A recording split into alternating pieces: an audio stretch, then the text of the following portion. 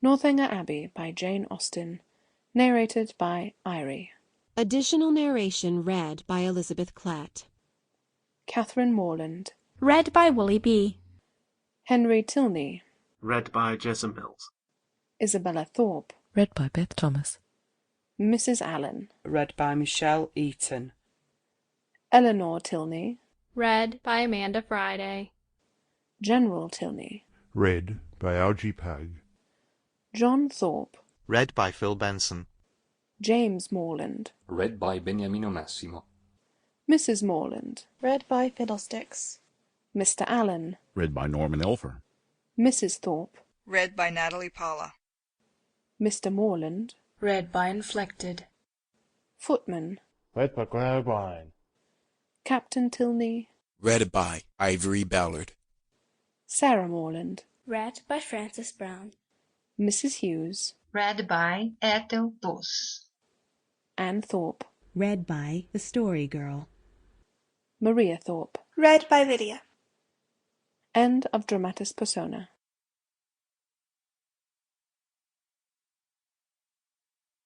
Chapter 1. No one who had ever seen Catherine Morland in her infancy would have supposed her born to be an heroine. Her situation in life, the character of her father and mother, her own person and disposition, were all equally against her. Her father was a clergyman, without being neglected or poor, and a very respectable man, though his name was Richard, and he had never been handsome. He had a considerable independence besides 2 good livings, and he was not in the least addicted to locking up his daughters.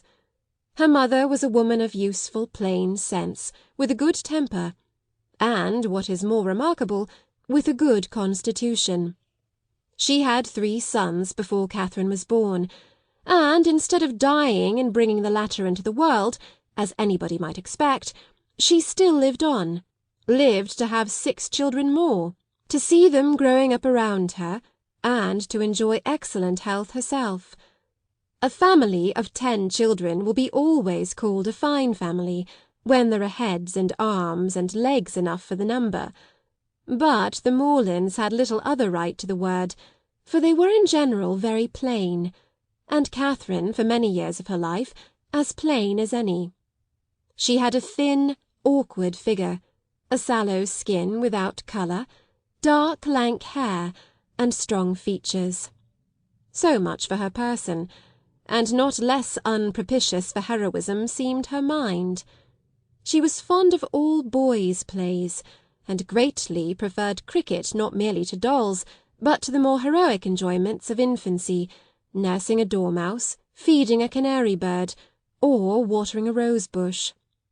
Indeed, she had no taste for a garden, and if she gathered flowers at all, it was chiefly for the pleasure of mischief.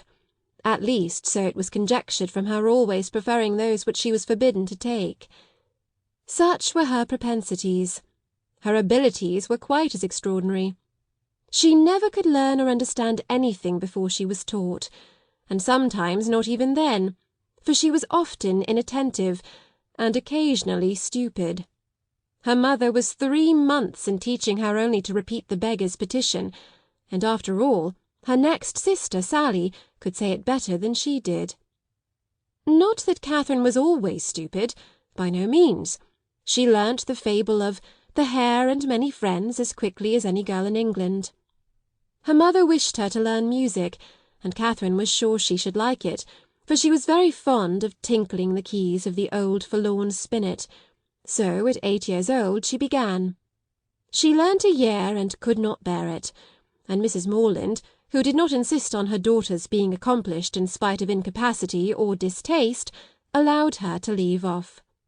The day which dismissed the music-master was one of the happiest of Catherine's life. Her taste for drawing was not superior, though whenever she could obtain the outside of a letter from her mother or seize upon any other odd piece of paper, she did what she could in that way, by drawing houses and trees, hens and chickens, all very much like one another. Writing and account she was taught by her father, French by her mother. Her proficiency in either was not remarkable, and she shirked her lessons in both whenever she could. What a strange, unaccountable character! For with all these symptoms of profligacy at 10 years old, she had neither a bad heart nor a bad temper, was seldom stubborn, scarcely ever quarrelsome, and very kind to the little ones, with few interruptions of tyranny. She was, moreover, noisy and wild, hated confinement and cleanliness, and loved nothing so well in the world as rolling down the green slope at the back of the house. Such was Catherine Morland at 10. At 15, appearances were mending. She began to curl her hair and long for balls. Her complexion improved, her features were softened by plumpness and colour, her eyes gained more animation, and her figure more consequence. Her love of dirt gave way to an inclination for finery, and she grew clean as she grew smart. She had now the pleasure of sometimes hearing her father and mother remark on her personal improvement. "Catherine grows quite a good-looking girl." "She is almost pretty today," were words which caught her ears now and then, and how welcome were the sounds. To look almost pretty is an acquisition of higher delight to a girl who has been looking plain the first 15 years of her life than a beauty from her cradle can ever receive. Mrs. Morland was a very good woman, and wished to see her children everything they ought to be. But her time was so much occupied in lying in and teaching the little ones that her elder daughters were inevitably left to shift for themselves, and it was not very wonderful that Catherine, who had by nature nothing heroic about her, should prefer cricket, baseball, riding on horseback, and running about the country at the age of 14 to books, or at least books of information, for, provided that nothing like useful knowledge could be gained from them, provided they were all story and no reflection, she had never any objection to books at all. But from 15 to 17 she was in training for a heroine. She read all such works as heroines must read to supply their memories with those quotations which are so serviceable and so soothing in the vicissitudes of their eventful lives. From Pope she learned to censure those who bear about the mockery of woe. From Gray that many a flower is born to blush unseen and waste its fragrance on the desert air. From Thomson that it is a delightful task to teach the young idea how to shoot. And from Shakespeare she gained a great store of information, amongst the rest that trifles light as air are to the jealous confirmation strong as proofs of holy writ. That the poor beetle which we tread upon in corporal sufferance feels a pang as great as when a giant dies. And that a young woman in love always looks like Patience on a monument smiling at grief. So far her improvement was sufficient, and in many other points she came on exceedingly well, for, though she could not write sonnets, she brought herself to read them. And though there seemed no chance of her throwing a whole party into raptures by a prelude on the pianoforte of her own composition, she could listen to other people's performance with very little fatigue. Her greatest deficiency was in the pencil. She had no notion of drawing, not enough even to attempt a sketch of her lover's profile, that she might be detected in the design. There she fell miserably short of the true heroic height. At present she did not know her own poverty, for she had no lover to portray. She had reached the age of 17 without having seen one amiable youth who could call forth her sensibility, without having inspired one real passion, and without having excited even any admiration, but what was very moderate and very transient. This was strange indeed.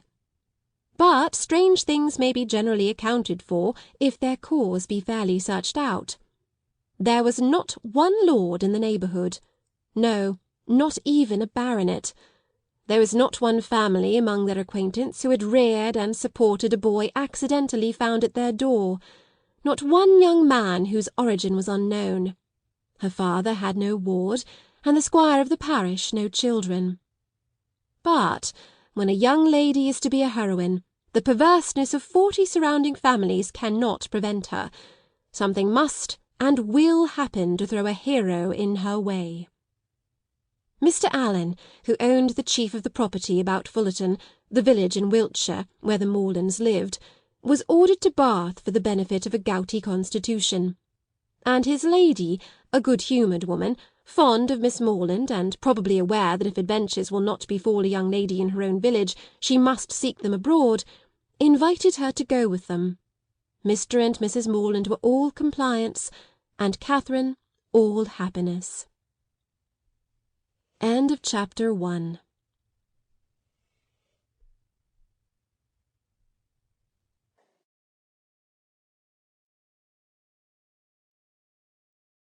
Chapter 2.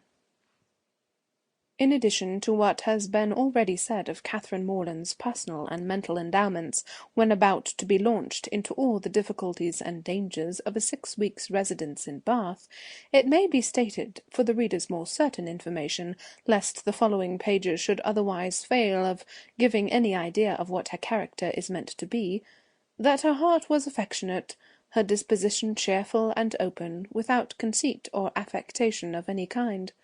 Her manners just removed from the awkwardness and shyness of a girl, her person pleasing, and, when in good looks, pretty, and her mind about as ignorant and uninformed as the female mind at 17 usually is. When the hour of departure drew near, the maternal anxiety of Mrs. Morland will be naturally supposed to be most severe. 1,000 alarming presentiments of evil to her beloved Catherine from this terrific separation must oppress her heart with sadness, and drown her in tears for the last day or two of their being together, and advice of the most important and applicable nature must, of course, flow from her wise lips in their parting conference in her closet. Cautions against the violence of such noblemen and baronets as delight in forcing young ladies away to some remote farmhouse must at such a moment relieve the fullness of her heart. Who would not think so? But Mrs. Morland knew so little of lords and baronets that she entertained no notion of their general mischievousness, and was wholly unsuspicious of danger to her daughter from their machinations. Her cautions were confined to the following points. I beg, Catherine, you will always wrap yourself up very warm about the throat when you come from the rooms at night, and I wish you would try to keep some account of the money you spend. I will give you this little book on purpose. Sally, or rather Sarah, for what young lady of common gentility will reach the age of 16 without altering her name as far as she can, must from situation be at this time the intimate friend and confidante of her sister. It is remarkable, however, that she neither insisted on Catherine's writing by every post, nor exacted her promise of transmitting the character of every new acquaintance, nor a detail of every interesting conversation that Bath might produce. Everything indeed relative to this important journey was done, on the part of the Morelands, with a degree of moderation and composure which seemed rather consistent with the common feelings of common life than with the refined susceptibilities, the tender emotions, which the first separation of a heroine from her family ought always to excite.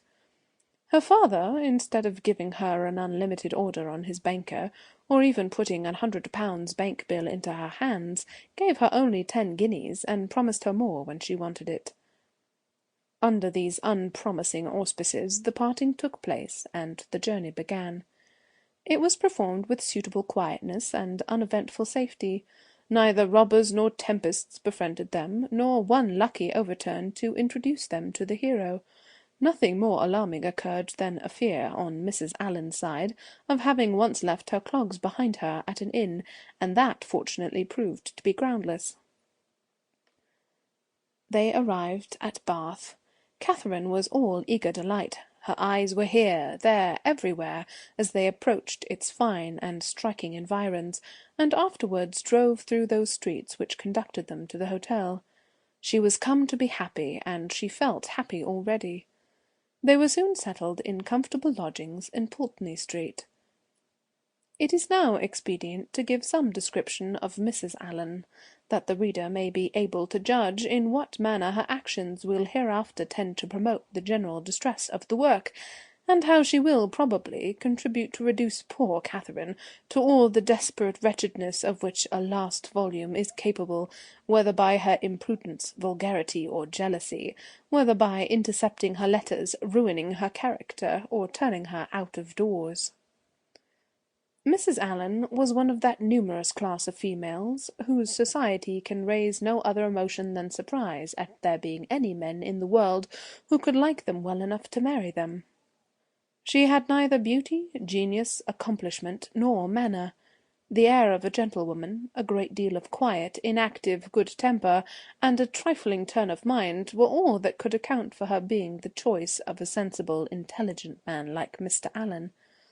In one respect she was admirably fitted to introduce a young lady into public, being as fond of going everywhere and seeing everything herself as any young lady could be.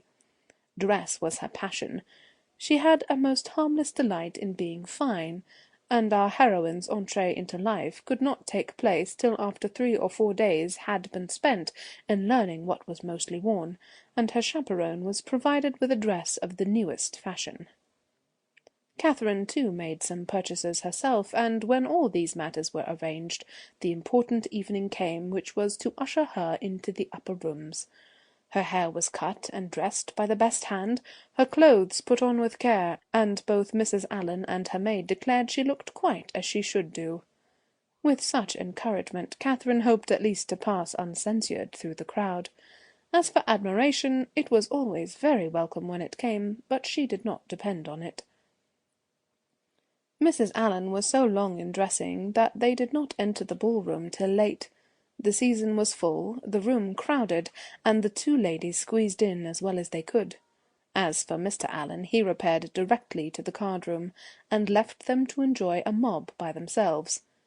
With more care for the safety of her new gown than for the comfort of her protégée, Mrs. Allen made her way through the throng of men by the door as swiftly as the necessary caution would allow. Catherine, however, kept close at her side, and linked her arm too firmly within her friend's to be torn asunder by any common effort of a struggling assembly. But to her utter amazement she found that to proceed along the room was by no means the way to disengage themselves from the crowd. It seemed rather to increase as they went on, whereas she had imagined that when once fairly within the door they should easily find seats and be able to watch the dancers with perfect convenience. But this was far from being the case, and though by unwearied diligence they gained even the top of the room, their situation was just the same. They saw nothing of the dancers but the high feathers of some of the ladies. Still they moved on, something better was yet in view, and by a continued exertion of strength and ingenuity they found themselves at last in the passage behind the highest bench. Here there was something less of crowd than below, and hence Miss Moreland had a comprehensive view of all the company beneath her, and of all the dangers of her late passage through them. It was a splendid sight, and she began, for the first time that evening, to feel herself at a ball. She longed to dance, but she had not an acquaintance in the room. Mrs. Allen did all that she could do in such a case by saying very placidly every now and then, "I wish you could dance, my dear. I wish you could get a partner." For some time her young friend felt obliged to her for these wishes, but they were repeated so often, and proved so totally ineffectual, that Catherine grew tired at last, and would thank her no more.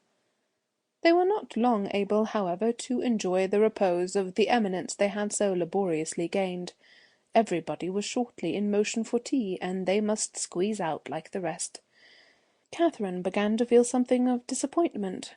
She was tired of being continually pressed against by people, the generality of whose faces possessed nothing to interest, and with all of whom she was so wholly unacquainted that she could not relieve the irksomeness of imprisonment by the exchange of a syllable with any of her fellow captives, and when at last arrived in the tea-room she felt yet more awkwardness of having no party to join, no acquaintance to claim, no gentleman to assist them. They saw nothing of Mr. Allen, and after looking about them in vain for a more eligible situation, were obliged to sit down at the end of a table at which a large party were already placed, without having anything to do there, or anybody to speak to, except each other. Mrs. Allen congratulated herself, as soon as they were seated, on having preserved her gown from injury. "It would have been very shocking to have it torn," said she. "Would not it? It is such a delicate muslin. For my part, I have not seen anything I like so well in the whole room, I assure you." "How uncomfortable it is," whispered Catherine, "not to have a single acquaintance here. "Yes, my dear," replied Mrs. Allen with perfect serenity. "it is very uncomfortable indeed." What shall we do? The gentlemen and ladies at this table look as if they wondered why we came here. We seem forcing ourselves into their party. "Aye, so we do. That is very disagreeable. I wish we had a large acquaintance here." I wish we had any. It would be somebody to go to. "Very true, my dear. And if we knew anybody, we would join them directly. The Skinners were here last year. I wish they were here now." Had not we better go away as it is? Here are no tea things for us, you see.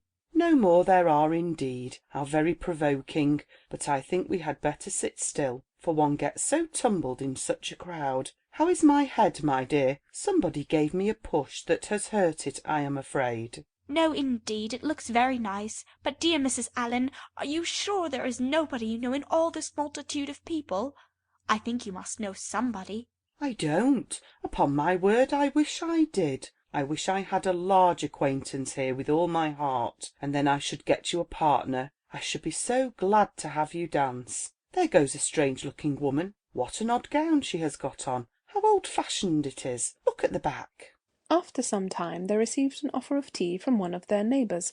It was thankfully accepted, and this introduced a light conversation with the gentleman who offered it, which was the only time that anybody spoke to them during the evening, till they were discovered and joined by Mr. Allen when the dance was over.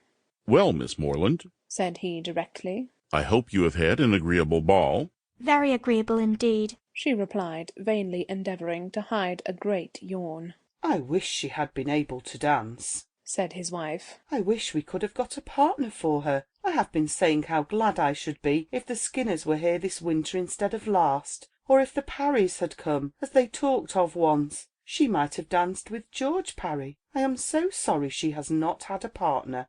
"We shall do better another evening, I hope," was Mr. Allen's consolation. The company began to disperse when the dancing was over, enough to leave space for the remainder to walk about in some comfort, and now was the time for a heroine who had not yet played a very distinguished part in the events of the evening to be noticed and admired. Every 5 minutes, by removing some of the crowd, gave greater openings for her charms. She was now seen by many young men who had not been near her before.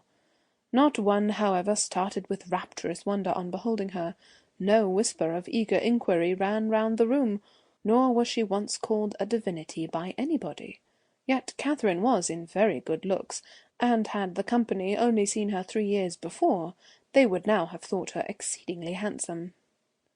She was looked at, however, with some admiration, for in her own hearing 2 gentlemen pronounced her to be a pretty girl. Such words had their due effect. She immediately thought the evening pleasanter than she had found it before. Her humble vanity was contented.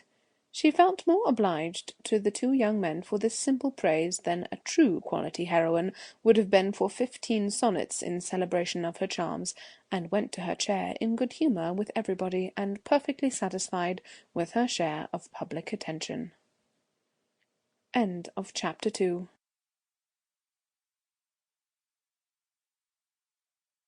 Chapter 3. Every morning now brought its regular duties. Shops were to be visited, some new part of the town to be looked at, and the pump-room to be attended, where they paraded up and down for an hour, looking at everybody and speaking to no one. The wish of a numerous acquaintance in Bath was still uppermost with Mrs. Allen, and she repeated it after every fresh proof which every morning brought of her knowing nobody at all. They made their appearance in the lower rooms, and here fortune was more favourable to our heroine. The master of ceremonies introduced her to a very gentlemanlike young man as a partner. His name was Tilney. He seemed to be about 4 or 5 and 20, was rather tall, had a pleasing countenance, a very intelligent and lively eye, and if not quite handsome, was very near it. His address was good, and Catherine felt herself in high luck. There was little leisure for speaking while they danced, but when they were seated at tea she found him as agreeable as she had already given him credit for being. He talked with fluency and spirit, and there was an archness and pleasantry in his manner which interested, though it was hardly understood by her. After chatting some time on such matters as naturally arose from the objects around them, he suddenly addressed her with I have hitherto been very remiss, madam, in the proper attentions of a partner here. I have not yet asked you how long you have been in Bath, whether you were ever here before, whether you have been at the upper rooms, the theatre, and the concert, and how you like the place altogether. I have been very negligent, but are you now at leisure to satisfy me in these particulars? If you are, I will begin directly. You need not give yourself that trouble, sir. No trouble, I assure you, madam. Then, forming his features into a set smile, and affectedly softening his voice, he added with a simpering air, Have you been long in Bath, madam? About a week, sir, replied Catherine, trying not to laugh. Really? With affected astonishment. Why should you be surprised, sir? Why, indeed, said he in his natural tone. But some emotion must appear to be raised by your reply, and surprise is more easily assumed, and not less reasonable than any other. Now let us go on. Were you never here before, madam? Never, sir. Indeed? Have you yet honoured the upper rooms? Yes, sir, I was there last Monday. Have you been to the theatre? Yes, sir, I was at the play on Tuesday. To the concert? Yes, sir, on Wednesday. And are you altogether pleased with Bath? Yes, I like it very well. Now I must give one smirk, and then we may be rational again. Catherine turned away her head, not knowing whether she might venture to laugh. I see what you think of me, said he gravely. I shall make but a poor figure in your journal tomorrow. My journal? Yes, I know exactly what you will say. Friday went to the lower rooms, wore my sprigged muslin robe with blue trimmings, plain black shoes, appeared to much advantage, but was strangely harassed by a queer, half-witted man, who would make me dance with him, and distressed me by his nonsense. Indeed, I shall say no such thing. Shall I tell you what you ought to say? If you please. I danced with a very agreeable young man, introduced by Mr. King, had a great deal of conversation with him, seems a most extraordinary genius, hope I may know more of him. That, madam, is what I wish you to say. But perhaps I keep no journal. Perhaps you are not sitting in this room, and I am not sitting by you. These are points in which a doubt is equally possible. Not keep a journal! How are your absent cousins to understand the tenor of your life in Bath without one? How are the civilities and compliments of every day to be related as they ought to be, unless noted down every evening in a journal? How are your various dresses to be remembered, and the particular state of your complexion and curl of your hair to be described in all their diversities, without having constant recourse to a journal? My dear madam, I am not so ignorant of young ladies' ways as you wish to believe me. It is this delightful habit of journaling which largely contributes to form the easy style of writing for which ladies are so generally celebrated. Everybody allows that the talent of writing agreeable letters is peculiarly female. Nature may have done something, but I am sure it must be essentially assisted by the practice of keeping a journal. I have sometimes thought, said Catherine doubtingly, whether ladies do write so much better letters than gentlemen. That is, I should not think the superiority was always on our side. As far as I have had opportunity of judging, it appears to me that the usual style of letter-writing among women is faultless, except in 3 particulars. And what are they? A general deficiency of subject, a total inattention to stops, and a very frequent ignorance of grammar. Upon my word, I need not have been afraid of disclaiming the compliment. You do not think too highly of us in that way. I should no more lay it down as a general rule that women write better letters than men, than that they sing better duets or draw better landscapes. In every power, of which taste is the foundation, excellence is pretty fairly divided between the sexes. They were interrupted by Mrs. Allen. My dear Catherine, said she, do take this pin out of my sleeve. I am afraid it has torn a hole already. I shall be quite sorry if it has, for this is a favourite gown, though it cost but 9 shillings a yard. That is exactly what I should have guessed it, madam, said Mr. Tilney, looking at the muslin. Do you understand muslins, sir? Particularly well. I always buy my own cravats, and am allowed to be an excellent judge, and my sister has often trusted me in the choice of a gown. I bought one for her the other day, and it was pronounced to be a prodigious bargain by every lady who saw it. I gave but 5 shillings a yard for it, and a true Indian muslin. Mrs. Allen was quite struck by his genius. Men commonly take so little notice of those things, said she. I can never get Mr. Allen to know one of my gowns from another. You must be a great comfort to your sister, sir. I hope I am, madam. And pray, sir, what do you think of Miss Moreland's gown? It is very pretty, madam, said he, gravely examining it. But I do not think it will wash well. I am afraid it will fray. How can you, said Catherine, laughing, be so—" she had almost said strange. "I am quite of your opinion, sir," replied Mrs. Allen. "and so I told Miss Morland when she bought it." "But then you know, madam, muslin always turns to some account or other. Miss Morland will get enough out of it for a handkerchief, or a cap, or a cloak. Muslin can never be said to be wasted. I have heard my sister say so 40 times, when she has been extravagant in buying more than she wanted, or careless in cutting it to pieces." "Bath is a charming place, sir. There are so many good shops here. We are sadly off in the country. Not but what we have very good shops in Salisbury, but it is so far to go. 8 miles is a long way. Mr. Allen says it is 9, measured 9, but I am sure it cannot be more than 8, and it is such a fag. I come back tired to death. Now, here one can step out of doors and get a thing in 5 minutes. Mr. Tilney was polite enough to seem interested in what she said, and she kept him on the subject of muslins till the dancing recommenced. Catherine feared, as she listened to their discourse, that he indulged himself a little too much with the foibles of others. "What are you thinking of so earnestly?" said he, as they walked back to the ballroom. "Not of your partner, I hope, for by that shake of the head your meditations are not satisfactory." Catherine coloured, and said, "I was not thinking of anything." "That is artful and deep, to be sure. But I had rather be told at once that you will not tell me." "Well, then, I will not." "Thank you, for now we shall soon be acquainted, as I am authorized to tease you on this subject whenever we meet, and nothing in the world advances intimacy so much." They danced again, and when the assembly closed, parted, on the ladies' side at least, with a strong inclination for continuing the acquaintance. Whether she thought of him so much, while she drank her warm wine and water and prepared herself for bed, as to dream of him when there, cannot be ascertained, but I hope it was no more than in a slight slumber, or a morning doze at most. For if it be true, as a celebrated writer has maintained, that no young lady can be justified in falling in love before the gentleman's love is declared, it must be very improper that a young lady should dream of a gentleman before the gentleman is first known to have dreamt of her. How proper Mr. Tilney might be as a dreamer or a lover had not yet perhaps entered Mr. Allen's head, but that he was not objectionable as a common acquaintance for his young charge he was on inquiry satisfied, for he had early in the evening taken pains to know who her partner was, and had been assured of Mr. Tilney's being a clergyman, and of a very respectable family in Gloucestershire. End of chapter 3.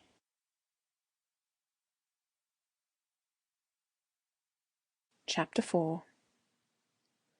With more than usual eagerness did Catherine hasten to the pump room the next day, secure within herself of seeing Mr. Tilney there before the morning were over, and ready to meet him with a smile. But no smile was demanded. Mr. Tilney did not appear. Every creature in Bath, except himself, was to be seen in the room at different periods of the fashionable hours. Crowds of people were every moment passing in and out, up the steps and down, people whom nobody cared about and nobody wanted to see, and he only was absent. "What a delightful place Bath is!" said Mrs. Allen, as they sat down near the great clock after parading the room till they were tired. "And how pleasant it would be if we had any acquaintance here." This sentiment had been uttered so often in vain that Mrs. Allen had no particular reason to hope it would be followed with more advantage now, but we are told to despair of nothing we would attain, as unwearied diligence our point would gain, and the unwearied diligence with which she had every day wished for the same thing was at length to have its just reward, for hardly had she been seated 10 minutes before a lady of about her own age, who was sitting by her and had been looking at her attentively for several minutes, addressed her with great complaisance in these words: "I think, madam, I cannot be mistaken. It is a long time since I had the pleasure of seeing you, but is not your name Allen?" This question answered, as it readily was. The stranger pronounced hers to be Thorpe, and Mrs. Allen immediately recognised the features of a former schoolfellow and intimate, whom she had seen only once since their respective marriages, and that many years ago. Their joy on this meeting was very great, as well it might, since they had been contented to know nothing of each other for the last 15 years. Compliments on good looks now passed, and after observing how time had slipped away since they were last together, how little they had thought of meeting in Bath, and what a pleasure it was to see an old friend, they proceeded to make inquiries and give intelligence as to their families, sisters, and cousins, talking both together, far more ready to give than to receive information, and each hearing very little of what the other said. Mrs. Thorpe, however, had one great advantage as a talker over Mrs. Allen in a family of children, and when she expatiated on the talents of her sons and the beauty of her daughters, when she related their different situations and views, that John was at Oxford, Edward at Merchant Taylor's, and William at sea, and all of them more beloved and respected in their different station than any other three beings ever were, Mrs. Allen had no similar information to give, no similar triumphs to press on the unwilling and unbelieving ear of her friend, and was forced to sit and appear to listen to all these maternal effusions, consoling herself, however, with the discovery, which her keen eye soon made, that the lace on Mrs. Thorpe's pelisse was not half so handsome as that on her own. "Here come my dear girls," cried Mrs. Thorpe, pointing at three smart-looking females who, arm in arm, were then moving towards her. "My dear Mrs. Allen, I long to introduce them. They will be so delighted to see you. The tallest is Isabella, my eldest. Is not she a fine young woman? The others are very much admired too, but I believe Isabella is the handsomest." The Miss Thorpes were introduced, and Miss Moreland, who had been for a short time forgotten, was introduced likewise. The name seemed to strike them all, and after speaking to her with great civility, the eldest young lady observed aloud to the rest, "How excessively like her brother Miss Moreland is." "The very picture of him indeed," cried the mother, and "I should have known her anywhere for his sister," was repeated by them all 2 or 3 times over. For a moment Catherine was surprised, but Mrs. Thorpe and her daughters had scarcely begun the history of their acquaintance with Mr. James Morland before she remembered that her eldest brother had lately formed an intimacy with a young man of his own college of the name of Thorpe, and that he had spent the last week of the Christmas vacation with his family near London. The whole being explained, many obliging things were said by the Miss Thorpes of their wish of being better acquainted with her, of being considered as already friends through the friendship of their brothers, etc., which Catherine heard with pleasure and answered with all the pretty expressions she could command. And as the first proof of amity she was soon invited to accept an arm of the eldest Miss Thorpe and take a turn with her about the room. Catherine was delighted with this extension of her Bath acquaintance, and almost forgot Mr. Tilney while she talked to Miss Thorpe. Friendship is certainly the finest balm for the pangs of disappointed love. Their conversation turned upon those subjects of which the free discussion has generally much to do in perfecting a sudden intimacy between two young ladies, such as dress, balls, flirtations, and quizzes. Miss Thorpe, however, being 4 years older than Miss Moreland, and at least 4 years better informed, had a very decided advantage in discussing such points.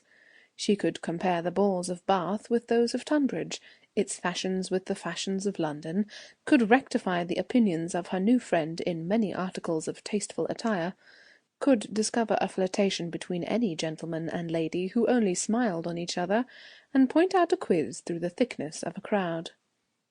These powers received due admiration from Catherine, to whom they were entirely new, and the respect which they naturally inspired might have been too great for familiarity had not the easy gaiety of Miss Thorpe's manners, and her frequent expressions of delight on this acquaintance with her, softened down every feeling of awe, and left nothing but tender affection.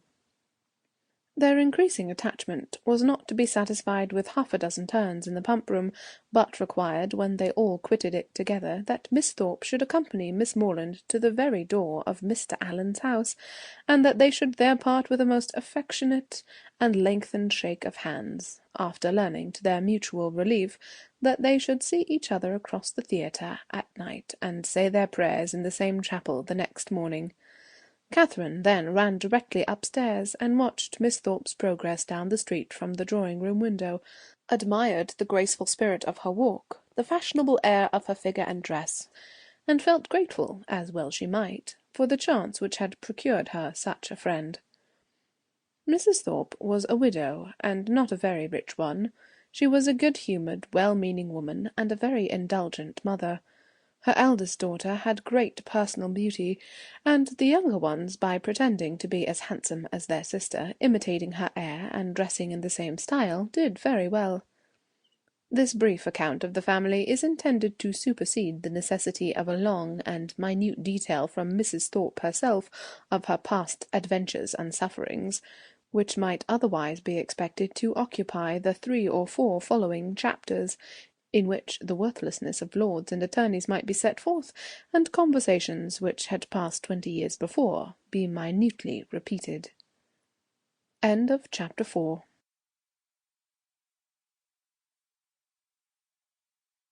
Chapter 5.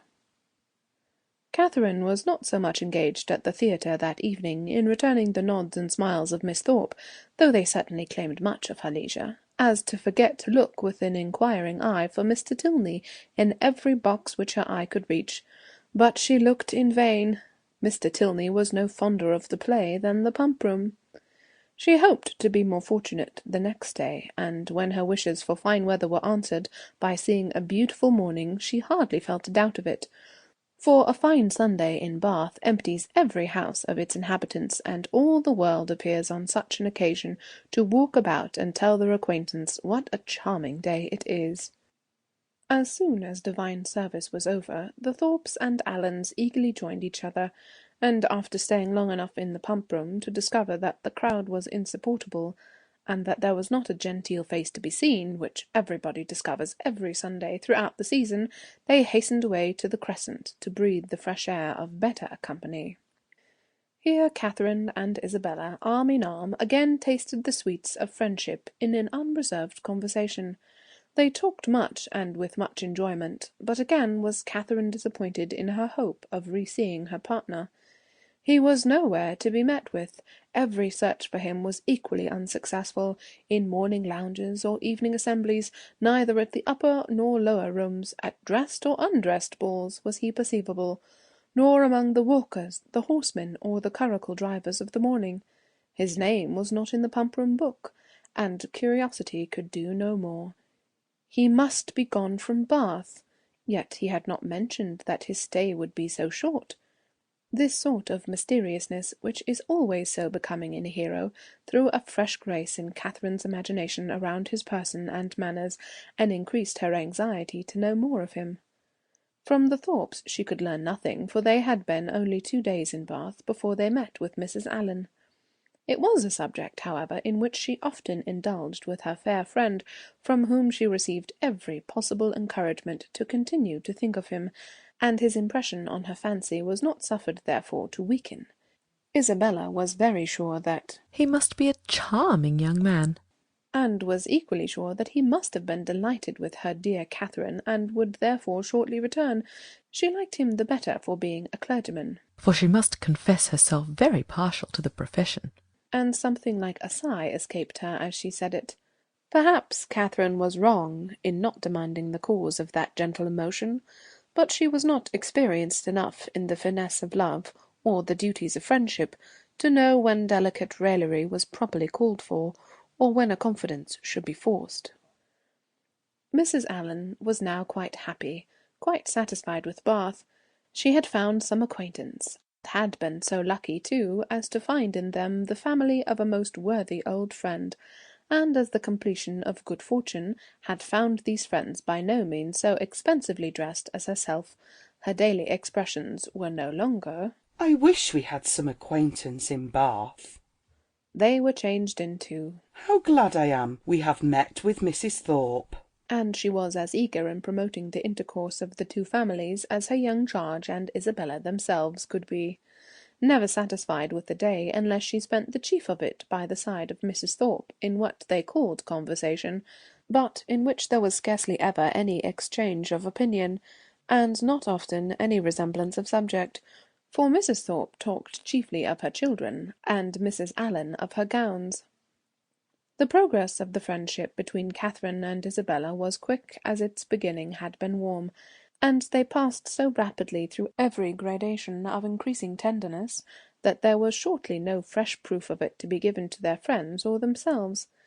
They called each other by their Christian name, were always arm in arm when they walked, pinned up each other's train for the dance, and were not to be divided in the set, and if a rainy morning deprived them of other enjoyments, they were still resolute in meeting in defiance of wet and dirt, and shut themselves up to read novels together.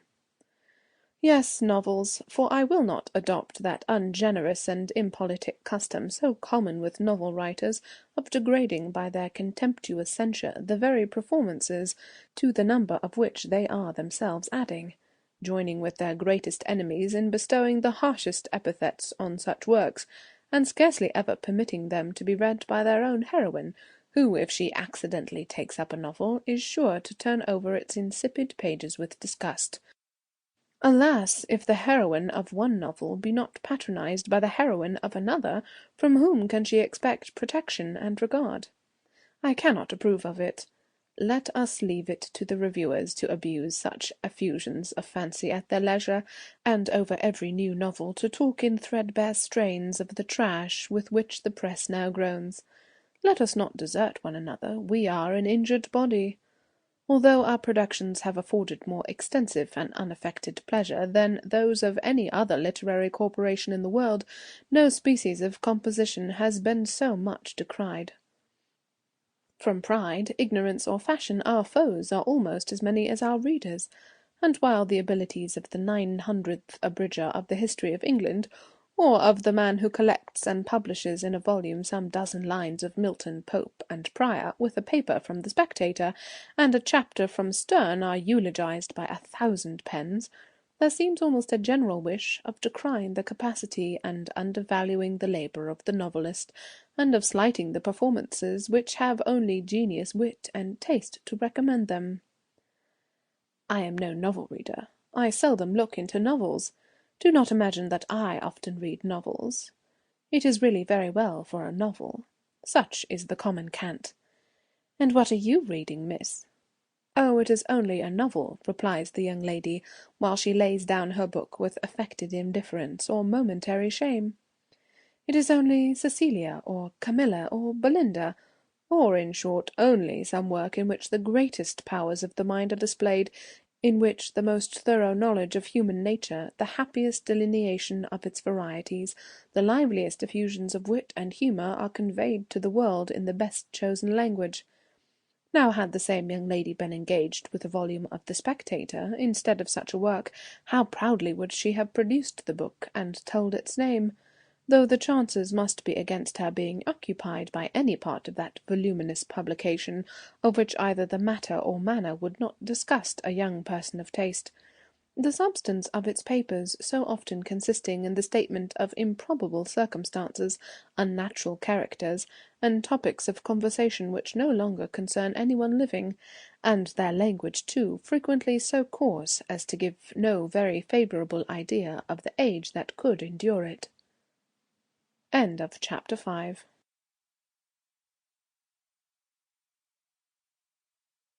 Chapter 6.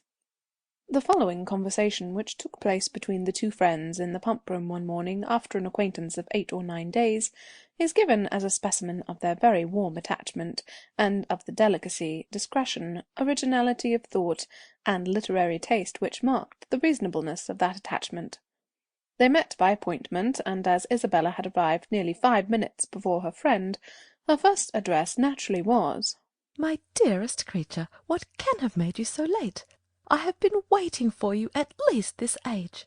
Have you, indeed? I am very sorry for it, but really I thought I was in very good time. It is but just 1. I hope you have not been here long. "Oh, these 10 ages at least. I am sure I have been here this half hour. But now let us go and sit down at the other end of the room and enjoy ourselves. I have 100 things to say to you. In the first place, I was so afraid it would rain this morning, just as I wanted to set off. It looked very showery, and that would have thrown me into agonies. Do you know, I saw the prettiest hat you can imagine in a shop window in Milsom Street just now.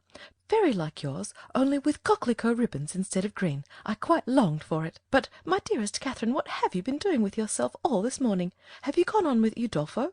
Yes, I have been reading it ever since I woke, and I am got to the Black Veil. Are you indeed? How delightful! Oh, I would not tell you what is behind the Black Veil for the world. Are you not wild to know? Oh, yes, quite. What can it be? But do not tell me. I would not be told upon any account. I know it must be a skeleton. I am sure it is Laurentina's skeleton. Oh, I am delighted with the book. I should like to spend my whole life in reading it. I assure you, if it had not been to meet you, I would not have come away from it for all the world. Dear creature, how much I am obliged to you. And when you have finished Udolpho, we will read the Italian together, and I have made out a list of 10 or 12 more of the same kind for you. Have you indeed? How glad I am! What are they all? I will read you their names directly. Here they are, in my pocket-book. Castle of Wolfenbach, Clermont, Mysterious Warnings, Necromancer of the Black Forest, Midnight Bell, Orphan of the Rhine, and Horrid Mysteries. Those will last us some time. Yes, pretty well. But are they all horrid? Are you sure they are all horrid? Yes, quite sure. For a particular friend of mine, a Miss Andrews, a sweet girl, one of the sweetest creatures in the world, has read every one of them.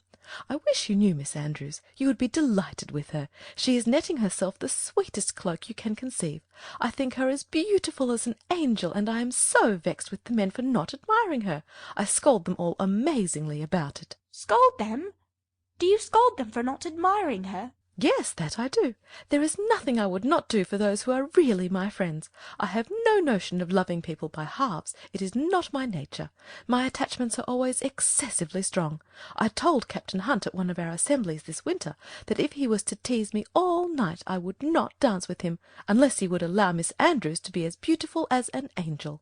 The men think us incapable of real friendship, you know, and I am determined to show them the difference. Now, if I were to hear anybody speak slightingly of you, I should fire up in a moment, but that is not at all likely, for you are just the kind of girl to be a great favourite with the men. Oh dear, cried Catherine, colouring. How can you say so? I know you very well. You have so much animation, which is exactly what Miss Andrews wants, for I must confess there is something amazingly insipid about her. Oh, I must tell you that just after we parted yesterday, I saw a young man looking at you so earnestly. I am sure he is in love with you. Catherine coloured and disclaimed again. Isabella laughed. It is very true, upon my honour, but I see how it is. You are indifferent to everybody's admiration, except that of one gentleman, who shall be nameless. Nay, I cannot blame you. Speaking more seriously, your feelings are easily understood. Where the heart is really attached, I know very well how little one can be pleased with the attention of anybody else. Everything is so insipid, so uninteresting, that does not relate to the beloved object. I can perfectly comprehend your feelings. But you should not persuade me that I think so very much about Mr. Tilney, for perhaps I may never see him again. Not see him again? My dearest creature, do not talk of it. I am sure you would be miserable if you thought so. No, indeed, I should not. I do not pretend to say that I was not very much pleased with him, but while I have Udolpho to read, I feel as if nobody could make me miserable. Oh, the dreadful Black Veil! My dear Isabella, I am sure there must be Laurentina's skeleton behind it. It is so odd to me that you should never have read Udolpho before, but I suppose Mrs. Morland objects to novels. No, she does not. She very often reads Sir Charles Grandison herself, but new books do not fall in our way. Sir Charles Grandison? That is an amazing, horrid book, is it not? I remember Miss Andrews could not get through the first volume. It is not like Udolpho at all, but yet I think it is very entertaining. Do you indeed? You surprise me. I thought it had not been readable. But, my dearest Catherine, have you settled what to wear on your head tonight? I am determined at all events to be dressed exactly like you. The men take notice of that sometimes, you know. But it does not signify if they do, said Catherine very innocently. Signify? Oh, heavens, I make it a rule never to mind what they say. They are very often amazingly impertinent if you do not treat them with spirit and make them keep their distance. Are they? Well, I never observed that. They always behave very well to me. Oh, they give themselves such airs. They are the most conceited creatures in the world, and think themselves of so much importance. By the by, though I have thought of it 100 times, I have always forgot to ask you, what is your favourite complexion in a man? Do you like them best dark or fair? I hardly know. I never much thought about it. Something between both, I think. Brown, not fair, and not very dark. Very well, Catherine, that is exactly he. I have not forgot your description of Mr. Tilney. A brown skin with dark eyes and rather dark hair. Well, my taste is different. I prefer light eyes, and as to complexion, do you know, I like a sallow better than any other. You must not betray me if you should ever meet with one of your acquaintance answering that description. Betray you? What do you mean? Nay, do not distress me. I believe I have said too much. Let us drop the subject. Catherine, in some amazement, complied, and after remaining a few moments silent, was on the point of reverting to what interested her at that time rather more than anything else in the world, Laurentina's skeleton, when her friend prevented her by saying, For heaven's sake, let us move away from this end of the room. Do you know there are two odious young men who have been staring at me this half-hour? They really put me quite out of countenance. Let us go and look at the arrivals. They will hardly follow us there. Away they walked to the book, and while Isabella examined the names, it was Catherine's employment to watch the proceedings of these alarming young men. They are not coming this way, are they? I hope they are not so impertinent as to follow us. Pray let me know if they are coming. I am determined I will not look up. In a few moments, Catherine, with unaffected pleasure, assured her that she need not be longer uneasy, as the gentlemen had just left the pump-room. And which way are they gone? Said Isabella, turning hastily round. One was a very good-looking young man. They went towards the churchyard. Well, I am amazingly glad I have got rid of them. And now, what say you to going to Edgar's Buildings with me and looking at my new hat? You said you should like to see it. Catherine readily agreed. Only, she added, perhaps we may overtake the two young men. Oh, never mind that. If we make haste, we shall pass by them presently, and I am dying to show you my hat. But if we only wait a few minutes, there will be no danger of our seeing them at all. I shall not pay them any such compliment, I assure you. I have no notion of treating men with such respect. That is the way to spoil them. Catherine had nothing to oppose against such reasoning, and therefore, to show the independence of Miss Thorpe and her resolution of humbling the sex, they set off immediately as fast as they could walk in pursuit of the two young men. End of chapter 6.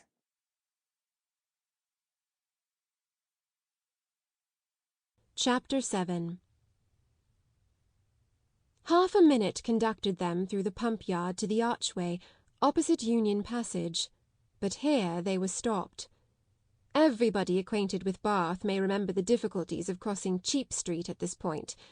It is indeed a street of so impertinent a nature, so unfortunately connected with the great London and Oxford roads, and the principal inn of the city, that a day never passes in which parties of ladies, however important their business, whether in quest of pastry, millinery, or even, as in the present case, of young men, are not detained on one side or other by carriages, horsemen, or carts. This evil had been felt and lamented at least 3 times a day by Isabella since her residence in Bath, and she was now fated to feel and lament it once more, for at the very moment of coming opposite to Union Passage, and within view of the two gentlemen who were proceeding through the crowds, and threading the gutters of that interesting alley, they were prevented crossing by the approach of a gig, driven along on bad pavement by a most knowing-looking coachman, with all the vehemence that could most fitly endanger the lives of himself, his companion, and his horse. Oh, these odious gigs, said Isabella, looking up. How I detest them. But this detestation, though so just, was of short duration, for she looked again and exclaimed, Delightful! Mr. Moreland and my brother! Good heaven! 'Tis James! Was uttered at the same moment by Catherine, and on catching the young men's eyes, the horse was immediately checked with a violence which almost threw him on his haunches, and the servant having now scampered up, the gentleman jumped out, and the equipage was delivered to his care. Catherine, by whom this meeting was wholly unexpected, received her brother with the liveliest pleasure, and he, being of a very amiable disposition and sincerely attached to her, gave every proof on his side of equal satisfaction, which he could have leisure to do, while the bright eyes of Miss Thorpe were incessantly challenging his notice, and to her his devoirs were speedily paid, with a mixture of joy and embarrassment, which might have informed Catherine, had she been more expert in the development of other people's feelings, and less simply engrossed by her own, that her brother thought her friend quite as pretty as she could do herself. John Thorpe, who in the meantime had been giving orders about the horses, soon joined them, and from him she directly received the amends which were her due, for, while he slightly and carelessly touched the hand of Isabella, on her he bestowed a whole scrape and half a short bow. He was a stout young man of middling height, who, with a plain face and ungraceful form, seemed fearful of being too handsome unless he wore the dress of a groom, and too much like a gentleman unless he were easy where he ought to be civil, and impudent where he might be allowed to be easy. He took out his watch. How long do you think we've been running it from Tetbury, Miss Morland? I do not know the distance. Her brother told her that it was 23 miles. 23? cried Thorpe. 25 if it is an inch. Morland remonstrated, pleaded the authority of road books, innkeepers, and milestones, but his friend disregarded them all. He had a surer test of distance. I know it must be 25, said he. By the time we have been doing it. It is now 1:30. We drove out of the inn-yard at Tetbury as the town clock struck 11, and I defy any man in England to make my horse go less than 10 miles an hour in harness. That makes it exactly 25. You have lost an hour, said Morland. It was only 10 o'clock when we came from Tetbury. 10 o'clock? It was 11, upon my soul. I counted every stroke. This brother of yours would persuade me out of my senses, Miss Morland. Do but look at my horse. Did you ever see an animal so made for speed in your life? The servant had just mounted the carriage and was driving off. Such true blood. 3 hours and a half indeed, coming only 23 miles. Look at that creature, and suppose it possible if you can. He does look very hot, to be sure. Hot? He had not turned a hair till we came to Walcot Church. But look at his forehand, look at his loins. Only see how he moves. That horse cannot go less than 10 miles an hour. Tie his legs and he will get on. What do you think of my gig, Miss Morland? A neat one, is it not? Well hung, town built. I've not had it a month. It was built for a Christchurch man, a friend of mine, a very good sort of fellow. He ran it a few weeks, till I believe it was convenient to have done with it. I happened just then to be looking out for some light thing of the kind, though I had pretty well determined on a curricle too.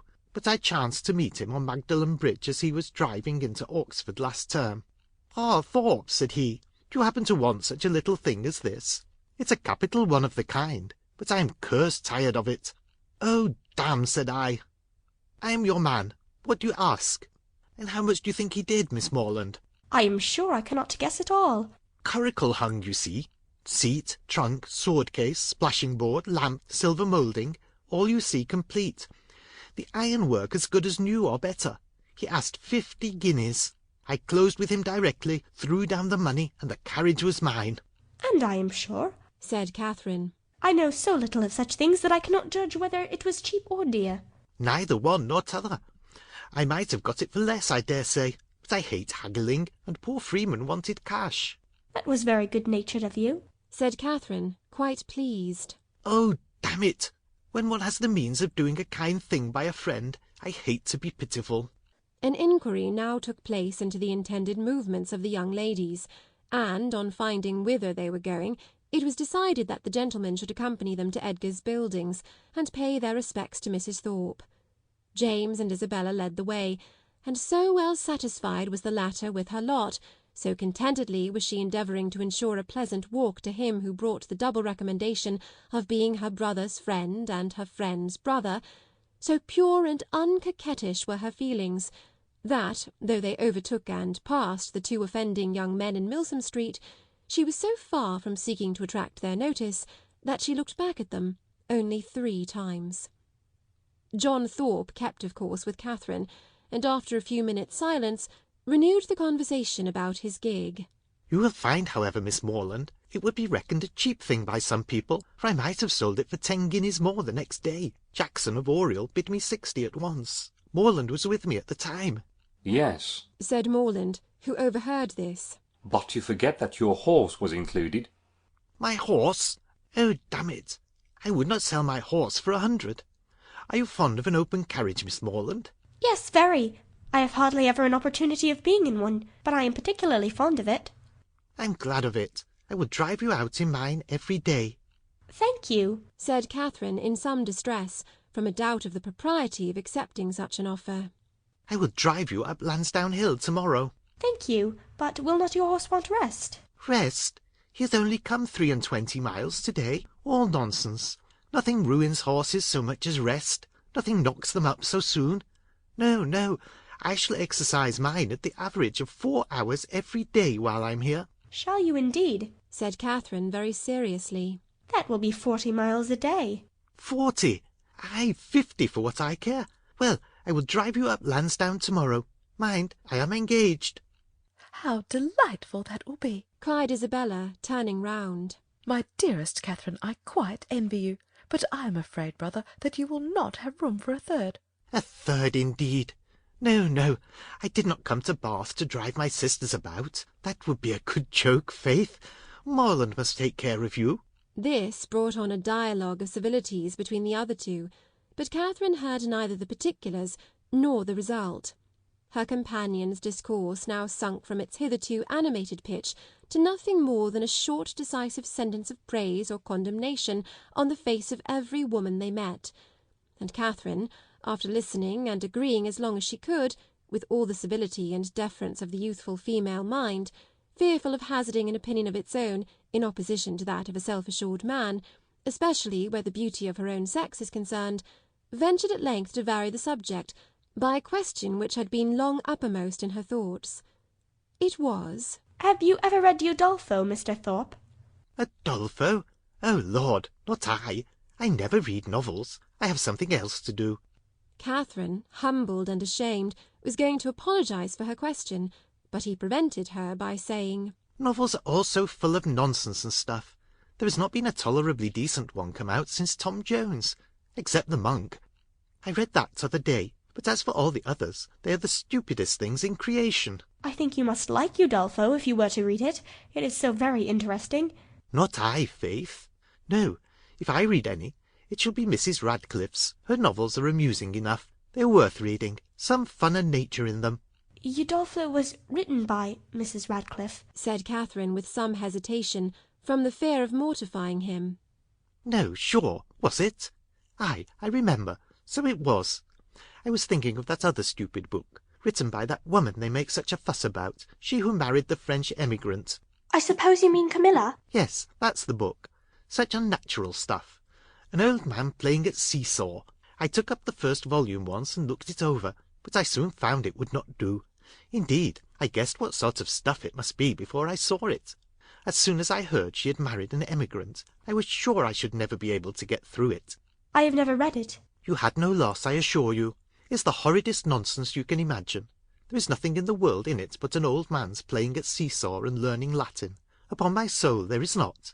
This critique, the justness of which was unfortunately lost on poor Catherine, brought them to the door of Mrs. Thorpe's lodgings, and the feelings of the discerning and unprejudiced reader of Camilla gave way to the feelings of the dutiful and affectionate son, as they met Mrs. Thorpe, who had descried them from above, in the passage.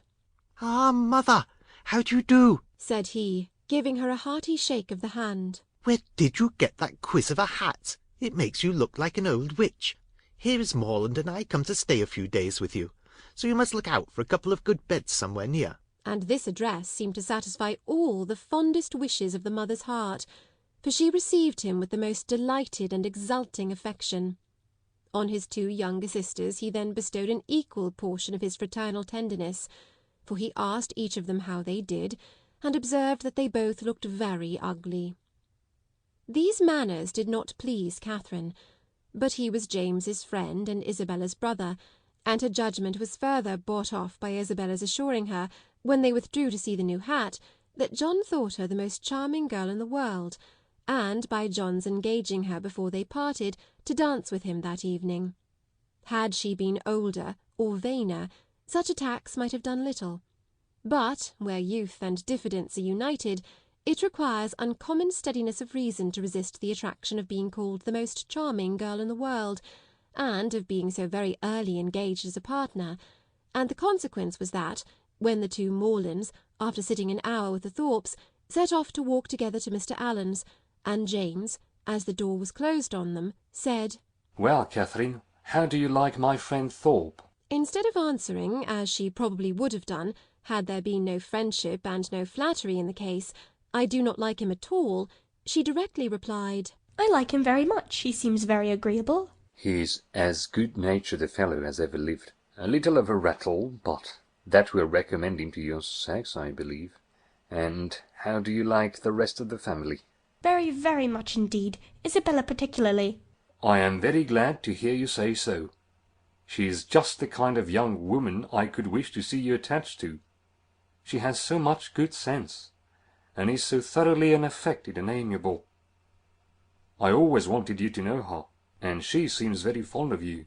She said the highest things in your praise that could possibly be.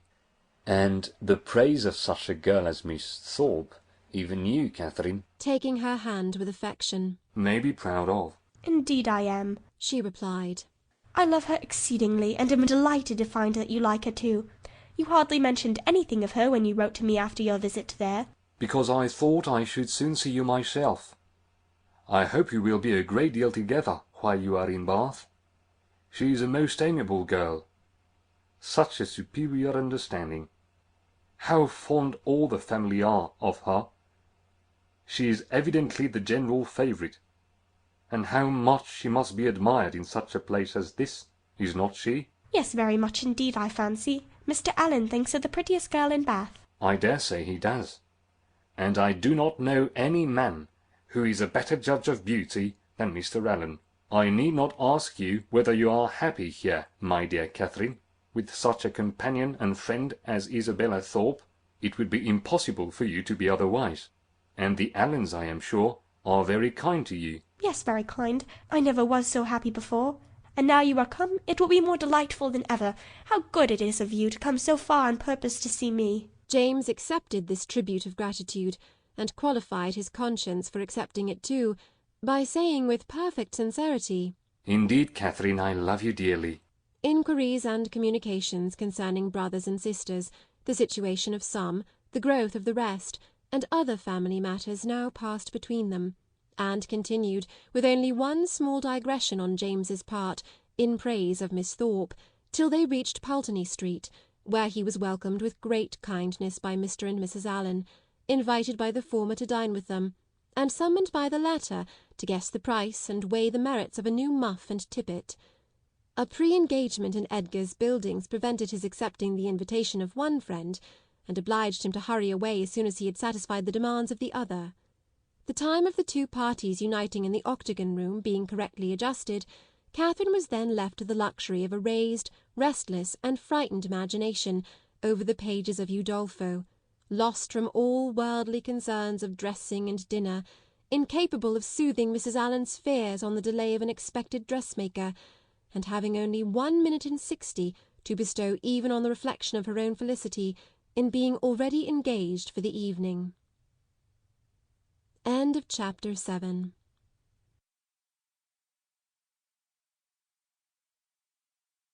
Chapter 8.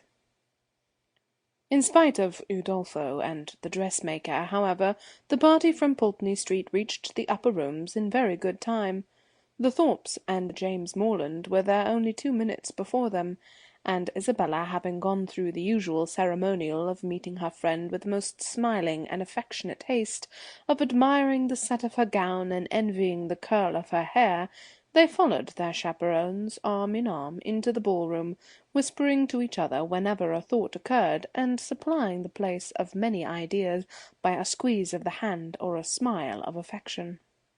The dancing began within a few minutes after they were seated, and James, who had been engaged quite as long as his sister, was very importunate with Isabella to stand up. But John was gone into the card-room to speak to a friend, and nothing, she declared, could induce her to join the set before her dear Catherine could join it too.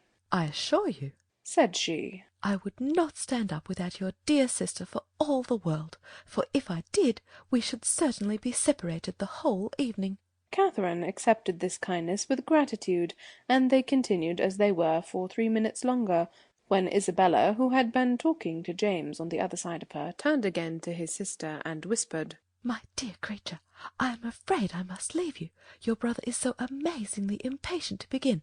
I know you will not mind my going away, and I dare say John will be back in a moment, and then you may easily find me out. Catherine, though a little disappointed, had too much good nature to make any opposition, and the others rising up, Isabella had only time to press her friend's hand and say, Good-bye, my dear love," before they hurried off. The younger Miss Thorpes being also dancing, Catherine was left to the mercy of Mrs. Thorpe and Mrs. Allen, between whom she now remained. She could not help being vexed at the non-appearance of Mr. Thorpe, for she not only longed to be dancing, but was likewise aware that, as the real dignity of her situation could not be known, she was sharing with the scores of other young ladies still sitting down all the discredit of wanting a partner. To be disgraced in the eye of the world, to wear the appearance of infamy while her heart is all purity, her actions all innocence, and the misconduct of another the true source of her debasement, is one of those circumstances which peculiarly belong to the heroine's life, and her fortitude under it what particularly dignifies her character. Catherine had fortitude too. She suffered, but no murmur passed her lips. From this state of humiliation she was roused at the end of 10 minutes to a pleasanter feeling by seeing, not Mr. Thorpe, but Mr. Tilney within 3 yards of the place where they sat. He seemed to be moving that way, but he did not see her, and therefore the smile and the blush which his sudden reappearance raised in Catherine passed away without sullying her heroic importance.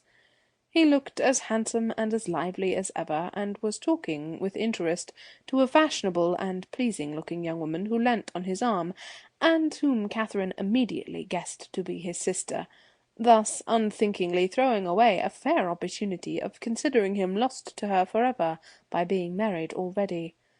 But guided only by what was simple and probable, it had never entered her head that Mr. Tilney could be married.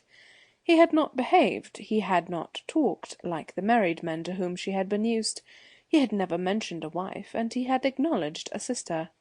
From these circumstances sprang the instant conclusion of his sister's now being by his side, and therefore, instead of turning of a death-like paleness and falling in a fit on Mrs. Allen's bosom, Catherine sat erect, in the perfect use of her senses, and with cheeks only a little redder than usual. Mr. Tilney and his companion, who continued, though slowly, to approach, were immediately preceded by a lady, an acquaintance of Mrs. Thorpe, and this lady stopping to speak to her, they, as belonging to her, stopped likewise, and Catherine, catching Mr. Tilney's eye, instantly received from him the smiling tribute of recognition. She returned it with pleasure, and then advancing still nearer, he spoke both to her and Mrs. Allen, by whom he was very civilly acknowledged.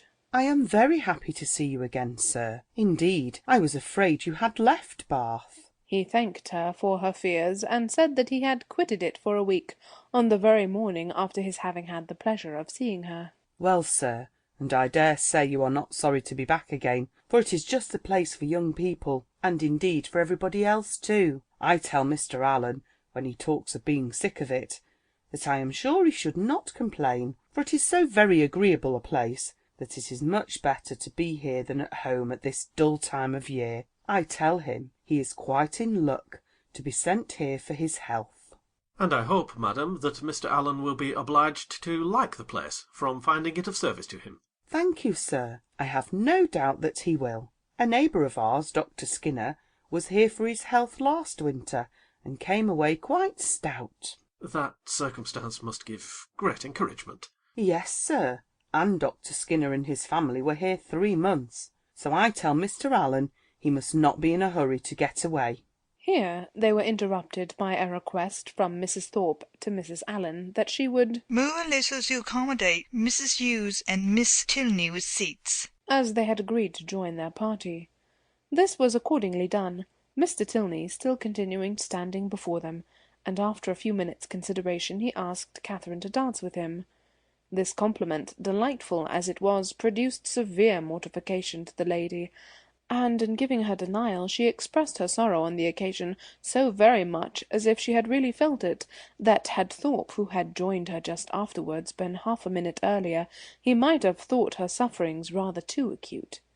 The very easy manner in which he then told her that he had kept her waiting did not by any means reconcile her more to her lot, nor did the particulars which he entered into while they were standing up, of the horses and dogs of the friend whom he had just left, and of a proposed exchange of terriers between them, interest her so much as to prevent her looking very often towards that part of the room where she had left Mr. Tilney.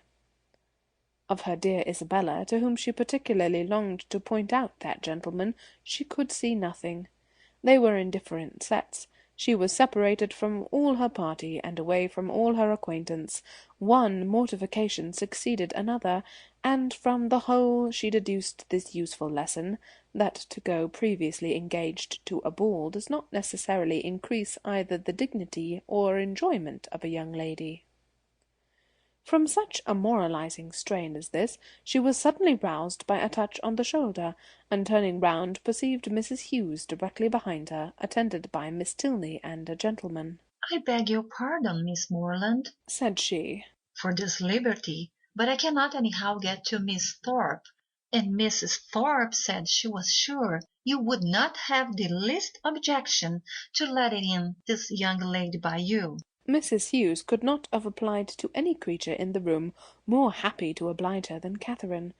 The young ladies were introduced to each other, Miss Tilney expressing a proper sense of such goodness, Miss Moreland with the real delicacy of a generous mind making light of the obligation, and Mrs. Hughes, satisfied with having so respectably settled her young charge, returned to her party. Miss Tilney had a good figure, a pretty face, and a very agreeable countenance, and her air, though it had not all the decided pretension, the resolute stylishness of Miss Thorpe's, had more real elegance. Her manners showed good sense and good breeding. They were neither shy nor affectedly open, and she seemed capable of being young, attractive, and at a ball without wanting to fix the attention of every man near her, and without exaggerated feelings of ecstatic delight or inconceivable vexation on every little trifling occurrence. Catherine, interested at once by her appearance and her relationship to Mr. Tilney, was desirous of being acquainted with her, and readily talked therefore whenever she could think of anything to say, and had courage and leisure for saying it. But the hindrance thrown in the way of a very speedy intimacy by the frequent want of one or more of these requisites prevented their doing more than going through the first rudiments of an acquaintance, by informing themselves how well the other liked Bath, how much she admired its buildings and surrounding country, whether she drew or played or sang, and whether she was fond of riding on horseback. The two dances were scarcely concluded before Catherine found her arm gently seized by her faithful Isabella, who in great spirits exclaimed, "At last I have got you, my dearest creature. I have been looking for you this hour. What could induce you to come into this set when you knew I was in the other? I have been quite wretched without you." My dear Isabella, how was it possible for me to get at you? I could not even see where you were. So I told your brother all the time, but he would not believe me. "Do go and see for her, Mr. Moreland," said I, but all in vain. He would not stir an inch. Was it not so, Mr. Moreland? But you men are all so immoderately lazy. I have been scolding him to such a degree, my dear Catherine, you would be quite amazed. You know I never stand upon ceremony with such people. Look at that young lady with the white beads round her head, whispered Catherine, detaching her friend from James. It is Mr. Tilney's sister. Oh, heavens, you don't say so. Let me look at her this moment. What a delightful girl! I never saw anything half so beautiful. But where is her all-conquering brother? Is he in the room? Point him out to me this instant if he is. I die to see him. Mr. Morland, you are not to listen. We are not talking about you. But what is all this whispering about? What is going on? There now, I knew how it would be. You men have such restless curiosity. Talk of the curiosity of women, indeed! 'Tis nothing, but be satisfied, for you are not to know anything at all of the matter. And is that likely to satisfy me, do you think? Well, I declare, I never knew anything like you. What can it signify to you what we are talking of? Perhaps we are talking about you. Therefore I would advise you not to listen, or you may happen to hear something not very agreeable. In this commonplace chatter, which lasted some time, the original subject seemed entirely forgotten, and though Catherine was very well pleased to have it dropped for a while, she could not avoid a little suspicion at the total suspension of all Isabella's impatient desire to see Mr. Tilney. When the orchestra struck up a fresh dance, James would have led his fair partner away, but she resisted. "I tell you, Mr. Morland," she cried, I would not do such a thing for all the world. How can you be so teasing? Only conceive, my dear Catherine, what your brother wants me to do. He wants me to dance with him again, though I tell him that it is a most improper thing, and entirely against the rules. It would make us the talk of the place if we were not to change partners." "Upon my honour," said James, "in these public assemblies it is as often done as not." "Nonsense! How can you say so? But when you men have a point to carry, you never stick at anything. My sweet Catherine, do support me. Persuade your brother how impossible it is. Tell him that it would quite shock you to see me do such a thing. Now, would not it?" "No, not at all. But if you think it wrong, you had much better change." "There!" cried Isabella. "You hear what your sister says, and yet you will not mind her. Well, remember that it is not my fault if we set all the old ladies in Bath in a bustle. Come along, my dearest Catherine, for heaven's sake, and stand by me." And off they went to regain their former place. John Thorpe, in the meanwhile, had walked away, and Catherine, ever willing to give Mr. Tilney an opportunity of repeating the agreeable request which had already flattered her once, made her way to Mrs. Allen and Mrs. Thorpe as fast as she could, in the hope of finding him still with them, a hope which, when it proved to be fruitless, she felt to have been highly unreasonable. "Well, my dear," said Mrs. Thorpe, impatient for praise of her son, "I hope you have had an agreeable partner." "Very agreeable, madam." "I am glad of it. John has charming spirit, has not he?" "Did you meet Mr. Tilney, my dear?" said Mrs. Allen. "No, where is he?" "He was with us just now, and said he was so tired of lounging about that he was resolved to go and dance, so I thought perhaps he would ask you, if he met with you." "Where can he be?" said Catherine, looking round, but she had not looked round long before she saw him leading a young lady to the dance.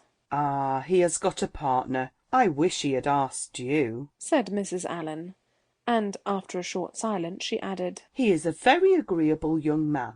"Indeed he is, Mrs. Allen," said Mrs. Thorpe, smiling complacently. "I must say it, though I am his mother, that there is not a more agreeable young man in the world." This inapplicable answer might have been too much for the comprehension of many, but it did not puzzle Mrs. Allen, for after only a moment's consideration she said in a whisper to Catherine, "I dare say she thought I was speaking of her son." Catherine was disappointed and vexed. She seemed to have missed by so little the very object she had had in view, and this persuasion did not incline her to a very gracious reply, when John Thorpe came up to her soon afterwards and said, "Well, Miss Moreland, I suppose you and I are to stand up and jig it together again." "Oh no, I am much obliged to you. Our 2 dances are over, and besides I am tired and do not mean to dance any more." "Do not you? Then let us walk about and quiz people. Come along with me and I will show you the 4 greatest quizzes in the room. My 2 younger sisters and their partners. I have been laughing at them this half hour." Again Catherine excused herself, and at last he walked off to quiz his sisters by himself. The rest of the evening she found very dull. Mr. Tilney was drawn away from their party at tea to attend that of his partner. Miss Tilney, though belonging to it, did not sit near her, and James and Isabella were so much engaged in conversing together that the latter had no leisure to bestow more on her friend than one smile, one squeeze, and one "Dearest Catherine." End of Chapter 8. Chapter 9. The progress of Catherine's unhappiness from the events of the evening was as follows. It appeared first in a general dissatisfaction with everybody about her, while she remained in the rooms, which speedily brought on considerable weariness and a violent desire to go home. This, on arriving in Pulteney Street, took the direction of extraordinary hunger, and when that was appeased, changed into an earnest longing to be in bed. Such was the extreme point of her distress, for when there she immediately fell into a sound sleep which lasted 9 hours, and from which she awoke perfectly revived, in excellent spirits, with fresh hopes and fresh schemes. The first wish of her heart was to improve her acquaintance with Miss Tilney, and almost her first resolution to seek her for that purpose in the pump room at noon. In the pump room one so newly arrived in Bath must be met with, and that building she had already found so favourable for the discovery of female excellence, and the completion of female intimacy, so admirably adapted for secret discourses and unlimited confidence, that she was most reasonably encouraged to expect another friend from within its walls. Her plan for the morning thus settled, she sat quietly down to her book after breakfast, resolving to remain in the same place and the same employment till the clock struck 1, and from habitude very little incommoded by the remarks and ejaculations of Mrs. Allen, whose vacancy of mind and incapacity for thinking were such that as she never talked a great deal, so she could never be entirely silent, and therefore while she sat at her work, if she lost her needle or broke her thread, if she heard a carriage in the street, or saw a speck upon her gown, she must observe it aloud, whether there were anyone at leisure to answer her or not. At about 12:30, a remarkably loud rap drew her in haste to the window, and scarcely had she time to inform Catherine of there being 2 open carriages at the door, in the first only a servant, her brother driving Miss Thorpe in the second, before John Thorpe came running upstairs, calling out, "Well, Miss Morland, here I am. Have you been waiting long? We could not come before. The old devil of a coachmaker was such an eternity finding out a thing fit to be got into. And now it is 10,000 to 1 but they break down before we are out of the street. How do you do, Mrs. Allen? A famous ball last night, wasn't it? Come, Miss Morland, be quick, for the others are in a confounded hurry to be off. They want to get their tumble over." "What do you mean?" said Catherine. "Where are you all going to?" "Going to? Why, you have not forgot our engagement. Did not we agree together to take a drive this morning? What a head you have! We are going up Claverton Down." "Something was said about it, I remember," said Catherine, looking at Mrs. Allen for her opinion. "but really I did not expect you." "Not expect me? That's a good one. And what a dust you would have made if I had not come." Catherine's silent appeal to her friend, meanwhile, was entirely thrown away, for Mrs. Allen, not being at all in the habit of conveying any expression herself by a look, was not aware of its being ever intended by anyone else, and Catherine, whose desire of seeing Miss Tilney again could at that moment bear a short delay in favour of a drive, and who thought there could be no impropriety in her going with Mr. Thorpe, as Isabella was going at the same time with James, was therefore obliged to speak plainer. "Well, ma'am, what do you say to it? Can you spare me for an hour or 2? Shall I go?" "Do just as you please, my dear," replied Mrs. Allen, with the most placid indifference. Catherine took the advice, and ran off to get ready. In a very few minutes she reappeared, having scarcely allowed the 2 others time enough to get through a few short sentences in her praise, after Thorpe had procured Mrs. Allen's admiration of his gig, and then, receiving her friend's parting good wishes, they both hurried downstairs.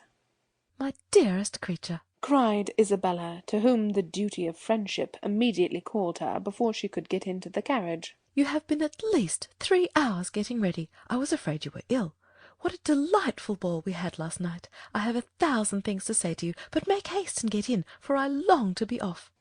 Catherine followed her orders and turned away, but not too soon to hear her friend exclaim aloud to James, "What a sweet girl she is! I quite dote on her." "You will not be frightened, Miss Morland," said Thorpe, as he handed her in. "If my horse should dance about a little at first, setting off, he will most likely give a plunge or 2, and perhaps take the rest for a minute, but he will soon know his master. He is full of spirits, playful as can be, but there is no vice in him." Catherine did not think the portrait a very inviting one, but it was too late to retreat, and she was too young to own herself frightened. So, resigning herself to her fate, and trusting to the animal's boasted knowledge of its owner, she sat peaceably down, and saw Thorpe sit down by her.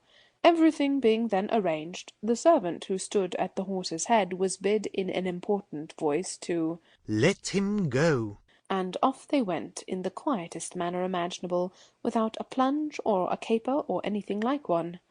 Catherine, delighted at so happy an escape, spoke her pleasure aloud with grateful surprise, and her companion immediately made the matter perfectly simple by assuring her that it was entirely owing to the peculiar judicious manner in which he had then held the reins, and the singular discernment and dexterity with which he had directed his whip. Catherine, though she could not help wondering that with such perfect command of his horse he should think it necessary to alarm her with relation of its tricks, congratulated herself sincerely on being under the care of so excellent a coachman, and perceiving that the animal continued to go on in the same quiet manner, without showing the smallest propensity toward any unpleasant vivacity, and considering its inevitable pace was 10 miles an hour, by no means alarmingly fast, gave herself up to all the enjoyment of air and exercise of the most invigorating kind, in a fine mild day of February, with the consciousness of safety. A silence of several minutes succeeded their first short dialogue. It was broken by Thorpes saying very abruptly, "Old Alan is as rich as a Jew, is not he?" Catherine did not understand him, and he repeated his question, adding in explanation, "Old Alan, the man you are with." Oh, Mr. Allen, you mean? Yes, I believe he is very rich. "And no children at all?" No, not any. "A famous thing for his next heirs.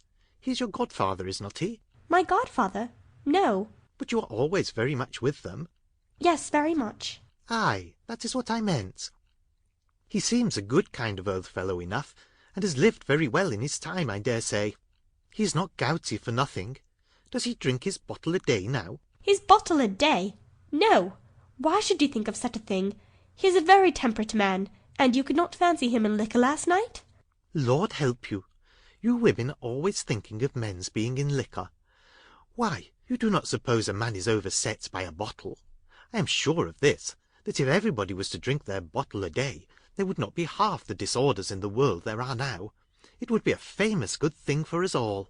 I cannot believe it. "Oh, Lord, it would be the saving of thousands. There is not the 100th part of the wine consumed in this kingdom that there ought to be.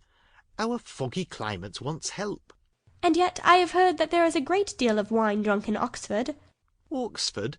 There's no drinking at Oxford now, I assure you. Nobody drinks there. You would hardly meet with a man who goes beyond his 4 pints at the utmost. Now, for instance, it was reckoned a remarkable thing at the last party in my rooms that upon an average we cleared about 5 pints a head. It was looked upon as something out of the common way. Mine is famous good stuff, to be sure. You would not often meet with anything like it in Oxford, and that may account for it. But this will just give you a notion of the general rate of drinking there." Yes, it does give a notion, said Catherine warmly. And that is, that you all drink a great deal more wine than I thought you did. However, I am sure James does not drink so much. This declaration brought on a loud and overpowering reply, of which no part was very distinct, except the frequent exclamations amounting almost to oaths which adorned it, and Catherine was left, when it ended, with a rather strengthened belief of there being a great deal of wine drunk in Oxford, and the same happy conviction of her brother's comparative sobriety. Thorpe's ideas then all reverted to the merits of his own equipage, and she was called on to admire the spirit and freedom with which his horse moved along, and the ease which his paces, as well as the excellence of the springs, gave the motion of the carriage. She followed him in all his admiration as well as she could. To go before or beyond him was impossible. His knowledge and her ignorance of the subject, his rapidity of expression and her diffidence of herself put that out of her power. She could strike out nothing new in commendation, but she readily echoed whatever he chose to assert, and it was finally settled between them without any difficulty that his equipage was altogether the most complete of its kind in England, his carriage the neatest, his horse the best goer, and himself the best coachman. You do not really think, Mr. Thorpe, said Catherine, venturing after some time to consider the matter as entirely decided, and to offer some little variation on the subject, that James's gig will break down? "Break down? Oh, Lord! Did you ever see such a little titipy thing in your life? There is not a sound piece of iron about it. The wheels have been fairly worn out these 10 years at least, and as for the body, upon my soul, you might shake it to pieces yourself with a touch. It is the most devilish little rickety business I ever beheld. Thank God we have got a better. I would not be bound to go 2 miles in it for £50,000. Good heavens! cried Catherine, quite frightened. Then pray let us turn back. They will certainly meet with an accident if we go on. Do let us turn back, Mr. Thorpe. Stop and speak to my brother, and tell him how very unsafe it is. Unsafe? Oh, Lord, what is there in that? They will only get a roll if it does break down, and there is plenty of dirt. It will be excellent falling. Oh, curse it! The carriage is safe enough, if a man knows how to drive it. A thing of that sort in good hands will last above 20 years after it is fairly worn out. Lord bless you, I would undertake for £5 to drive it to York and back again without losing a nail. Catherine listened with astonishment. She knew not how to reconcile two such very different accounts of the same thing, for she had not been brought up to understand the propensities of a rattle, nor to know to how many idle assertions and imprudent falsehoods the excess of vanity will lead. Her own family were plain, matter-of-fact people who seldom aimed at wit of any kind, her father, at the utmost, being contented with a pun, and her mother with a proverb. They were not in the habit, therefore, of telling lies to increase their importance, or of asserting at one moment what they would contradict the next. She reflected on the affair for some time in much perplexity, and was more than once on the point of requesting from Mr. Thorpe a clearer insight into his real opinion on the subject, but she checked herself, because it appeared to her that he did not excel in giving those clearer insights, in making those things plain which he had before made ambiguous. And joining to this the consideration that he would not really suffer his sister and his friend to be exposed to a danger from which he might easily preserve them, she concluded at last that he must know the carriage to be in fact perfectly safe, and therefore would alarm herself no longer. By him the whole matter seemed entirely forgotten, and all the rest of his conversation, or rather talk, began and ended with himself and his own concerns. He told her of horses which he had bought for a trifle and sold for incredible sums, of racing matches in which his judgment had infallibly foretold the winner, of shooting parties in which he had killed more birds, though without having one good shot, than all his companions together, and described to her some famous day's sport with the foxhounds, in which his foresight and skill in directing the dogs had repaired the mistakes of the most experienced huntsman, and in which the boldness of his riding, though it had never endangered his own life for a moment, had been constantly leading others into difficulties, which he calmly concluded had broken the necks of many. Little as Catherine was in the habit of judging for herself, and unfixed as were her general notions of what men ought to be, she could not entirely repress a doubt, while she bore with the effusions of his endless conceit, of his being altogether completely agreeable. It was a bold surmise, for he was Isabella's brother, and she had been assured by James that his manners would recommend him to all her sex, but in spite of this, the extreme weariness of his company, which crept over her before they had been out an hour, and which continued unceasingly to increase till they stopped in Pulteney Street again, induced her in some small degree to resist such high authority, and to distrust his powers of giving universal pleasure. When they arrived at Mrs. Allen's door, the astonishment of Isabella was hardly to be expressed on finding that it was too late in the day for them to attend her friend into the house. Past 3 o'clock? It was. Inconceivable, incredible, impossible. And she would neither believe her own watch, nor her brother's, nor the servants'. She would believe no assurance of it founded on reason or reality, till Morland produced his watch and ascertained the fact. To have doubted a moment longer then would have been equally inconceivable, incredible, and impossible, and she could only protest over and over again that no 2 hours and a half had ever gone off so swiftly before. As Catherine was called on to confirm. Catherine could not tell a falsehood even to please Isabella, but the latter was spared the misery of her friend's dissenting voice by not waiting for her answer. Her own feelings entirely engrossed her. Her wretchedness was most acute on finding herself obliged to go directly home. It was ages since she had had a moment's conversation with her dearest Catherine, and though she had such thousands of things to say to her, it appeared as if they were never to be together again. So, with smiles of most exquisite misery, and the laughing eye of utter despondency, she bade her friend adieu, and went on.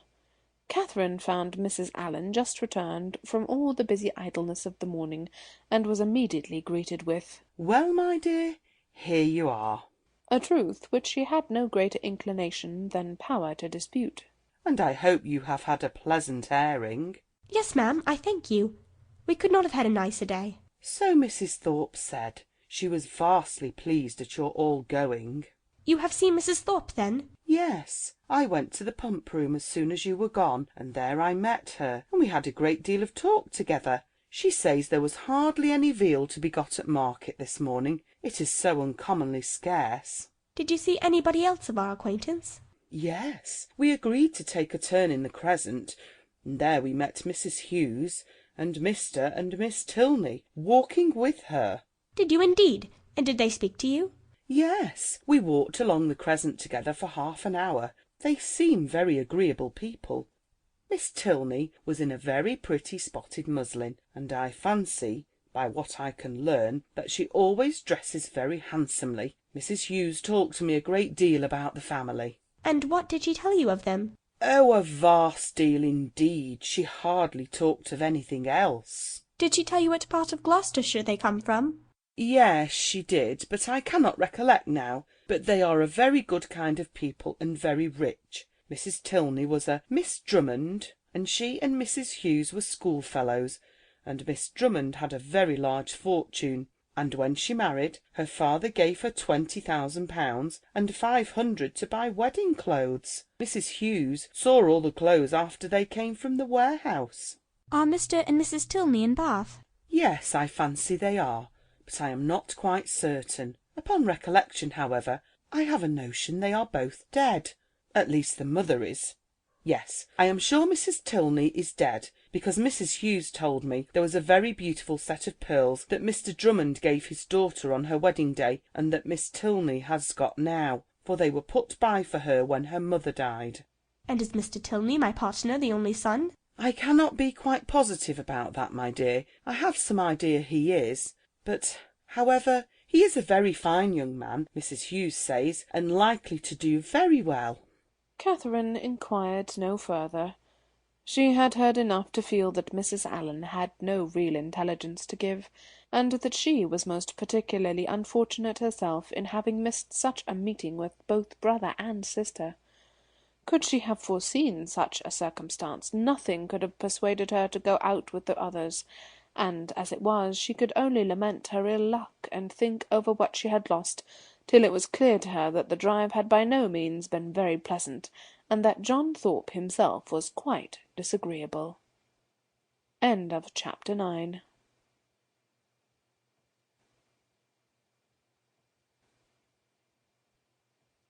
Chapter 10. The Allens, Thorpes, and Morelands all met in the evening at the theatre, and as Catherine and Isabella sat together, there was then an opportunity for the latter to utter some few of the many thousand things which had been collecting within her for communication in the immeasurable length of time which had divided them. "Oh, heavens, my beloved Catherine, have I got you at last?" was her address on Catherine's entering the box and sitting by her. "Now, Mr. Morland," for he was close to her on the other side, "I shall not speak another word to you all the rest of the evening, so I charge you not to expect it. My sweetest Catherine, how have you been this long age? But I need not ask you, for you look delightfully. You really have done your hair in a more heavenly style than ever. You mischievous creature, do you want to attract everybody? I assure you my brother is quite in love with you already. And as for Mr. Tilney, but that is a settled thing. Even your modesty cannot doubt his attachment now. His coming back to Bath makes it too plain. Oh, what would not I give to see him! I really am quite wild with impatience. My mother says he is the most delightful young man in the world. She saw him this morning, you know. You must introduce him to me. Is he in the house now? Look about, for heaven's sake. I assure you I can hardly exist till I see him." "No," said Catherine. "he is not here. I cannot see him anywhere." "Oh, horrid! Am I never to be acquainted with him?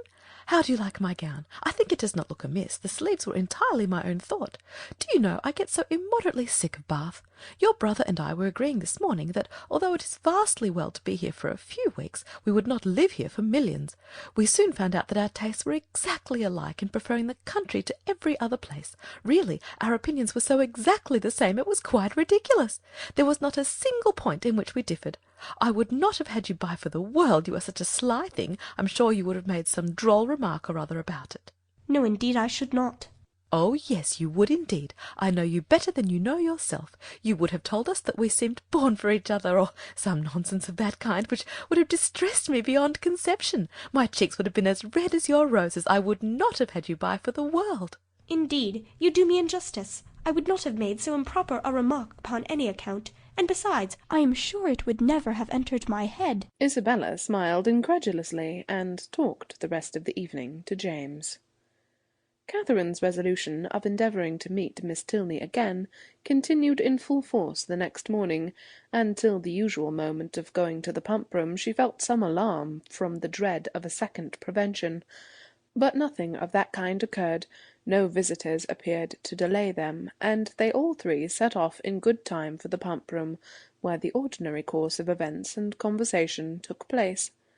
Mr. Allen, after drinking his glass of water, joined some gentlemen to talk over the politics of the day, and compare the accounts of their newspapers, and the ladies walked about together, noticing every new face and almost every new bonnet in the room.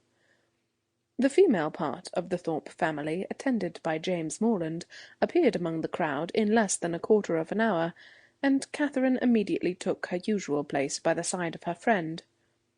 James, who was now in constant attendance, maintained a similar position, and separating themselves from the rest of their party, they walked in that manner for some time, till Catherine began to doubt the happiness of a situation which, confining her entirely to her friend and brother, gave her very little share in the notice of either. They were always engaged in some sentimental discussion or lively dispute, but their sentiment was conveyed in such whispering voices, and their vivacity attended with so much laughter, that though Catherine's supporting opinion was not unfrequently called for by one or the other, she was never able to give any, from not having heard a word of the subject. At length, however, she was empowered to disengage herself from her friend by the avowed necessity of speaking to Miss Tilney, whom she most joyfully saw just entering the room with Mrs. Hughes, and whom she instantly joined, with a firmer determination to be acquainted than she might have had courage to command had she not been urged by the disappointment of the day before.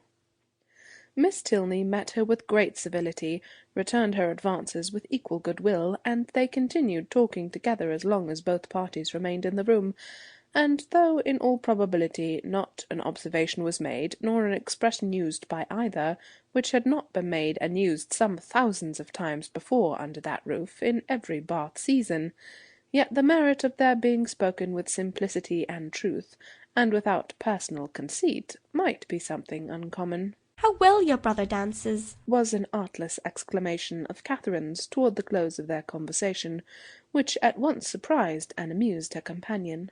"Henry!" she replied with a smile. "Yes, he does dance very well." "You must have thought it very odd to hear me say I was engaged the other evening, when he saw me sitting down, but I really had been engaged the whole day to Mr. Thorpe." Miss Tilney could only bow. "You cannot think," added Catherine, after a moment's silence, "how surprised I was to see him again. I felt so sure of his being quite gone away." "When Henry had the pleasure of seeing you before, he was in Bath, but for a couple of days. He came only to engage lodgings for us." "That never occurred to me, and of course, not seeing him anywhere, I thought he must be gone. Was not the young lady he danced with on Monday a Miss Smith?" "Yes, an acquaintance of Mrs. Hughes." "I dare say she was very glad to dance.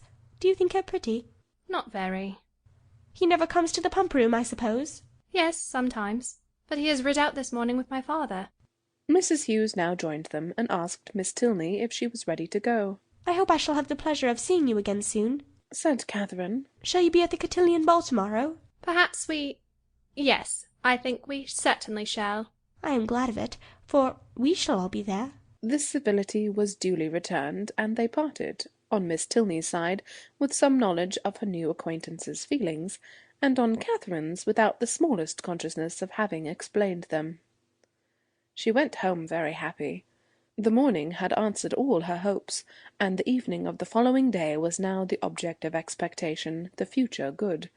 What gown and what headdress she should wear on the occasion became her chief concern. She cannot be justified in it. Dress is at all times a frivolous distinction, and excessive solicitude about it often destroys its own aim. Catherine knew all this very well. Her great aunt had read her a lecture on the subject only the Christmas before, and yet she lay awake 10 minutes on Wednesday night debating between her spotted and her tambored muslin, and nothing but the shortness of the time prevented her buying a new one for the evening. This would have been an error in judgment, great, though not uncommon, from which one of the other sex rather than her own, a brother rather than a great-aunt, might have warned her, for man only can be aware of the insensibility of man towards a new gown. It would be mortifying to the feelings of many ladies could they be made to understand how little the heart of man is affected by what is costly or new in their attire, how little it is biassed by the texture of their muslin, and how unsusceptible of peculiar tenderness towards the spotted, the sprigged, the mull, or the jaconet. Woman is fine for her own satisfaction alone. No man will admire her the more, no woman will like her the better for it. Neatness and fashion are enough for the former, and a something of shabbiness or impropriety will be most endearing to the latter. But not one of these grave reflections troubled the tranquillity of Catherine. She entered the rooms on Thursday evening with feelings very different from what had attended her thither the Monday before. She had then been exulting in her engagement to Thorpe, and was now chiefly anxious to avoid his sight, lest he should engage her again, for though she could not, dared not expect that Mr. Tilney should ask her a third time to dance, her wishes, hopes, and plans all centred in nothing less. Every young lady may feel for my heroine in this critical moment, for every young lady has at some time or other known the same agitation. All have been, or at least all have believed themselves to be, in danger from the pursuit of someone whom they wished to avoid, and all have been anxious for the attentions of someone whom they wished to please. As soon as they were joined by the Thorpes, Catherine's agony began. She fidgeted about if John Thorpe came towards her, hid herself as much as possible from his view, and when he spoke to her, pretended not to hear him. The cotillions were over, the country dancing beginning, and she saw nothing of the Tilneys. "Do not be frightened, my dear Catherine," whispered Isabella. "But I am really going to dance with your brother again. I declare positively it is quite shocking. I tell him he ought to be ashamed of himself, but you and John must keep us in countenance. Make haste, my dear creature, and come to us. John is just walked off, but he'll be back in a moment." Catherine had neither time nor inclination to answer. The others walked away. John Thorpe was still in view, and she gave herself up for lost. That she might not appear, however, to observe or expect him, she kept her eyes intently fixed on her fan, and a self-condemnation for her folly in supposing that among such a crowd they should even meet with the Tilneys in any reasonable time had just passed through her mind, when she suddenly found herself addressed, and again solicited to dance, by Mr. Tilney himself. With what sparkling eyes and ready motion she granted his request, and with how pleasing a flutter of heart she went with him to the set, may be easily imagined. To escape, and as she believed so narrowly escape, John Thorpe, and to be asked so immediately on his joining her, asked by Mr. Tilney as if he had sought her on purpose, it did not appear to her that life could supply any greater felicity. Scarcely had they worked themselves into the quiet possession of a place, however, when her attention was claimed by John Thorpe, who stood behind her. "Heyday, Miss Moreland," said he. "What is the meaning of this? I thought you and I were to dance together." "I wonder you should think so, for you never asked me." "That is a good one, by Jove! I asked you as soon as I came into the room, and I was just going to ask you again, but when I turned round you were gone. This is a cursed shabby trick. I only came for the sake of dancing with you, and I firmly believe you are engaged to me ever since Monday. Yes, I remember I asked you while you were waiting in the lobby for your cloak. And here have I been telling all my acquaintance that I was going to dance with the prettiest girl in the room, and when they see you standing up with somebody else, they will quiz me famously." "Oh no, they will never think of me after such a description as that." "By heavens, if they do not, I will kick them out of the room for blockheads. What chap have you there?" Catherine satisfied his curiosity. "Tilney," he repeated. I do not know him. A good figure of a man, well put together. Does he want a horse? Here is a friend of mine, Sam Fletcher, has got one to sell that would suit anybody. A famous clever animal for the road, only 40 guineas. I had 50 miles to buy it myself, for it is one of my maxims always to buy a good horse when I meet with one. But it would not answer my purpose. It would not do for the field. I would give any money for a real good hunter.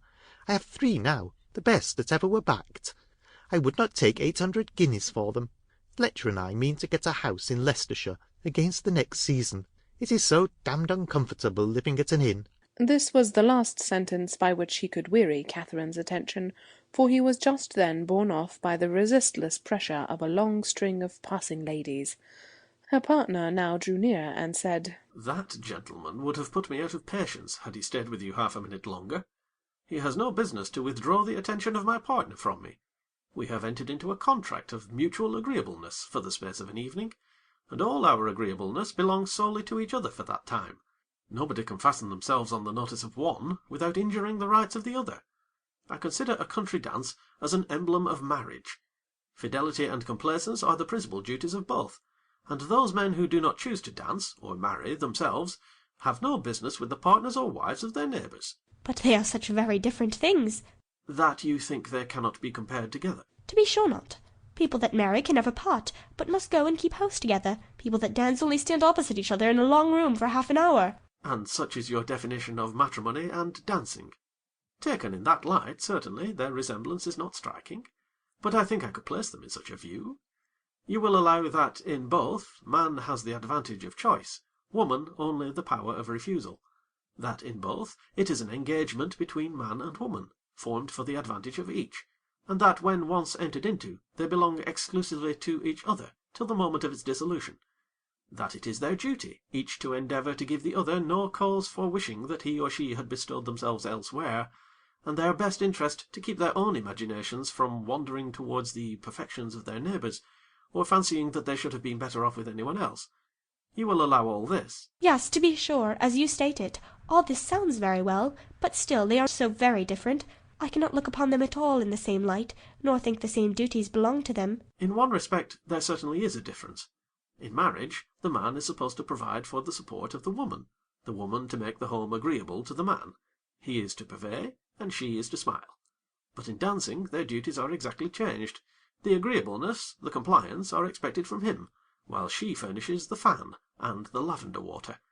That, I suppose, was the difference of duties which struck you as rendering the conditions incapable of comparison." "No, indeed, I never thought of that."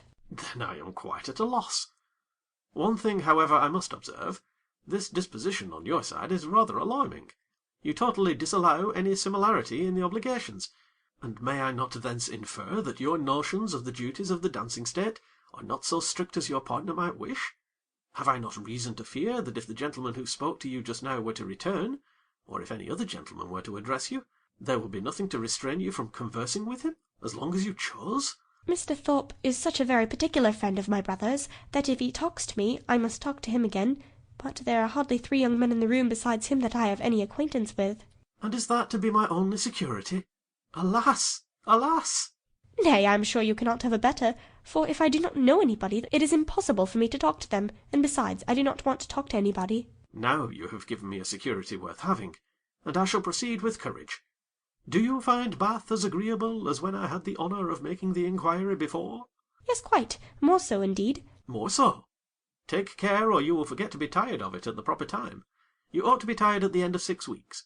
"I do not think I should be tired, if I were to stay here 6 months." "Bath, compared with London, has little variety, and so everybody finds out every year. For 6 weeks, I allow, Bath is pleasant enough, but beyond that it is the most tiresome place in the world.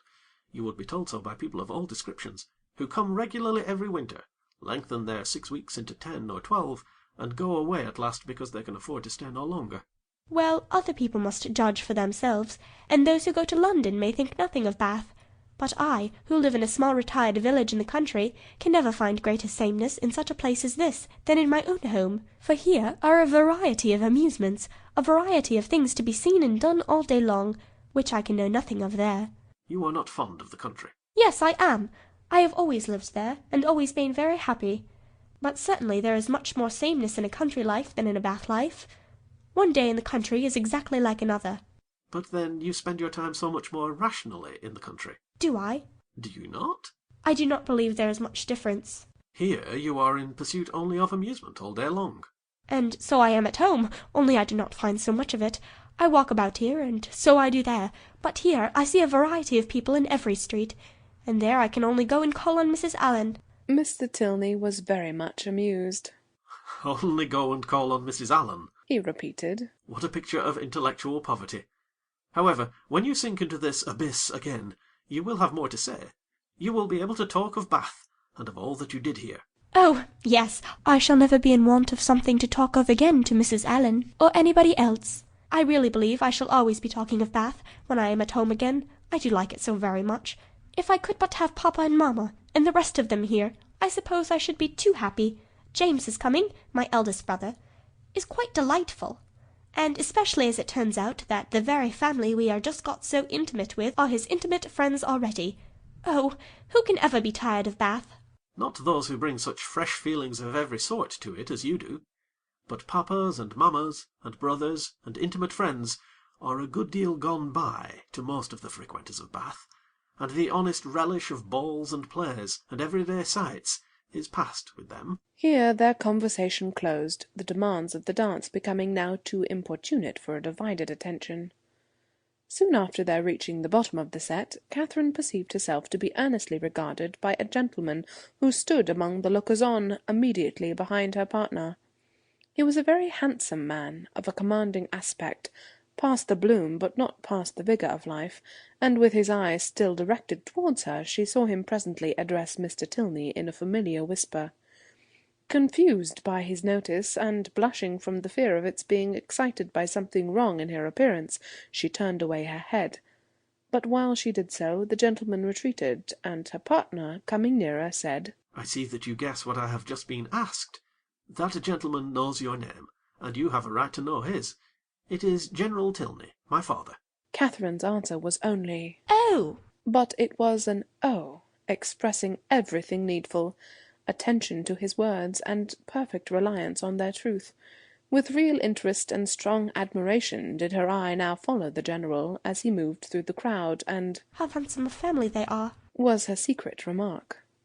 In chatting with Miss Tilney before the evening concluded, a new source of felicity arose to her.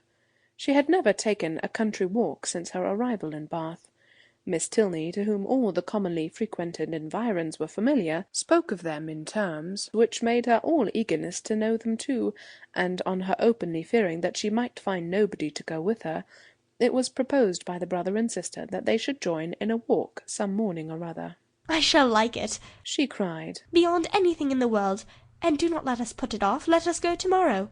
This was readily agreed to, with only a proviso of Miss Tilney's that it did not rain, which Catherine was sure it would not. At 12 o'clock they were to call for her in Pulteney Street, and "Remember, 12 o'clock," was her parting speech to her new friend. Of her other, her older, her more established friend, Isabella, of whose fidelity and worth she had enjoyed a fortnight's experience, she scarcely saw anything during the evening. Yet, though longing to make her acquainted with her happiness, she cheerfully submitted to the wish of Mr. Allen, which took them rather early away, and her spirits danced within her, as she danced in her chair all the way home. End of Chapter 10.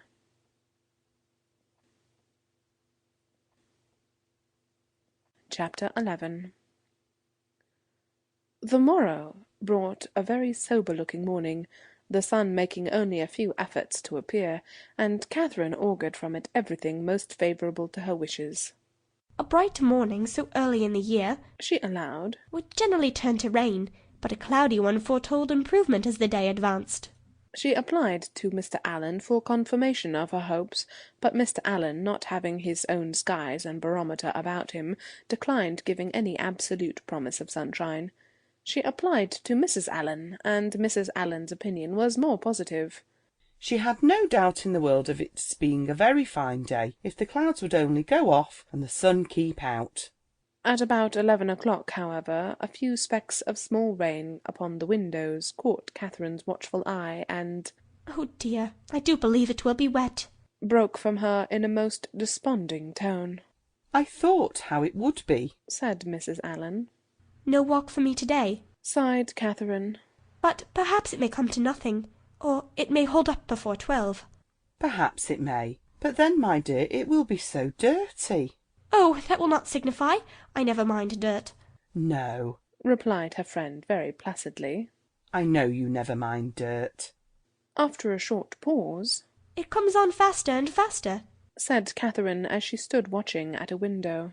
So it does indeed. If it keeps raining, the streets will be very wet. There are 4 umbrellas up already. How I hate the sight of an umbrella. They are disagreeable things to carry. I would much rather take a chair at any time. It was such a nice-looking morning. I felt so convinced it would be dry. Anybody would have thought so, indeed. There will be very few people in the pump room if it rains all the morning. I hope Mr. Allen will put on his great coat when he goes, but I dare say he will not, for he had rather do anything in the world than walk out in a great coat. I wonder he should dislike it. It must be so comfortable. The rain continued fast, though not heavy. Catherine went every 5 minutes to the clock, threatening on each return that if it still kept on raining another 5 minutes she would give up the matter as hopeless. The clock struck 12, and it still rained. You will not be able to go, my dear. I do not quite despair yet. I shall not give it up till a quarter after 12. This is just the time of day for it to clear up, and I do think it looks a little lighter. There, it is 20 minutes after 12, and now I shall give it up entirely. Oh, that we had such weather here as they had at Udolpho, or at least in Tuscany in the south of France. The night that poor St. Aubin died. Such beautiful weather. At 12:30, when Catherine's anxious attention to the weather was over, and she could no longer claim any merit from its amendment, the sky began voluntarily to clear. A gleam of sunshine took her quite by surprise. She looked round, the clouds were parting, and she instantly returned to the window to watch over and encourage the happy appearance. 10 minutes more made it certain that a bright afternoon would succeed, and justified the opinion of Mrs. Allen, who had always thought it would clear up. But whether Catherine might still expect her friends, whether there had not been too much rain for Miss Tilney to venture, must yet be a question. It was too dirty for Mrs. Allen to accompany her husband to the pump room. He accordingly set off by himself, and Catherine had barely watched him down the street when her notice was claimed by the approach of the same 2 open carriages, containing the same 3 people that had surprised her so much a few mornings back. Isabella, my brother, and Mr. Thorpe, I declare, they are coming for me perhaps, but I shall not go. I cannot go indeed, for you know Miss Tilney may still call. Mrs. Allen agreed to it. John Thorpe was soon with them, and his voice was with them yet sooner, for on the stairs he was calling out to Miss Moreland to be quick. Make haste, as he threw open the door. Put on your hat this moment. There is no time to be lost.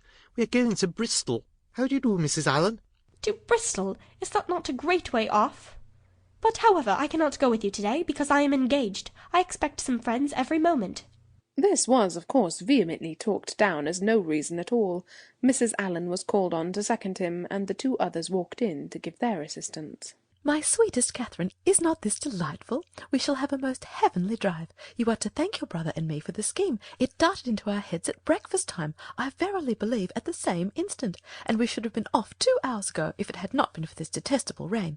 But it does not signify. The nights are moonlight, and we shall do delightfully. Oh, I am in such ecstasies at the thought of a little country air and quiet. So much better than going to the lower rooms. We shall drive directly to Clifton and dine there, and as soon as dinner is over, if there is time for it, go on to King's Weston. I doubt our being able to do so much, said Morland. You croaking fellow, cried Thorpe. We shall be able to do 10 times more. King's Weston, aye, and Blaise Castle too, and anything else we can hear of. But here is your sister says she will not go. Blaise Castle, cried Catherine. What is that? The finest place in England, worth going 50 miles at any time to see. What? Is it really a castle? An old castle? The oldest in the kingdom. But is it like what one reads of? Exactly, the very same. But now really, are there towers and long galleries? By dozens. Then I should like to see it, but I cannot. I cannot go. Not go? My beloved creature, what do you mean? I cannot go because... looking down as she spoke, fearful of Isabella's smile. I expect Miss Tilney and her brother to call on me to take a country walk. They promised to come at 12, only it rained. But now, as it is so fine, I dare say they will be here soon. Not they, indeed, cried Thorpe. For as we turned into Broad Street, I saw them. Does he not drive a phaeton with bright chestnuts? I do not know, indeed. Yes, I know he does. I saw him. You are talking of the man you danced with last night, are not you? Yes. Well, I saw him at that moment turn up the Lansdowne Road, driving a smart-looking girl. Did you indeed? Did, upon my soul. Knew him again directly, and he seemed to have got some very pretty cattle too. It is very odd, but I suppose they thought it would be too dirty for a walk. And well they might, for I never saw so much dirt in my life. Walk! You could no more walk than you could fly. It has not been so dirty the whole winter. It is ankle-deep everywhere. Isabella corroborated it. My dearest Catherine, you cannot form an idea of the dirt. Come, you must go. You cannot refuse going now. I should like to see the castle, but may we go all over it? May we go up every staircase and into every suite of rooms? Yes, yes, every hole and corner. But then, if they should be only gone out for an hour till it is drier, and call by and by? Make yourself easy. There is no danger of that, for I heard Tilney hallooing to a man who was just passing by on horseback that they were going as far as Wick Rocks. Then I will. Shall I go, Mrs. Allen? Just as you please, my dear. Mrs. Allen, you must persuade her to go, was the general cry. Mrs. Allen was not inattentive to it. Well, my dear, said she, suppose you go. And in 2 minutes they were off.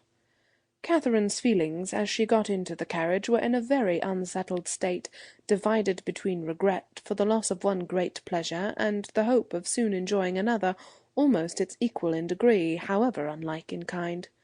She could not think the Tilneys had acted quite well by her, in so readily giving up their engagement without sending her any message of excuse. It was now but an hour later than the time fixed on for the beginning of their walk, and in spite of what she had heard of the prodigious accumulation of dirt in the course of that hour, she could not, from her own observation, help thinking that they might have gone with very little inconvenience. To feel herself slighted by them was very painful. On the other hand, the delight of exploring an edifice like Udolpho, as her fancy represented Blaise Castle to be, was such a counterpoise of good as might console her for almost anything. They passed briskly down Pulteney Street and through Laura Place without the exchange of many words. Thorpe talked to his horse, and she meditated by turns on broken promises and broken arches, phaetons and false hangings, Tilneys and trapdoors. As they entered Argyle Buildings, however, she was roused by this address from her companion. Who is that girl who looked at you so hard as she went by? Who? Where? On the right-hand pavement. She must be almost out of sight now. Catherine looked round and saw Miss Tilney leaning on her brother's arm, walking slowly down the street. She saw them both looking back at her. "Stop, stop, Mr. Thorpe!" she impatiently cried. "It is Miss Tilney, it is indeed. How could you tell me they were gone? Stop, stop, I will get out this moment and go to them." But to what purpose did she speak? Thorpe only lashed his horse into a brisker trot. The Tilneys, who had soon ceased to look after her, were in a moment out of sight round the corner of Laura Place, and in another moment she was herself whisked into the market-place. Still, however, and during the length of another street, she entreated him to stop. Pray stop, Mr. Thorpe. I cannot go on. I will not go on. I must go back to Miss Tilney." But Mr. Thorpe only laughed, smacked his whip, encouraged his horse, made odd noises, and drove on. And Catherine, angry and vexed as she was, having no power of getting away, was obliged to give up the point and submit. Her reproaches, however, were not spared. "How could you deceive me so, Mr. Thorpe? How could you say that you saw them driving up the Lansdowne Road? I would not have had it happen so for the world. They must think it so strange, so rude of me, to go by them too without saying a word. You do not know how vexed I am. I shall have no pleasure at Clifton, nor in anything else. I had rather, 10,000 times rather, get out now and walk back to them. How could you say you saw them driving out in a phaeton?" Thorpe defended himself very stoutly, declared he had never seen two men so much alike in his life, and would hardly give up the point of its having been Tilney himself. Their drive, even when this subject was over, was not likely to be very agreeable. Catherine's complaisance was no longer what it had been in their former airing. She listened reluctantly, and her replies were short. Blaise Castle remained her only comfort. Towards that she still looked at intervals with pleasure, though rather than be disappointed of the promised walk, and especially rather than be thought ill of by the Tilneys, she would willingly have given up all the happiness which its walls could supply. The happiness of a progress through a long suite of lofty rooms, exhibiting the remains of magnificent furniture, though now for many years deserted. The happiness of being stopped in their way along narrow winding vaults by a low grated door, or even of having their lamp, their only lamp, extinguished by a sudden gust of wind, and of being left in total darkness. In the meanwhile they proceeded on their journey without any mischance, and were within view of the town of Keynsham, when a halloo from Moreland, who was behind them, made his friend pull up to know what was the matter. The others then came close enough for conversation, and Moreland said, "We had better go back, Thorpe. It is too late to go on to-day. Your sister thinks so, as well as I. We have been exactly an hour coming from Pulteney Street, very little more than 7 miles. And I suppose we have at least 8 more to go. It will never do. We set out a great deal too late. We had much better put it off till another day and turn round." "It is all one to me," replied Thorpe, rather angrily, and instantly turning his horse they were on their way back to Bath. "If your brother had not got such a damned beast to drive," said he soon afterwards, "we might have done it very well. My horse would have trotted to Clifton within the hour, if left to himself, and I have almost broke my arm with pulling him into that cursed broken-winded jade's pace. Morland is a fool for not keeping a horse and gig of his own." "No, he is not," said Catherine warmly, "for I am sure he could not afford it." "And why cannot he afford it?" "Because he has not money enough." "And whose fault is that?" "Nobody's, that I know of." Thorpe then said something in the loud incoherent way to which he had often recourse, about its being "a damned thing to be miserly," and that if people who rolled in money could not afford things, he did not know who could, which Catherine did not even endeavour to understand. Disappointed of what was to have been the consolation for her first disappointment, she was less and less disposed either to be agreeable herself or to find her companion so, and they returned to Pulteney Street without her speaking 20 words. As she entered the house, the footman told her that a gentleman and lady had called and inquired for her a few minutes after her setting off. That when he told them she was gone out with Mr. Thorpe, the lady had asked whether any message had been left for her, and only saying no, had felt for a card, but said she had none about her, and went away. Pondering over these heart-rending tidings, Catherine walked slowly upstairs. At the head of them she was met by Mr. Allen, who, on hearing the reason of their speedy return, said, "I am glad your brother had so much sense. I am glad you are come back. It was a strange, wild scheme." They all spent the evening together at Thorpes. Catherine was disturbed and out of spirits, but Isabella seemed to find a pool of commerce, in the fate of which she shared, by private partnership with Morland, a very good equivalent for the quiet and country air of an inn at Clifton.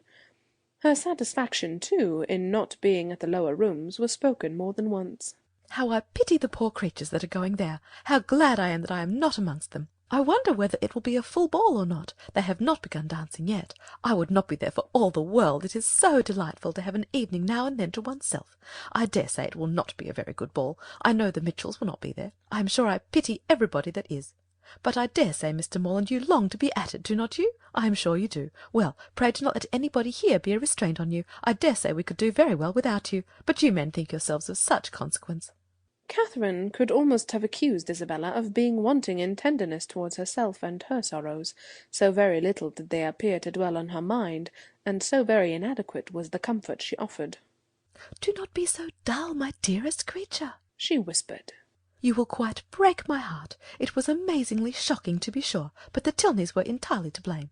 Why were not they more punctual? It was dirty indeed, but what did that signify? I am sure John and I should not have minded it. I never mind going through anything where a friend is concerned. That is my disposition, and John is just the same. He has amazing strong feelings. Good heavens, what a delightful hand you have got! Kings, I vow! I never was so happy in my life. I would 50 times rather you should have them than myself." And now I may dismiss my heroine to the sleepless couch, which is the true heroine's portion, to a pillow strewed with thorns and wet with tears, and lucky may she think herself if she get another good night's rest in the course of the next 3 months. End of chapter 11.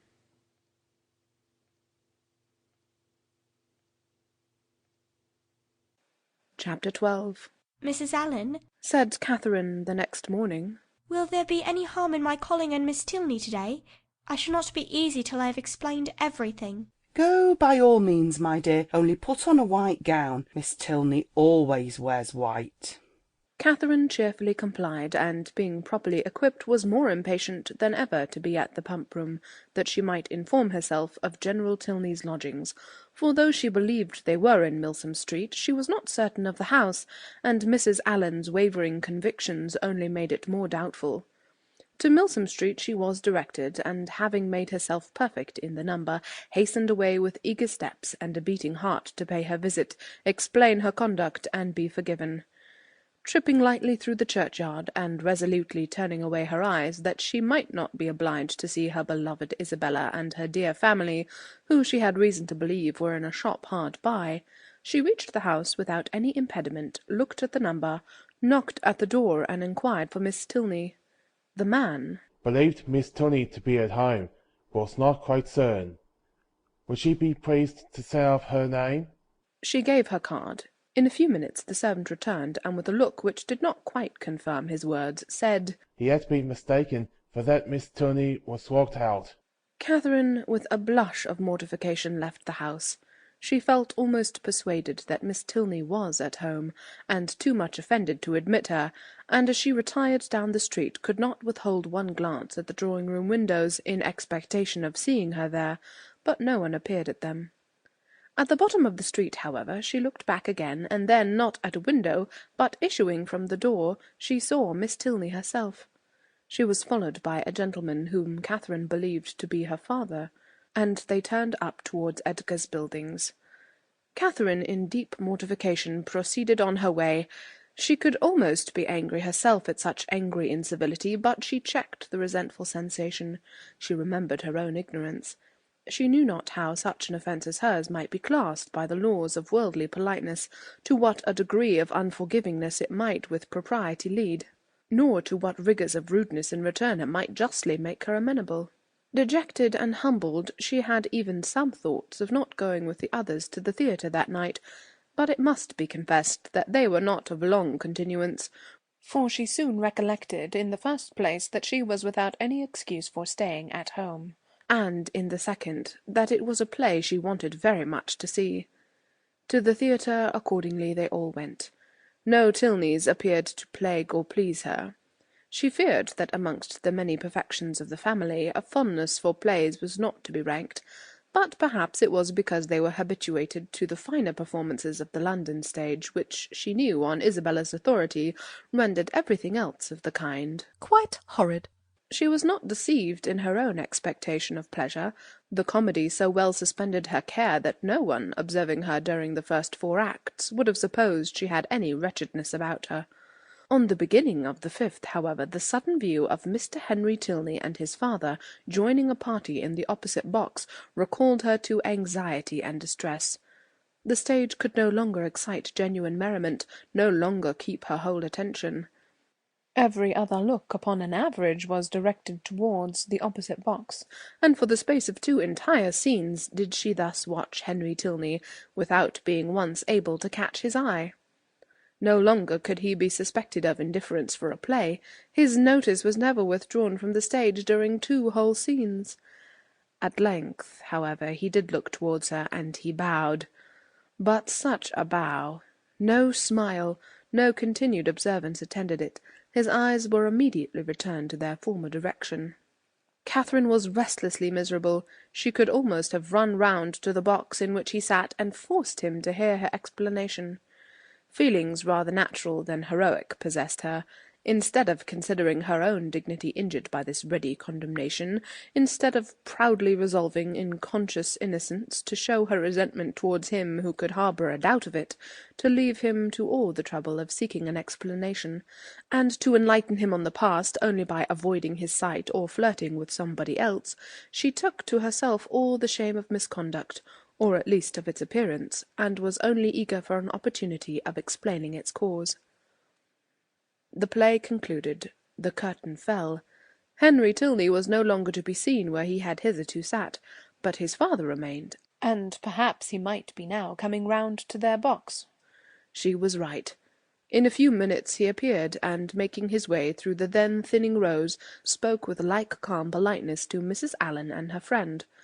Not with such calmness was he answered by the latter. "Oh, Mr. Tilney, I have been quite wild to speak to you, and make my apologies.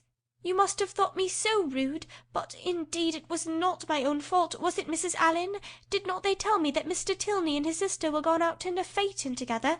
And then what could I do? But I had 10,000 times rather have been with you. Now had not I, Mrs. Allen?" "My dear, you tumble my gown," was Mrs. Allen's reply. Her assurance, however, standing sole as it did, was not thrown away. It brought a more cordial, more natural smile into his countenance, and he replied in a tone which retained only a little affected reserve. "We were much obliged to you, at any rate, for wishing us a pleasant walk, after our passing you in Argyle Street. You were so kind as to look back on purpose." "But indeed I did not wish you a pleasant walk. I never thought of such a thing, but I begged Mr. Thorpe so earnestly to stop. I called out to him as soon as ever I saw you. Now, Mrs. Allen, did not— Oh, you were not there. But indeed I did, and if Mr. Thorpe would only have stopped, I would have jumped out and run after you." Is there a Henry in the world who could be insensible to such a declaration? Henry Tilney, at least, was not. With a yet sweeter smile he said everything that need be said of his sister's concern, regret, and dependence on Catherine's honour. "Oh, do not say Miss Tilney was not angry," cried Catherine, "because I know she was, for she would not see me this morning when I called. I saw her walk out of the house the next minute after my leaving it. I was hurt, but I was not affronted. Perhaps you did not know I had been there."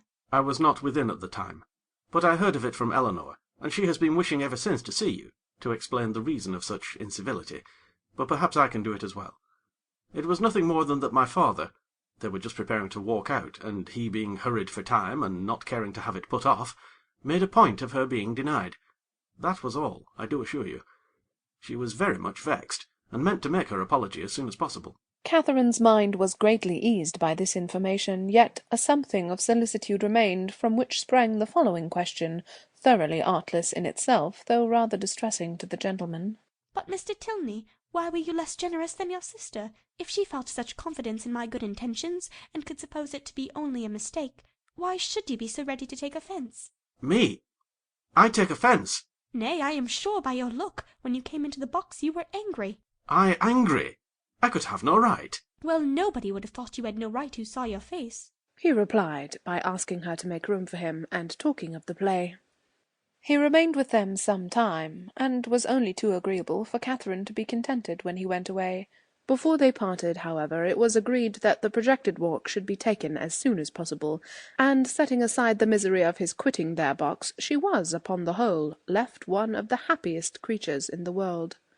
While talking to each other, she had observed with some surprise that John Thorpe, who was never in the same part of the house for 10 minutes together, was engaged in conversation with General Tilney, and she felt something more than surprise when she thought she could perceive herself the object of their attention and discourse. What could they have to say of her? She feared General Tilney did not like her appearance. She found it was implied in his preventing her admittance to his daughter, rather than postpone his own walk a few minutes. "How came Mr. Thorpe to know your father?" was her anxious inquiry, as she pointed them out to her companion. He knew nothing about it, but his father, like every military man, had a very large acquaintance. When the entertainment was over, Thorpe came to assist them in getting out. Catherine was the immediate object of his gallantry, and while they waited in the lobby for a chair, he prevented the inquiry which had travelled from her heart almost to the tip of her tongue, by asking in a consequential manner whether she had seen him talking with General Tilney. "He's a fine old fellow, upon my soul. Stout, active, looks as young as his son. I have a great regard for him, I assure you. A gentleman-like, good sort of fellow as ever lived." "But how came you to know him?" "Know him? There are few people much about town that I do not know. I have met him for ever at the Bedford, and I knew his face again to-day the moment he came into the billiard-room, one of the best players we have, by the by. And we had a little touch together, though I was almost afraid of him at first. The odds were 5-4 against me, and, if I had not made one of the cleanest strokes that perhaps ever was made in this world, I took his ball exactly. But I could not make you understand it without a table. However, I did beat him. A very fine fellow, as rich as a Jew. I should like to dine with him. I dare say he gives famous dinners. But what do you think we have been talking of? You! Yes, by heavens! And the General thinks you the finest girl in Bath. Oh, nonsense! How can you say so? And what do you think I said? Lowering his voice. Well done, General, said I. I am quite of your mind. Here, Catherine, who was much less gratified by his admiration than by General Tilney's, was not sorry to be called away by Mr. Allen. Thorpe, however, would see her to her chair, and, till she entered it, continued the same kind of delicate flattery, in spite of her entreating him to have done. That General Tilney, instead of disliking, should admire her, was very delightful, and she joyfully thought that there was not one of the family whom she need now fear to meet. The evening had done more, much more for her than could have been expected. End of chapter 12.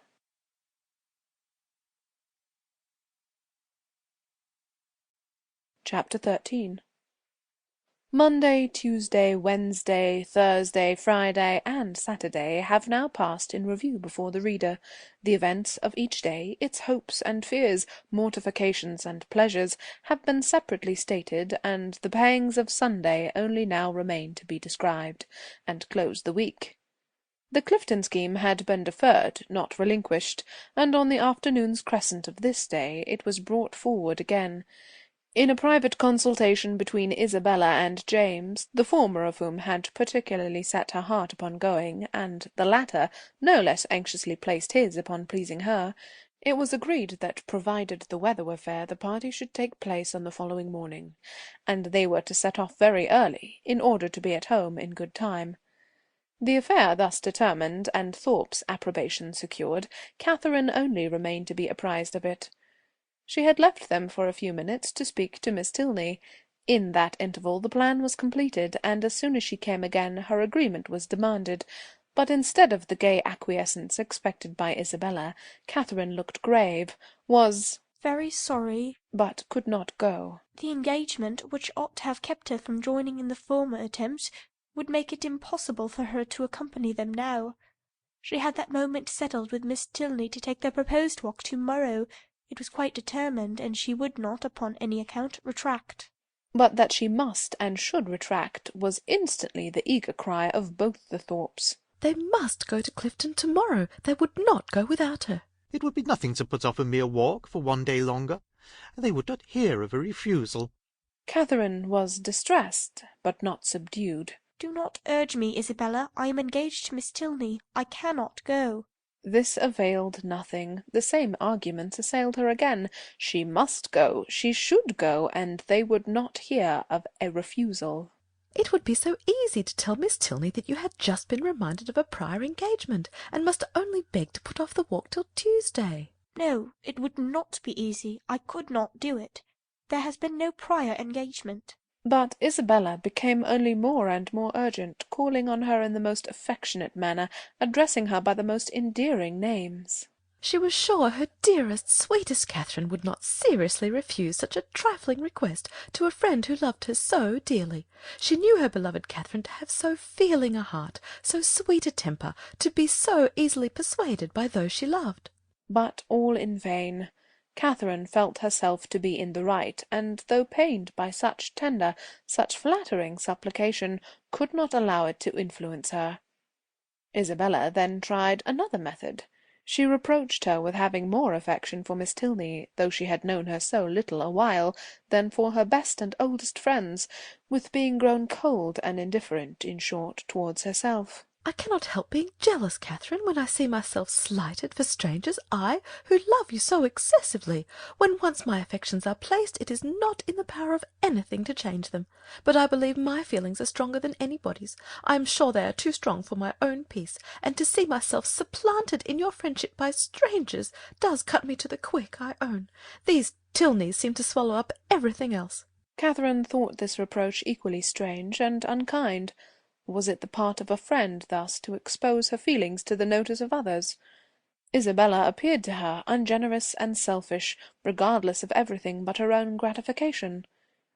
These painful ideas crossed her mind, though she said nothing.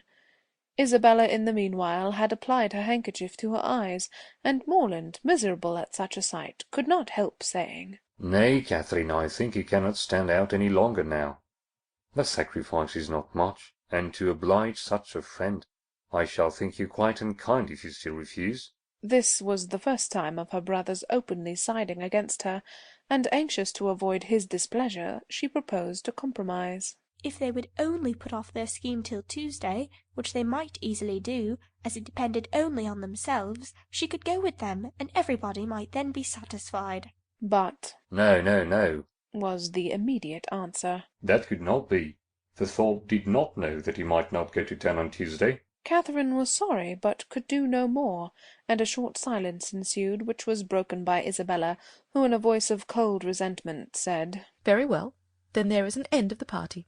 If Catherine does not go, I cannot. I cannot be the only woman. I would not, upon any account in the world, do so improper a thing."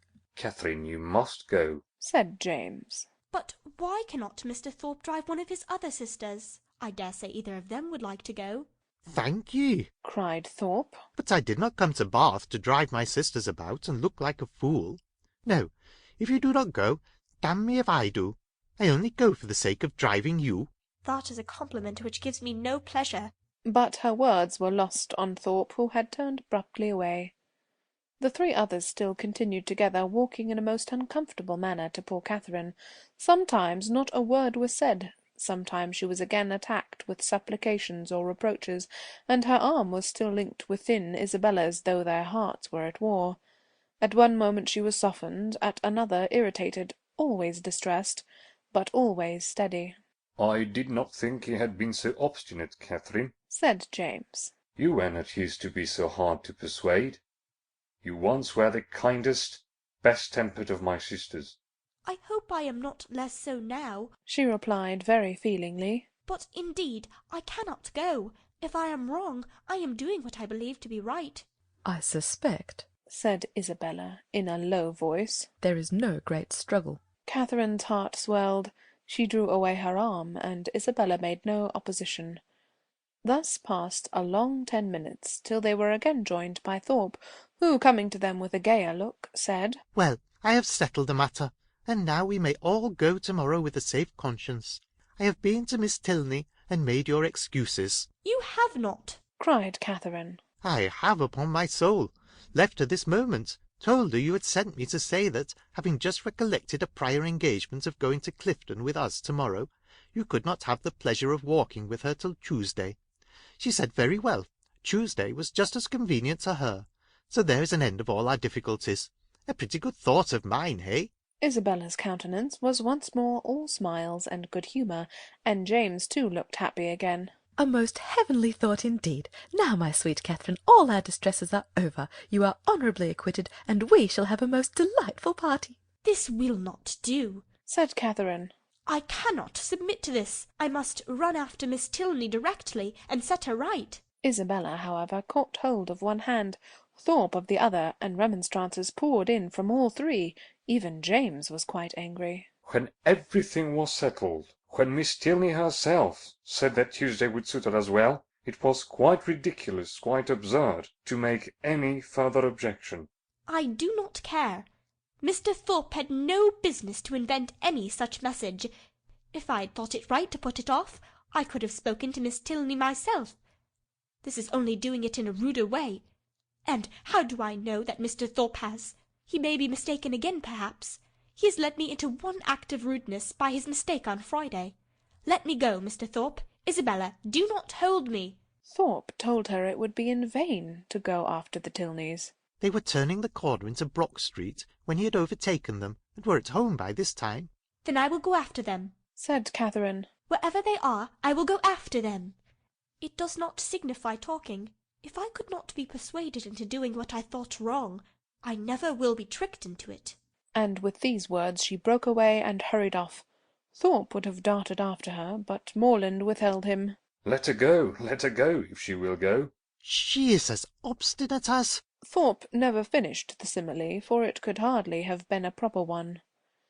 Away walked Catherine in great agitation, as fast as the crowd would permit her, fearful of being pursued, yet determined to persevere. As she walked, she reflected on what had passed. It was painful to her to disappoint and displease them, particularly to displease her brother, but she could not repent her resistance. Setting her own inclination apart, to have failed a second time in her engagement to Miss Tilney, to have retracted a promise voluntarily made only 5 minutes before, and on a false pretence, too, must have been wrong. She had not been withstanding them on selfish principles alone. She had not consulted merely her own gratification. That might have been ensured in some degree by the excursion itself, by seeing Blaise Castle. No, she had attended to what was due to others, and to her own character, in their opinion. Her conviction of being right, however, was not enough to restore her composure. Till she had spoken to Miss Tilney she could not be at ease, and quickening her pace when she got clear of the crescent, she almost ran over the remaining ground till she gained the top of Milsom Street. So rapid had been her movements that, in spite of the Tilneys' advantage in the outset, they were but just turning into their lodgings as she came within view of them, and the servant still remaining at the open door, she used only the ceremony of saying that "She must speak with Miss Tilney that moment," and hurrying by him, proceeded upstairs. Then, opening the first door before her, which happened to be the right, she immediately found herself in the drawing-room, with General Tilney, his son and daughter. Her explanation, defective only in being, from her irritation of nerves and shortness of breath, no explanation at all, was instantly given. "I am come in a great hurry. It was all a mistake. I never promised to go. I told them from the first I could not go. I ran away in a great hurry to explain it. I did not care what you thought of me. I would not stay for the servant." The business, however, though not perfectly elucidated by this speech, soon ceased to be a puzzle. Catherine found that John Thorpe had given the message, and Miss Tilney had no scruple in owning herself greatly surprised by it. But whether her brother had still exceeded her in resentment, Catherine, though she instinctively addressed herself as much to one as to the other in her vindication, had no means of knowing. Whatever might have been felt before her arrival, her eager declarations immediately made every look and sentence as friendly as she could desire. The affair thus happily settled, she was introduced by Miss Tilney to her father, and received by him with such ready, such solicitous politeness, as recalled Thorpe's information to her mind, and made her think with pleasure that he might be sometimes depended on. To such anxious attention was the General's civility carried, that, not aware of her extraordinary swiftness in entering the house, he was quite angry with the servant, whose neglect had reduced her to open the door of the apartment herself. What did William mean by it? He should make a point of inquiry into the matter. And if Catherine had not most warmly asserted his innocence, it seemed likely that William would lose the favour of his master for ever, if not his place, by her rapidity.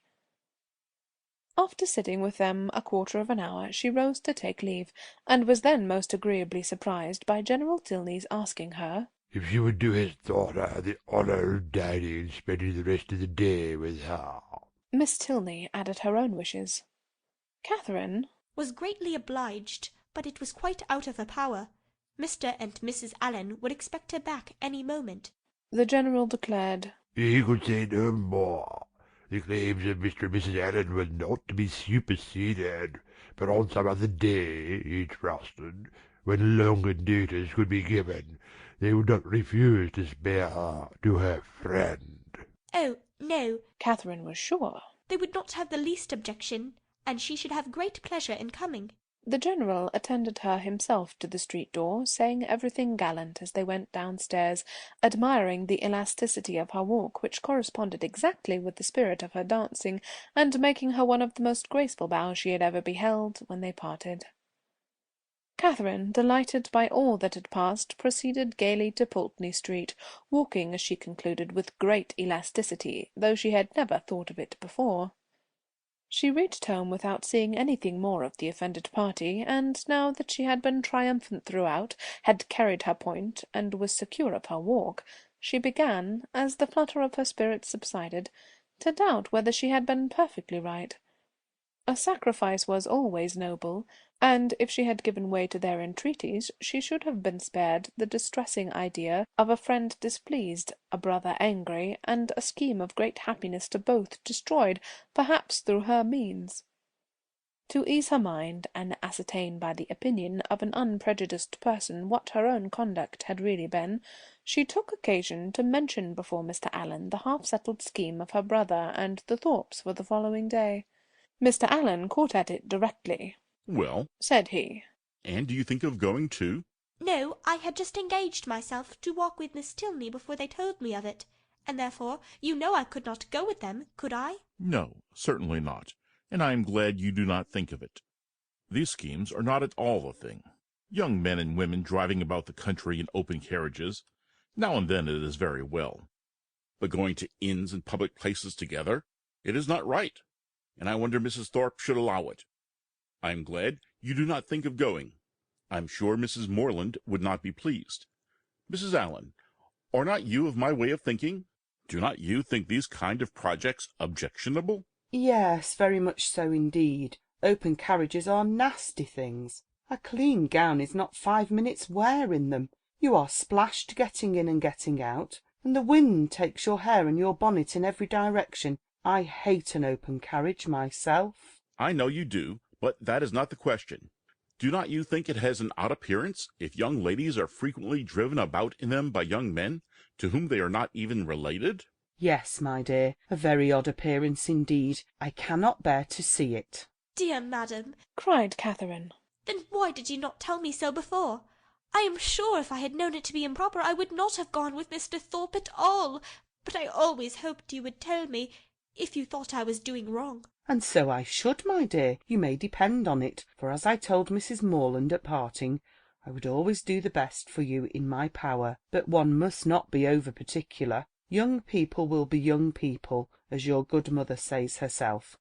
You know I wanted you, when we first came, not to buy that sprigged muslin, but you would. Young people do not like to be always thwarted. But this was something of real consequence, and I do not think you would have found me hard to persuade. "As far as it has gone hitherto, there is no harm done," said Mr. Allen. "and I would only advise you, my dear, not to go out with Mr. Thorpe any more." That is just what I was going to say, added his wife.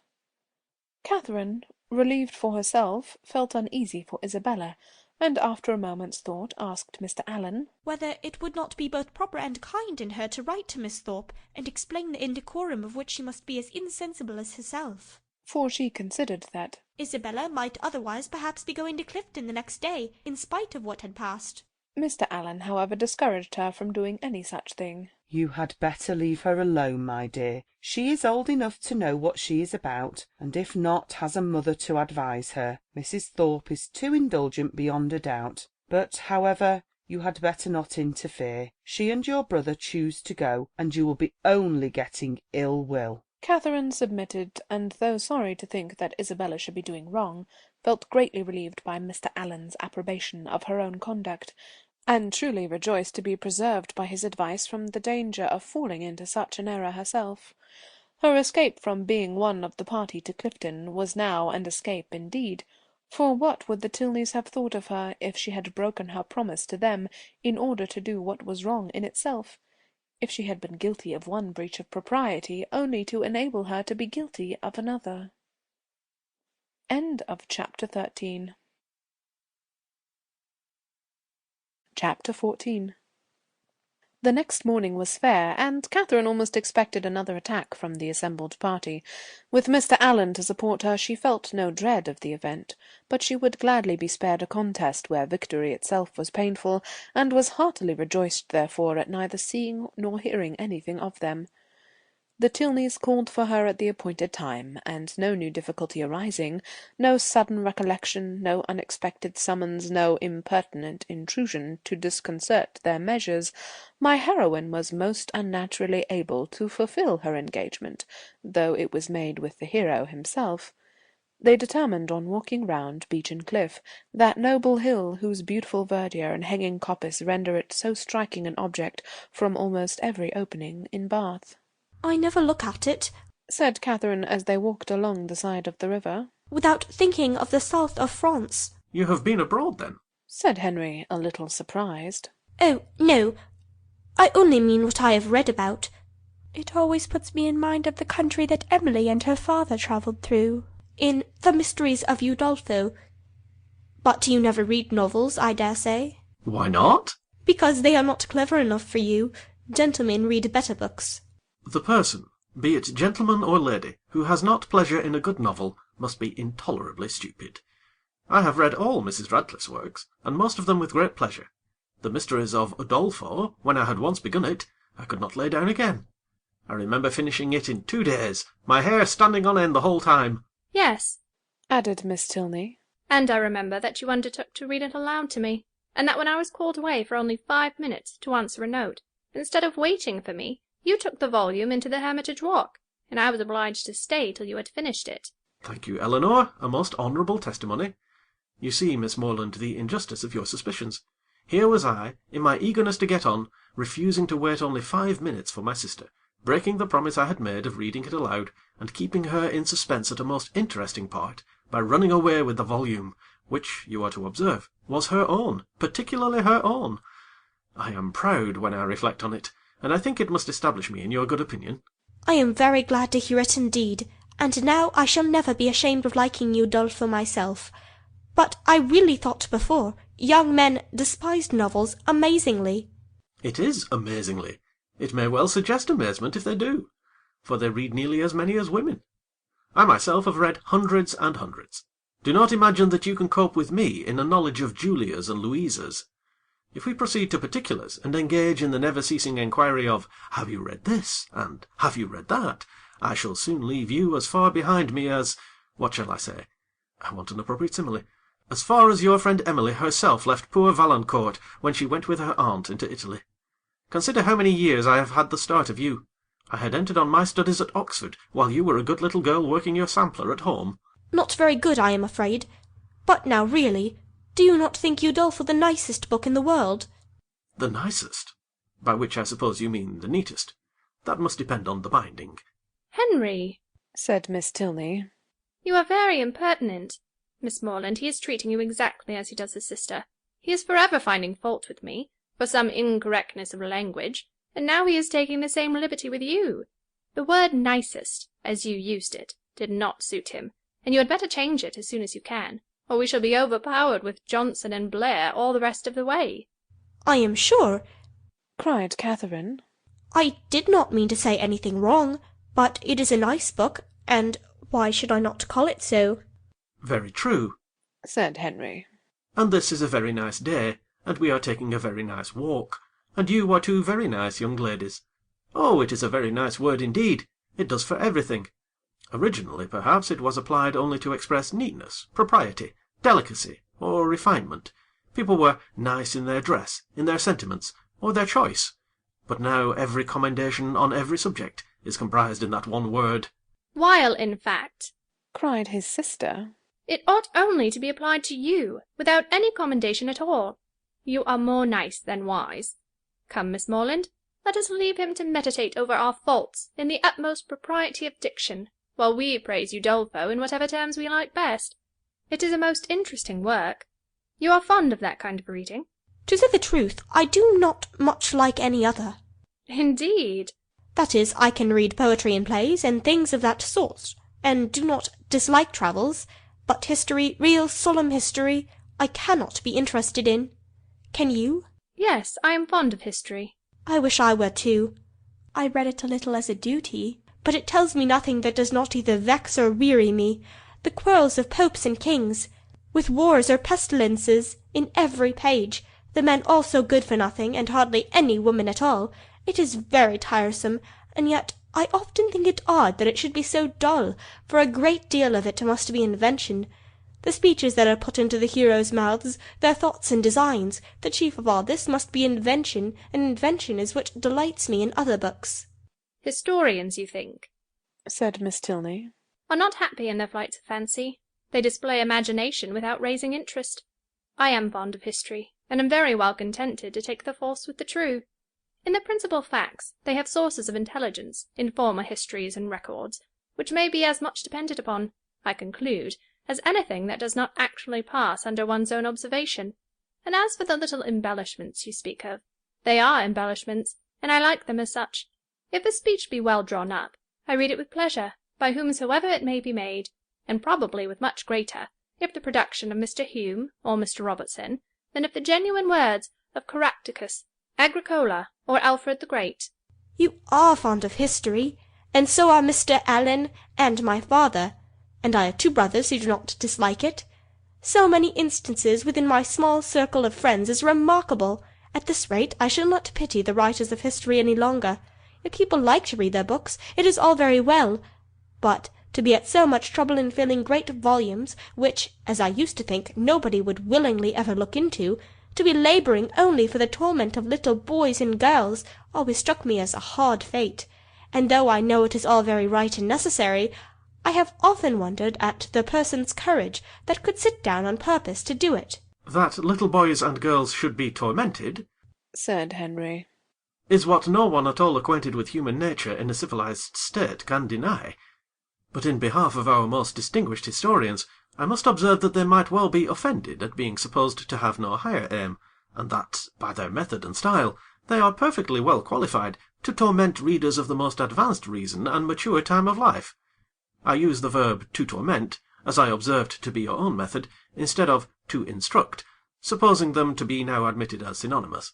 You think me foolish to call instruction a torment, but if you had been as much used as myself to hear poor little children first learning their letters and then learning to spell, if you had ever seen how stupid they can be for a whole morning together, and how tired my poor mother is at the end of it, as I am in the habit of seeing almost every day of my life at home, you would allow that to torment and to instruct might sometimes be used as synonymous words. Very probably. But historians are not accountable for the difficulty of learning to read, and even you yourself, who do not altogether seem particularly friendly to very severe, very intense application, may perhaps be brought to acknowledge that it is very well worth while to be tormented for 2 or 3 years of one's life for the sake of being able to read all the rest of it. Consider, if reading had not been taught, Mrs. Radcliffe would have written in vain, or perhaps might not have written at all. Catherine assented, and a very warm panegyric from her on that lady's merits closed the subject. The Tilneys were soon engaged in on another which she had nothing to say. They were viewing the country with the eyes of persons accustomed to drawing, and decided on its capability of being formed into pictures with all the eagerness of real taste. Here Catherine was quite lost. She knew nothing of drawing, nothing of taste, and she listened to them with an attention which brought her little profit, for they talked in phrases which conveyed scarcely any idea to her. The little which she could understand, however, appeared to contradict the very few notions she had entertained on the matter before. It seemed as if a good view were no longer to be taken from the top of an high hill, and that a clear blue sky was no longer a proof of a fine day. She was heartily ashamed of her ignorance. A misplaced shame. Where people wish to attach, they should always be ignorant. To come with a well-informed mind is to come with an inability of administering to the vanity of others, which a sensible person would always wish to avoid. A woman especially, if she have the misfortune of knowing anything, should conceal it as well as she can. The advantages of natural folly in a beautiful girl have been already set forth by the capital pen of a sister author, and to her treatment of the subject I will only add, in justice to men, that though to the larger and more trifling part of the sex, imbecility in females is a great enhancement of their personal charms, there is a portion of them too reasonable and too well informed themselves to desire anything more in woman than ignorance. But Catherine did not know her own advantages, did not know that a good-looking girl, with an affectionate heart and a very ignorant mind, cannot fail of attracting a clever young man, unless circumstances are particularly untoward. In the present instance, she confessed and lamented her want of knowledge, declared that she would give anything in the world to be able to draw, and a lecture on the picturesque immediately followed, in which his instructions were so clear that she soon began to see beauty in everything admired by him, and her attention was so earnest that he became perfectly satisfied of her having a great deal of natural taste. He talked of foregrounds, distances and second distances, side screens and perspectives, lights and shades. And Catherine was so hopeful a scholar that when they gained the top of the beechen cliff, she voluntarily rejected the whole city of Bath as unworthy to make part of a landscape. Delighted with her progress, and fearful of wearying her with too much wisdom at once, Henry suffered the subject to decline, and by an easy transition from a piece of rocky fragment and the withered oak which he had placed near its summit, to oaks in general, to forests, the enclosure of them, waste lands, crown lands, and government, he shortly found himself arrived at politics, and from politics it was an easy step to silence. The general pause which succeeded his short disquisition on the state of the nation was put an end to by Catherine, who, in a rather solemn tone of voice, uttered these words: "I have heard that something very shocking indeed will soon come out in London." Miss Tilney, to whom this was chiefly addressed, was startled, and hastily replied, "Indeed! And of what nature?" "That I do not know, nor who is the author. I have only heard that it is to be more horrible than anything we have met with yet." "Good heaven! Where could you hear of such a thing?" "A particular friend of mine had an account of it in a letter from London yesterday. It is to be uncommonly dreadful. I shall expect murder and everything of the kind." "You speak with astonishing composure. But I hope your friend's accounts have been exaggerated, and if such a design is known beforehand, proper measures will undoubtedly be taken by government to prevent its coming to effect." "Government," said Henry, endeavouring not to smile, "neither desires nor dares to interfere in such matters.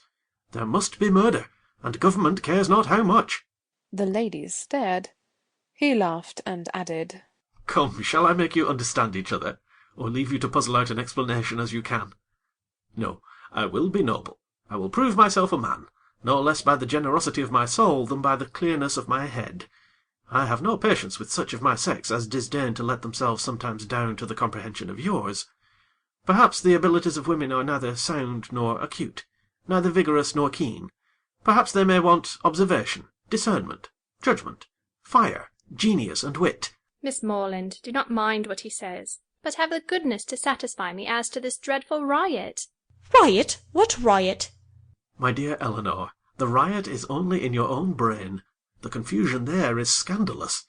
Miss Moreland has been talking of nothing more dreadful than a new publication, which is shortly to come out, in 3 duodecimo volumes, 276 pages in each, with a frontispiece to the first, of 2 tombstones and a lantern. Do you understand? And you, Miss Moreland, my stupid sister, has mistaken all your clearest expressions. You talked of expected horrors in London, and instead of instantly conceiving, as any rational creature would have done, that such words could relate only to a circulating library, she immediately pictured to herself a mob of 3,000 men assembling in St. George's Fields, the Bank attacked, the Tower threatened, the streets of London flowing with blood, a detachment of the 12th Light Dragoons, the hopes of the nation, called up from Northampton to quell the insurgents, and the gallant Captain Frederick Tilney, in the moment of charging at the head of his troop, knocked off his horse by a brickbat from an upper window. Forgive her stupidity. The fears of the sister have added to the weakness of the woman, but she is by no means a simpleton in general." Catherine looked grave. "And now, Henry," said Miss Tilney, "that you have made us understand each other, you may as well make Miss Moreland understand yourself, unless you mean to have her think you intolerably rude to your sister, and a great brute in your opinion of women in general. Miss Moreland is not used to your odd ways." "I shall be most happy to make her better acquainted with them." "No doubt, but that is no explanation of the present." "What am I to do?" "You know what you ought to do. Clear your character handsomely before her. Tell her that you think very highly of the understanding of women." "Miss Moreland, I think very highly of the understanding of all the women in the world, especially of those, whoever they may be, with whom I happen to be in company." "That is not enough. Be more serious." "Miss Moreland, no one can think more highly of the understanding of women than I do. In my opinion, nature has given them so much that they never find it necessary to use more than half." "We shall get nothing more serious from him now, Miss Moreland. He is not in a sober mood. But I do assure you that he must be entirely misunderstood, if he can ever appear to say an unjust thing of any woman at all, or an unkind one of me." It was no effort to Catherine to believe that Henry Tilney could never be wrong. His manner might sometimes surprise, but his meaning must always be just, and what she did not understand she was almost as ready to admire as what she did. The whole walk was delightful, and though it ended too soon, its conclusion was delightful too. Her friends attended her into the house, and Miss Tilney, before they parted, addressing herself with respectful form, as much to Mrs. Allen as to Catherine, petitioned for the pleasure of her company to dinner on the day after the next. No difficulty was made on Mrs. Allen's side, and the only difficulty on Catherine's was in concealing the excess of her pleasure. The morning had passed away so charmingly as to banish all her friendship and natural affection, for no thought of Isabella or James had crossed her during their walk. When the Tilneys were gone, she became amiable again, but she was amiable for some time to little effect. Mrs. Allen had no intelligence to give them that could relieve her anxiety. She had heard nothing of any of them.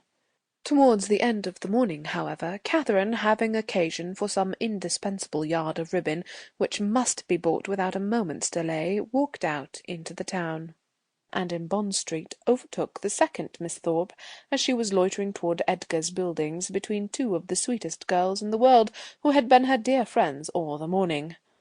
From her she soon learned that the party to Clifton had taken place. "They set off at 8 this morning," said Miss Anne, "and I am sure I do not envy them their drive. I think you and I are very well off to be out of the scrape. It must be the dullest thing in the world, for there is not a soul at Clifton at this time of year. Bell went with your brother, and John drove Maria."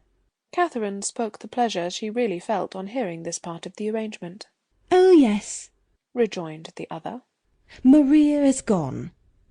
She was quite wild to go. She thought it would be something very fine. I cannot say I admire her taste, and for my part I was determined from the first not to go, if they pressed me ever so much." Catherine, a little doubtful of this, could not help answering, "I wish you could have gone too. It is a pity you could not all go." "Thank you, but it is quite a matter of indifference to me. Indeed, I would not have gone on any account. I was saying so to Emily and Sophia when you overtook us." Catherine was still unconvinced, but glad that Anne should have the friendship of an Emily and a Sophia to console her. She bade her adieu without much uneasiness, and returned home, pleased that the party had not been prevented by her refusing to join it, and very heartily wishing that it might be too pleasant to allow either James or Isabella to resent her resistance any longer. End of chapter 14.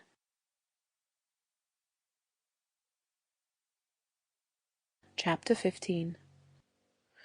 Early the next day a note from Isabella, speaking peace and tenderness in every line, and entreating the immediate presence of her friend on a matter of the utmost importance, hastened Catherine, in the happiest state of confidence and curiosity, to Edgar's Buildings. The two youngest Miss Thorpes were by themselves in the parlour, and, on Anne's quitting it to call her sister, Catherine took the opportunity of asking the other for some particulars of their yesterday's party. Maria desired no greater pleasure than to speak of it, and Catherine immediately learnt that it had been altogether the most delightful scheme in the world, that nobody could imagine how charming it had been, and that it had been more delightful than anybody could conceive. Such was the information of the first 5 minutes. The second unfolded thus much in detail: that they had driven directly to the York Hotel, ate some soup and bespoke an early dinner, walked down to the pump room, tasted the water, and laid out some shillings in purses and spars, then sojourned to eat ice at a pastry cook's, and hurrying back to the hotel, swallowed their dinner in haste, to prevent being in the dark, and then had a delightful drive back, only the moon was not up, and it rained a little, and Mr. Moreland's horse was so tired he could hardly get it along. Catherine listened with heartfelt satisfaction. It appeared that Blaise Castle had never been thought of, and as for all the rest, there was nothing to regret for half an instant. Maria's intelligence concluded with a tender effusion of pity for her sister Anne, whom she represented as insupportably cross from being excluded the party. She will never forgive me, I am sure, but you know how could I help it? John would have me go, for he vowed he would not drive her, because she had such thick ankles. I dare say she will not be in good humour again this month, but I am determined I will not be cross. It is not a little matter that puts me out of temper. Isabella now entered the room with so eager a step, and a look of such happy importance, as engaged all her friends' notice. Maria was, without ceremony, sent away, and Isabella, embracing Catherine, thus began. Yes, my dear Catherine, it is so indeed. Your penetration has not deceived you. Oh, that arch eye of yours! It sees through everything. Catherine replied only by a look of wondering ignorance. Nay, my beloved, my sweetest friend, continued the other, compose yourself. I am amazingly agitated, as you perceive. Let us sit down and talk in comfort. Well, and so you guessed it the moment you had my note? Sly creature! Oh, my dear Catherine, you alone, who know my heart, can judge of my present happiness. Your brother is the most charming of men. I only wish I were more worthy of him. But what will your excellent father and mother say? Oh, heavens! When I think of them, I am so agitated. Catherine's understanding began to awake. An idea of the truth suddenly darted into her mind, and, with the natural blush of so new an emotion, she cried out, "Good heaven! My dear Isabella, what do you mean? Can you really be in love with James?" This bold surmise, however, she soon learnt comprehended but half the fact. The anxious affection which she was accused of having continually watched in Isabella's every look and action, had, in the course of their yesterday's party, received the delightful confession of an equal love. Her heart and faith were alike engaged to James. Never had Catherine listened to anything so full of interest, wonder, and joy. Her brother and her friend engaged. New to such circumstances, the importance of it appeared unspeakably great, and she contemplated it as one of those grand events of which the ordinary course of life can hardly afford a return.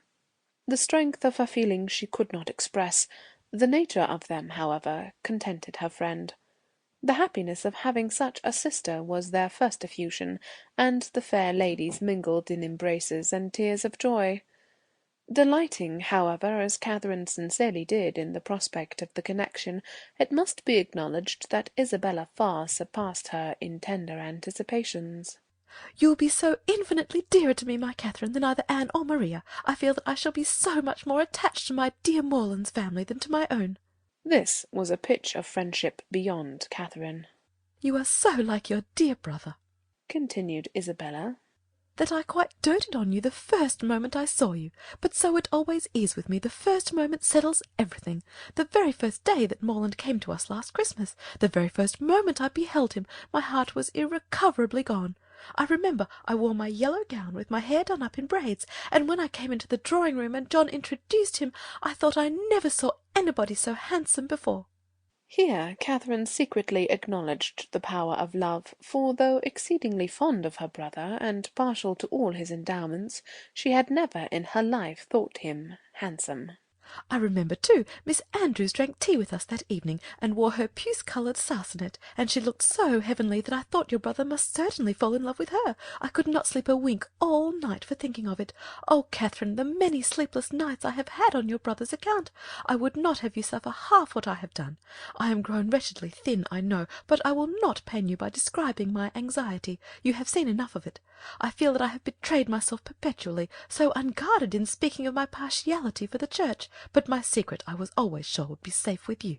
Catherine felt that nothing could have been safer, but ashamed of an ignorance little expected, she dared no longer contest the point, nor refuse to have been as full of arch penetration and affectionate sympathy as Isabella chose to consider her.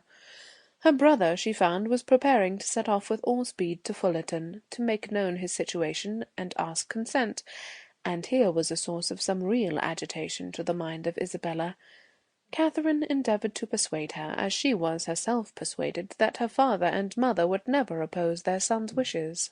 "It is impossible," said she, "for parents to be more kind or more desirous of their children's happiness. I have no doubt of their consenting immediately." Morland says exactly the same, replied Isabella. And yet I dare not expect it. My fortune will be so small, they never can consent to it. Your brother, who might marry anybody. Here Catherine again discerned the force of love. "Indeed, Isabella, you are too humble. The difference of fortune can be nothing to signify." Oh, my sweet Catherine, in your generous heart I know it would signify nothing, but we must not expect such disinterestedness in many. As for myself, I am sure I only wish our situations were reversed. Had I the command of millions, were I mistress of the whole world, your brother would be my only choice. This charming sentiment, recommended as much by sense as novelty, gave Catherine a most pleasing remembrance of all the heroines of her acquaintance, and she thought her friend never looked more lovely than in uttering the grand idea. I am sure they will consent, was her frequent declaration. I am sure they will be delighted with you. For my own part, said Isabella, my wishes are so moderate that the smallest income in nature would be enough for me. Where people are really attached, poverty itself is wealth. Grandeur I detest. I would not settle in London for the universe. A cottage in some retired village would be ecstasy. There are some charming little villas about Richmond. Richmond? cried Catherine. You must settle near Fullerton. You must be near us. I am sure I shall be miserable if we do not. If I can but be near you, I shall be satisfied. But this is idle talking. I will not allow myself to think of such things till we have your father's answer. Moreland says that by sending it to-night to Salisbury, we may have it to-morrow. To-morrow! I know I shall never have the courage to open the letter. I know it will be the death of me. A reverie succeeded this conviction, and when Isabella spoke again, it was to resolve on the quality of her wedding gown. Their conference was put an end to by the anxious young lover himself, who came to breathe his parting sigh before he set off for Wiltshire. Catherine wished to congratulate him, but knew not what to say, and her eloquence was only in her eyes. From them, however, the 8 parts of speech shone out most expressively, and James could combine them with ease. Impatient for the realization of all that he hoped at home, his adieus were not long, and they would have been yet shorter had he not been frequently detained by the urgent entreaties of his fair one that he would go. Twice he was called almost from the door by her eagerness to have him gone. Indeed, Morland, I must drive you away. Consider how far you have to ride. I cannot bear to see you linger so. For heaven's sake, waste no more time. There, go, go, I insist on it. The two friends, with hearts now more united than ever, were inseparable for the day, and in schemes of sisterly happiness the hours flew along. Mrs. Thorpe and her son, who were acquainted with everything, and who seemed only to want Mr. Moreland's consent, to consider Isabella's engagement as the most fortunate circumstance imaginable for their family, were allowed to join their counsels, and add their quota of significant looks and mysterious expressions to fill up the measure of curiosity to be raised in the unprivileged younger sisters. To Catherine's simple feelings this odd sort of reserve seemed neither kindly meant nor consistently supported, and its unkindness she would hardly have forborne pointing out, had its inconsistency been less their friend. But Anne and Maria soon set her heart at ease by the sagacity of their I know what, and the evening was spent in a sort of war of wit, a display of family ingenuity, on one side in the mystery of an affected secret, on the other of undefined discovery, all equally acute. Catherine was with her friend again the next day, endeavouring to support her spirits and while away the many tedious hours before the delivery of the letters. A needful exertion, for as the time of reasonable expectation drew near, Isabella became more and more desponding, and before the letter arrived, had worked herself into a state of real distress. But when it did come, where could distress be found? I have had no difficulty in gaining the consent of my kind parents, and am promised that everything in their power shall be done to forward my happiness, were the first 3 lines, and in one moment all was joyful security. The brightest glow was instantly spread over Isabella's features. All care and anxiety seemed removed, her spirits became almost too high for control, and she called herself without scruple the happiest of mortals. Mrs. Thorpe, with tears of joy, embraced her daughter, her son, her visitor, and could have embraced half the inhabitants of Bath with satisfaction. Her heart was overflowing with tenderness.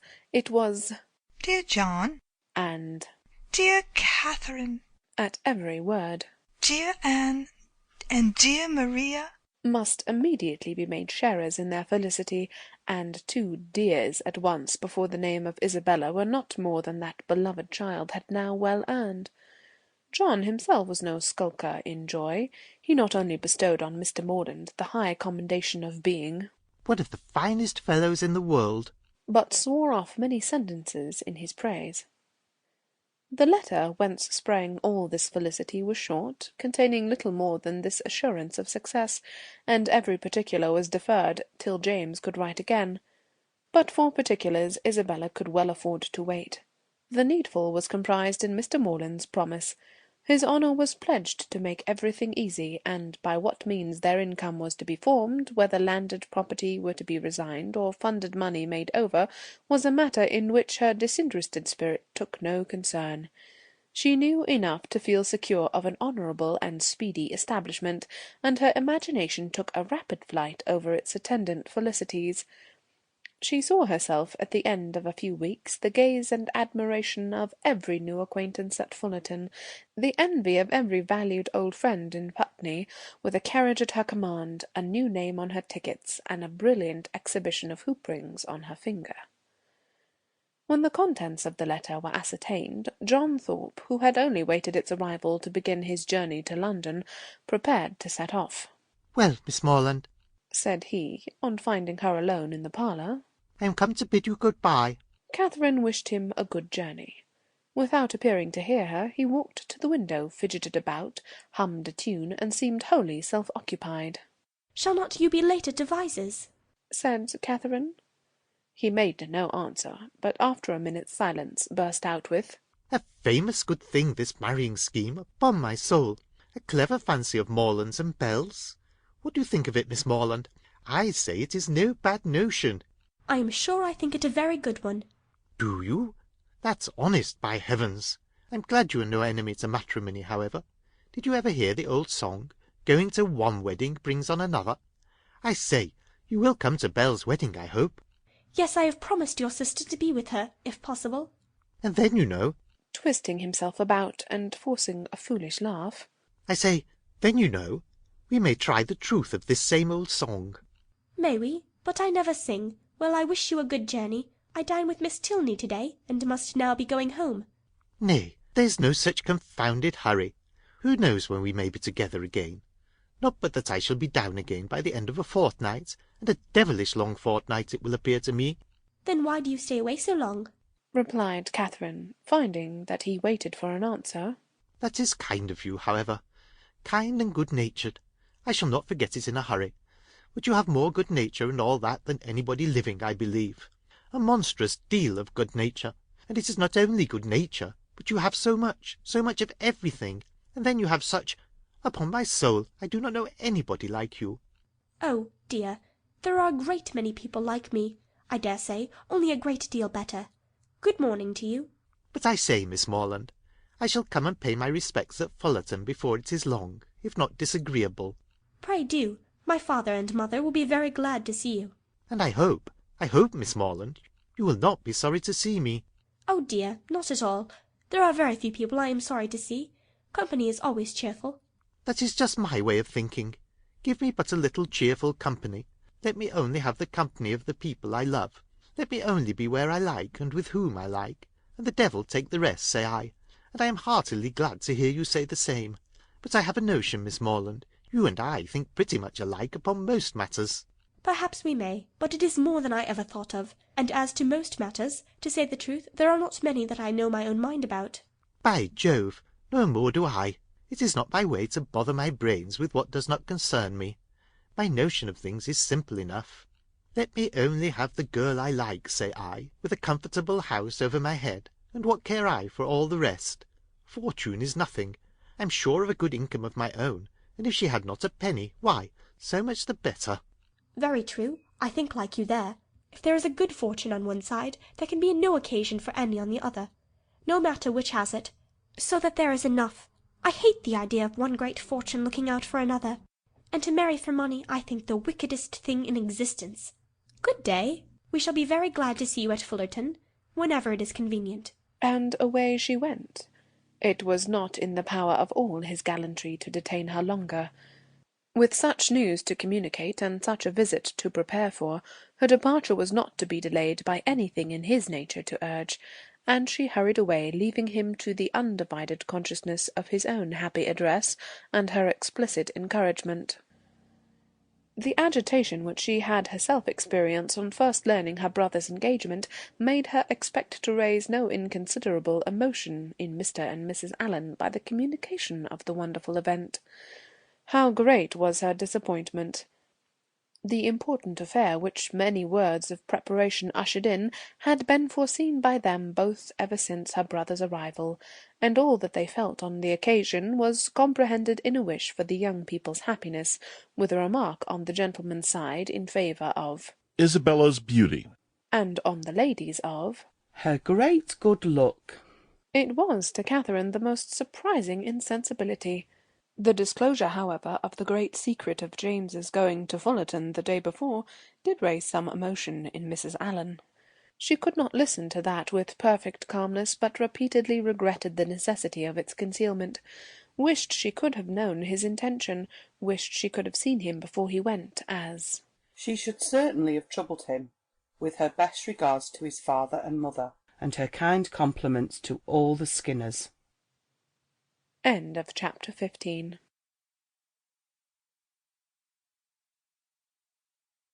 Chapter 16.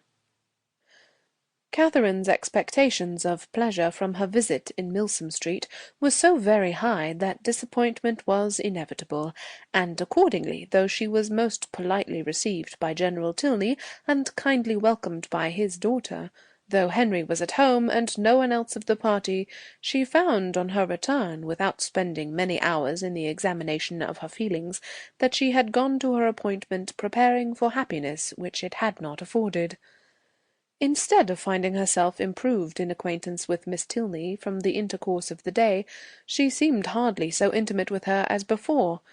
Instead of seeing Henry Tilney to greater advantage than ever in the ease of a family party, he had never said so little, nor been so little agreeable, and, in spite of their father's great civilities to her, in spite of his thanks, invitations, and compliments, it had been a release to get away from him.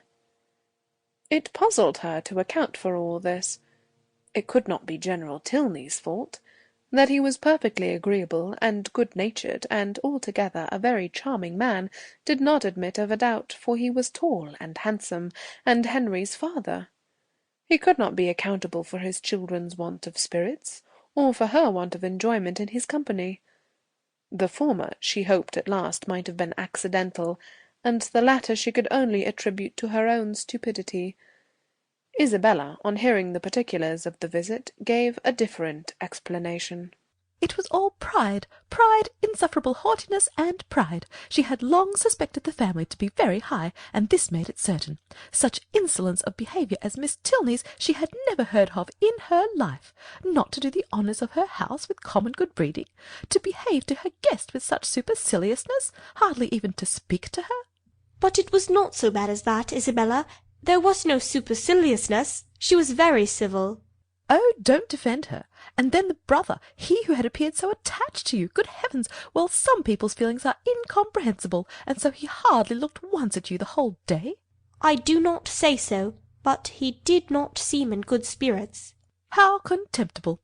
Of all things in the world, inconstancy is my aversion. Let me entreat you never to think of him again, my dear Catherine. Indeed, he is unworthy of you.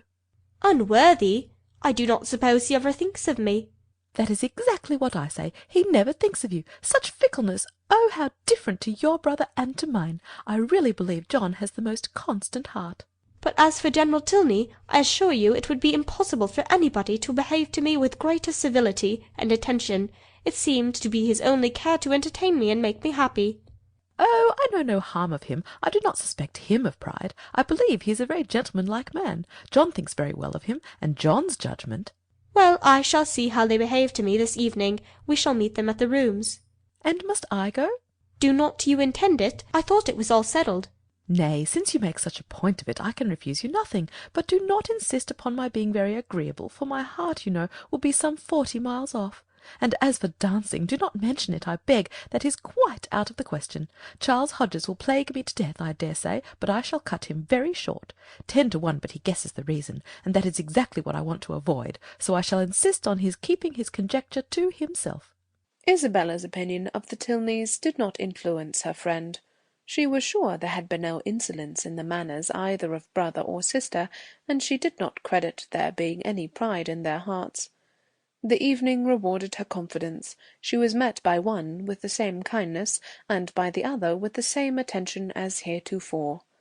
Miss Tilney took pains to be near her, and Henry asked her to dance.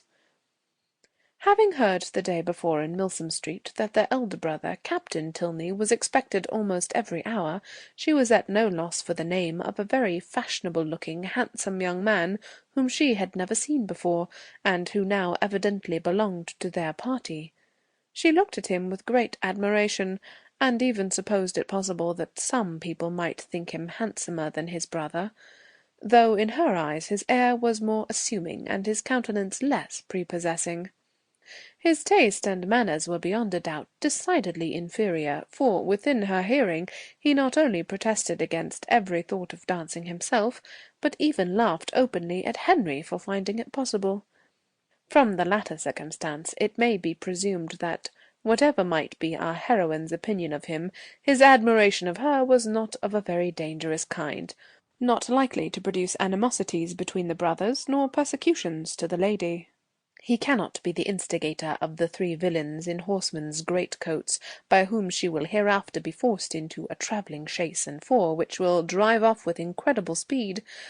Catherine, meanwhile, undisturbed by presentiments of such an evil, or of any evil at all, except that of having but a short set to dance down, enjoyed her usual happiness with Henry Tilney, listening with sparkling eyes to everything he said, and, in finding him irresistible, becoming so herself.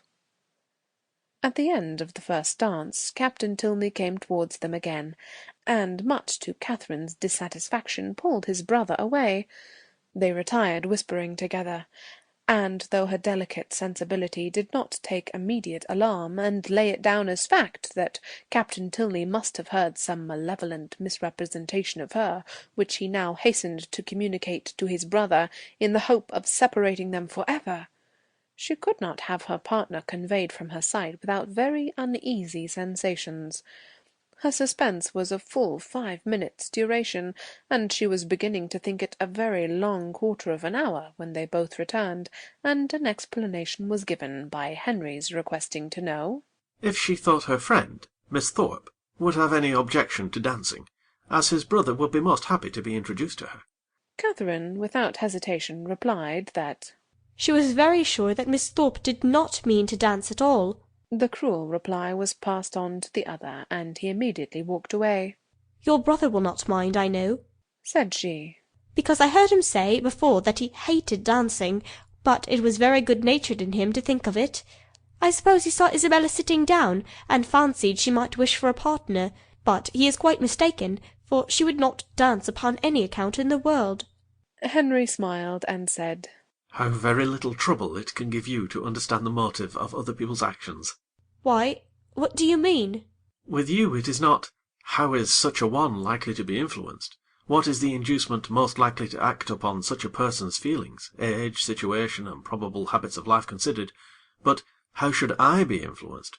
What will be my inducement in acting so and so?" "I do not understand you." "Then we are on very unequal terms, for I understand you perfectly well." "Me? Yes, I cannot speak well enough to be unintelligible." "Bravo! An excellent satire on modern language." "But pray tell me what you mean." "Shall I indeed? Do you really desire it? But you are not aware of the consequences. It will involve you in a very cruel embarrassment, and certainly bring on a disagreement between us." "No, no, it shall not do either. I am not afraid." "Well, then, I only meant that your attributing my brother's wish of dancing with Miss Thorpe to good nature alone convinced me of your being superior in good nature yourself to all the rest of the world." Catherine blushed and disclaimed, and the gentleman's predictions were verified. There was a something, however, in his words which repaid her for the pain of confusion, and that something occupied her mind so much that she drew back for some time, forgetting to speak or to listen, and almost forgetting where she was, till, roused by the voice of Isabella, she looked up and saw her with Captain Tilney preparing to give them hands across. Isabella shrugged her shoulders and smiled, the only explanation of this extraordinary change which could at that time be given. But as it was not quite enough for Catherine's comprehension, she spoke her astonishment in very plain terms to her partner. I cannot think how it could happen. Isabella was so determined not to dance. And did Isabella never change her mind before? Oh, but because... And your brother. After what you told him from me, how could he think of going to ask her? I cannot take surprise to myself on that head. You bid me be surprised on your friend's account, and therefore I am. But as for my brother, his conduct in the business, I must own, has been no more than I believed him perfectly equal to. The fairness of your friend was an open attraction. Her firmness, you know, could only be understood by yourself. You are laughing, but I assure you Isabella is very firm in general. It is as much as should be said of anyone. To be always firm must be to be often obstinate. When properly to relax is the trial of judgment, and, without reference to my brother, I really think Miss Thorpe has by no means chosen ill in fixing on the present hour. The friends were not able to get together for any confidential discourse till all the dancing was over, but then, as they walked about the room arm in arm, Isabella thus explained herself. I do not wonder at your surprise, and I am really fatigued to death. He is such a rattle, amusing enough if my mind had been disengaged, but I would have given the world to sit still. Then why did not you? Oh, my dear, it would have looked so particular, and you know how I abhor doing that. I refused him as long as I possibly could, but he would take no denial. You have no idea how he pressed me. I begged him to excuse me and get some other partner, but no, not he. After aspiring to my hand, there was nobody else in the room he could bear to think of, and it was not that he wanted merely to dance, he wanted to be with me. Oh, such nonsense! I told him he had taken a very unlikely way to prevail upon me, for of all things in the world I hated fine speeches and compliments, and so then I found there would be no peace if I did not stand up. Besides, I thought Mrs. Hughes, who introduced him, might take it ill if I did not, and your dear brother, I am sure he would have been miserable if I had sat down the whole evening. I am so glad it is over. My spirits are quite jaded with listening to his nonsense, and then, being such a smart young fellow, I saw every eye was upon us. He is very handsome indeed. Handsome, yes, I suppose he may. I dare say people would admire him in general, but he is not at all in my style of beauty. I hate a florid complexion and dark eyes in a man. However, he is very well. Amazingly conceited, I am sure. I took him down several times, you know, in my way. When the young ladies next met, they had a far more interesting subject to discuss. James Morland's second letter was then received, and the kind intentions of his father fully explained. A living, of which Mr. Morland was himself patron and incumbent, of about £400 yearly value, was to be resigned to his son as soon as he should be old enough to take it. No trifling deduction from the family income, no niggardly assignment to one of 10 children. An estate of at least equal value, moreover, was assured as his future inheritance. James expressed himself on the occasion with becoming gratitude, and the necessity of waiting between 2 and 3 years before they could marry being, however unwelcome, no more than he had expected, was borne by him without discontent. Catherine, whose expectations had been as unfixed as her ideas of her father's income, and whose judgment was now entirely led by her brother, felt equally well satisfied, and heartily congratulated Isabella on having everything so pleasantly settled. It is very charming indeed, said Isabella with a grave face. Mr. Moreland has behaved vastly handsome indeed, said the gentle Mrs. Thorpe, looking anxiously at her daughter. I only wish I could do as much. One could not expect more from him, you know. If he finds he can do more by and by, I dare say he will, for I am sure he must be an excellent good-hearted man. 400 is but a small income to begin on indeed, but your wishes, my dear Isabella, are so moderate, you do not consider how little you ever want, my dear. It is not on my own account I wish for more, but I cannot bear to be the means of injuring my dear Morland, making him sit down upon an income hardly enough to find one in the common necessaries of life. For myself it is nothing. I never think of myself." I know you never do, my dear, and you will always find your reward in the affection it makes everybody feel for you.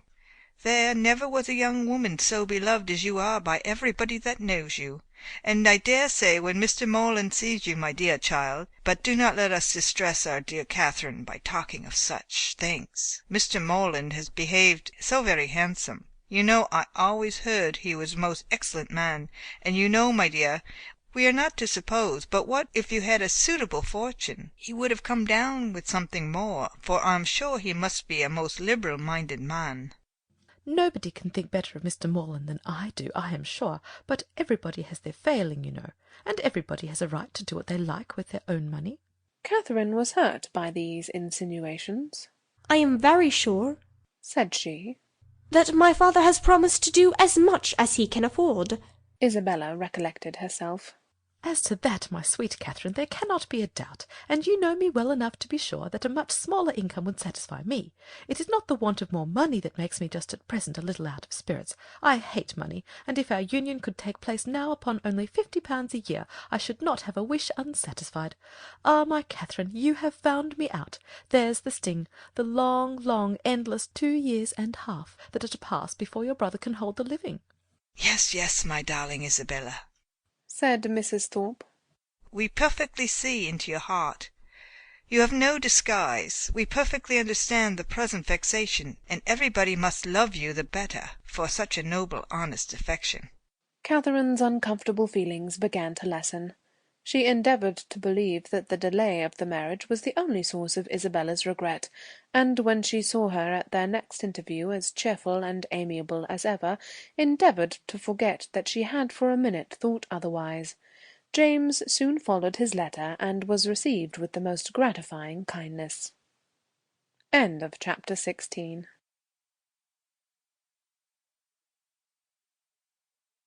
Chapter 17.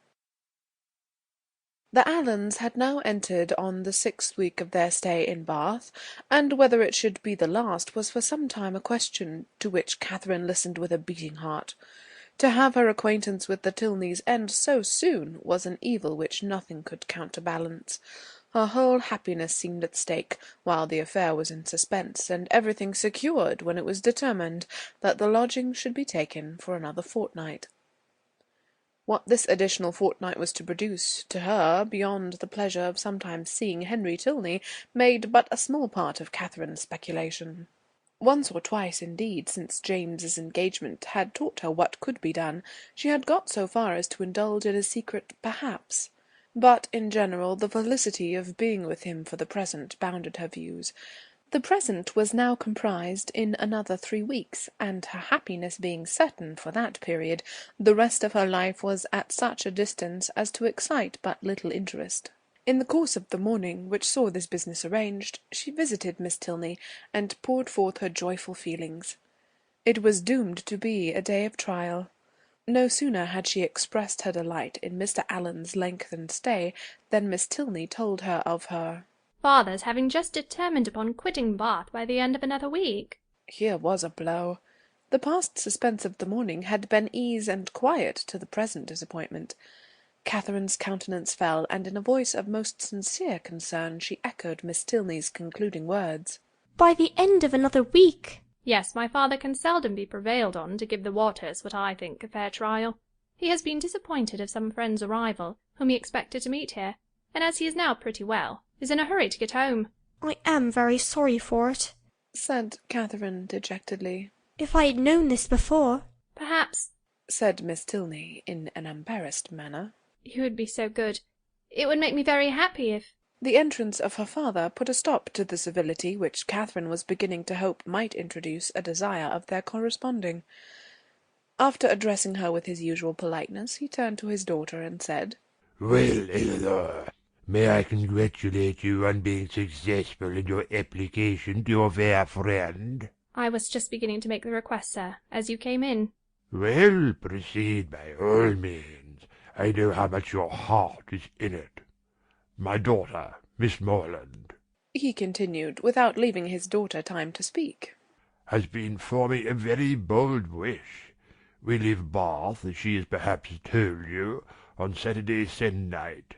A letter from my steward tells me that my presence is wanted at home, and being disappointed in my hope of seeing the Marquis of Longtown and General Courtenay here, some of my very old friends, there is nothing to detain me longer in Bath.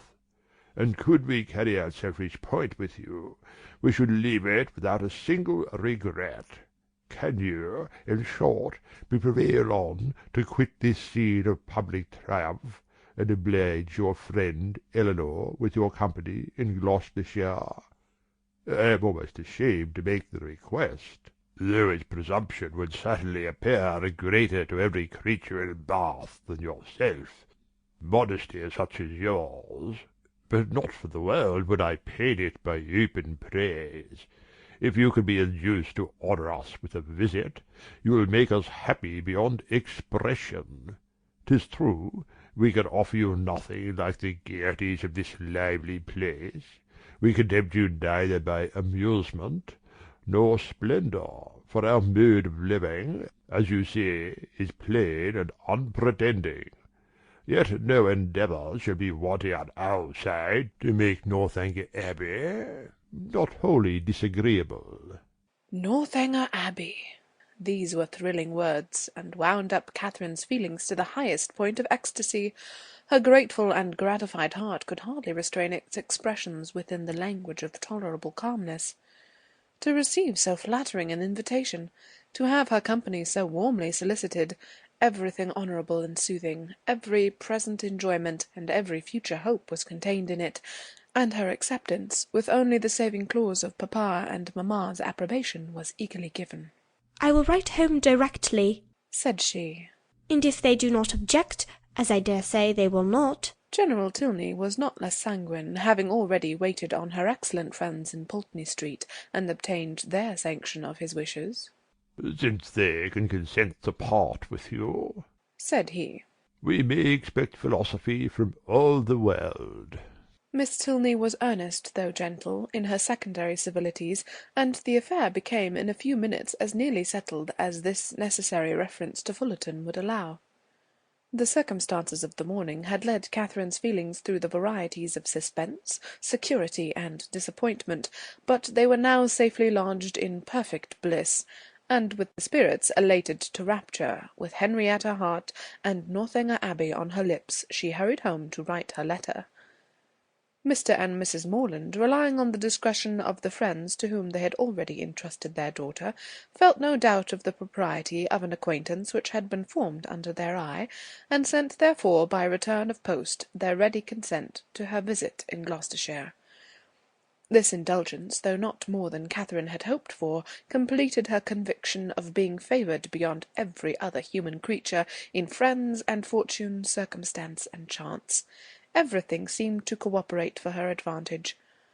By the kindness of her first friends, the Allens, she had been introduced into scenes where pleasures of every kind had met her.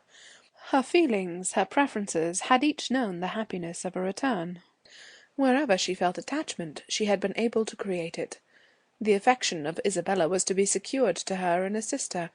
The Tilneys, they by whom, above all, she desired to be favourably thought of, outstripped even her wishes in the flattering measures by which their intimacy was to be continued. She was to be their chosen visitor. She was to be for weeks under the same roof with the person whose society she most prized, and, in addition to all the rest, this roof was to be the roof of an abbey. Her passion for ancient edifices was next in degree to her passion for Henry Tilney, and castles and abbeys made usually the charm of those reveries which his image did not fill. To see and explore either the ramparts and keep of the one, or the cloisters of the other, had been for many weeks a darling wish, though to be more than the visitor of an hour had seemed too nearly impossible for desire. And yet this was to happen. With all the chances against her of house, hall, place, park, court, and cottage, Northanger turned up an abbey, and she was to be its inhabitant. Its long damp passages, its narrow cells and ruined chapel were to be within her daily reach, and she could not entirely subdue the hope of some traditional legends, some awful memorials of an injured and ill-fated nun. It was wonderful that her friend should seem so little elated by the possession of such a home, that the consciousness of it should be so meekly borne. The power of early habit only could account for it. A distinction to which they had been born gave no pride. Their superiority of abode was no more to them than their superiority of person. Many were the inquiries she was eager to make of Miss Tilney, but so active were her thoughts that when these inquiries were answered she was hardly more assured than before of Northanger Abbey having been a richly endowed convent at the time of the Reformation, of its having fallen into the hands of an ancestor of the Tilneys on its dissolution, of a large portion of the ancient building still making a part of the present dwelling, although the rest was decayed, or of its standing low in a valley, sheltered from the north and east by rising woods of oak. End of chapter 17.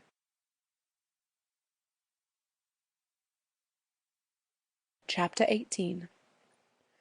With a mind thus full of happiness, Catherine was hardly aware that 2 or 3 days had passed away without her seeing Isabella for more than a few minutes together. She began first to be sensible of this, and to sigh for her conversation, as she walked along the pump-room one morning by Mrs. Allen's side, without anything to say or to hear, and scarcely had she felt a 5 minutes' longing of friendship before the object of it appeared, and, inviting her to a secret conference, led the way to a seat. "This is my favourite place," said she, as they sat down on a bench between the doors, which commanded a tolerable view of everybody entering at either. "It is so out of the way." Catherine, observing that Isabella's eyes were continually bent towards one door or the other, as in eager expectation, and remembering how often she had been falsely accused of being arch, thought the present a fine opportunity for being really so, and therefore gaily said, "Do not be uneasy, Isabella. James will soon be here." "Pshaw, my dear creature," she replied. "do not think me such a simpleton as to be always wanting to confine him to my elbow. It would be hideous to be always together. We should be the jest of the place. And so you are going to Northanger. I am amazingly glad of it. It is one of the finest old places in England, I understand. I shall depend upon a most particular description of it." "You shall certainly have the best in my power to give. But who are you looking for? Are your sisters coming?" "I am not looking for anybody. One's eyes must be somewhere, and you know what a foolish trick I have of fixing mine when my thoughts are 100 miles off. I am amazingly absent. I believe I am the most absent creature in the world. Tilney says it is always the case with minds of a certain stamp." "But I thought, Isabella, you had something in particular to tell me." "Oh, yes, and so I have. But here is a proof of what I was saying. My poor head, I had quite forgot it. Well, the thing is this. I have just had a letter from John. You can guess the contents." "No, indeed, I cannot." "My sweet love, do not be so abominably affected. What can he write about but yourself? You know he is over head and ears in love with you." "With me, dear Isabella?" "Nay, my sweetest Catherine, this is being quite absurd. Modesty and all that is very well in its way, but really a little common honesty is sometimes quite as becoming. I have no idea of being so overstrained. It is fishing for compliments. His attentions were such as a child must have noticed, and it was but half an hour before he left Bath that you gave him the most positive encouragement. He says so in this letter, says that he as good as made you an offer, and that you received his advances in the kindest way, and now he wants me to urge his suit, and say all manner of pretty things to you, so it is in vain to affect ignorance." Catherine, with all the earnestness of truth, expressed her astonishment at such a charge, protesting her innocence of every thought of Mr. Thorpe's being in love with her, and the consequent impossibility of her having ever intended to encourage him. "As to any attentions on his side, I do declare, upon my honour, I never was sensible of them for a moment, except just his asking me to dance the first day of his coming.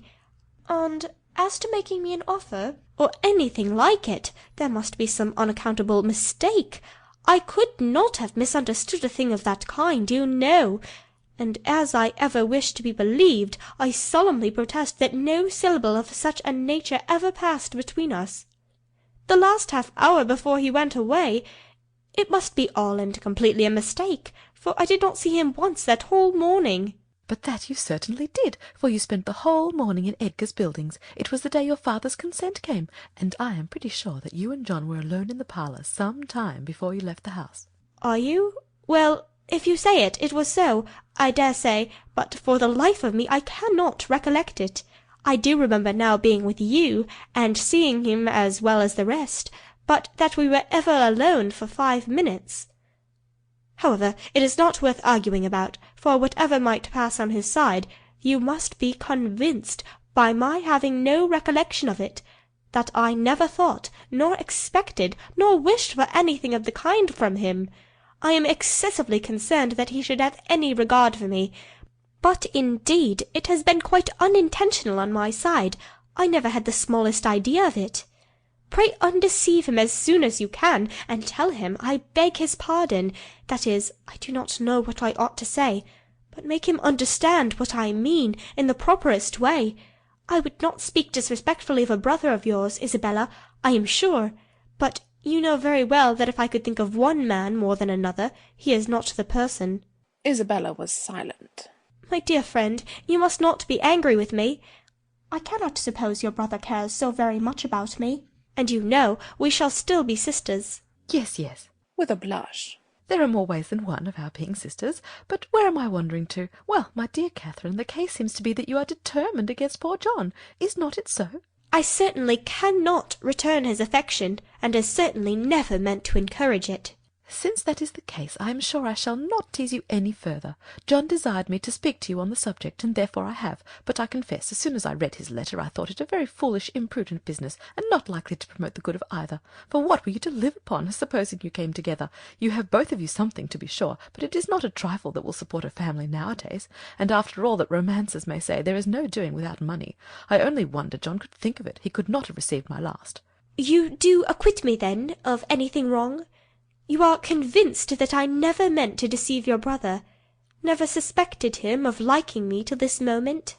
Oh, as to that, answered Isabella laughingly, I do not pretend to determine what your thoughts and designs in time past may have been. All that is best known to yourself. A little harmless flirtation or so will occur, and one is often drawn on to give more encouragement than one wishes to stand by. But you may be assured that I am the last person in the world to judge you severely. All those things should be allowed for in youth and high spirits. What one means one day, you know, one may not mean the next. Circumstances change, opinions alter. But my opinion of your brother never did alter. It was always the same. You are describing what never happened.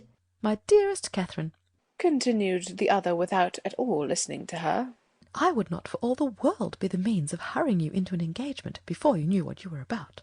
I do not think anything would justify me in wishing you to sacrifice all your happiness merely to oblige my brother, because he is my brother, and who perhaps, after all, you know, might be just as happy without you, for people seldom know what they would be at, young men especially. They are so amazingly changeable and inconstant. What I say is, why should a brother's happiness be dearer to me than a friend's? You know, I carry my notions of friendship pretty high, but above all things, my dear Catherine, do not be in a hurry.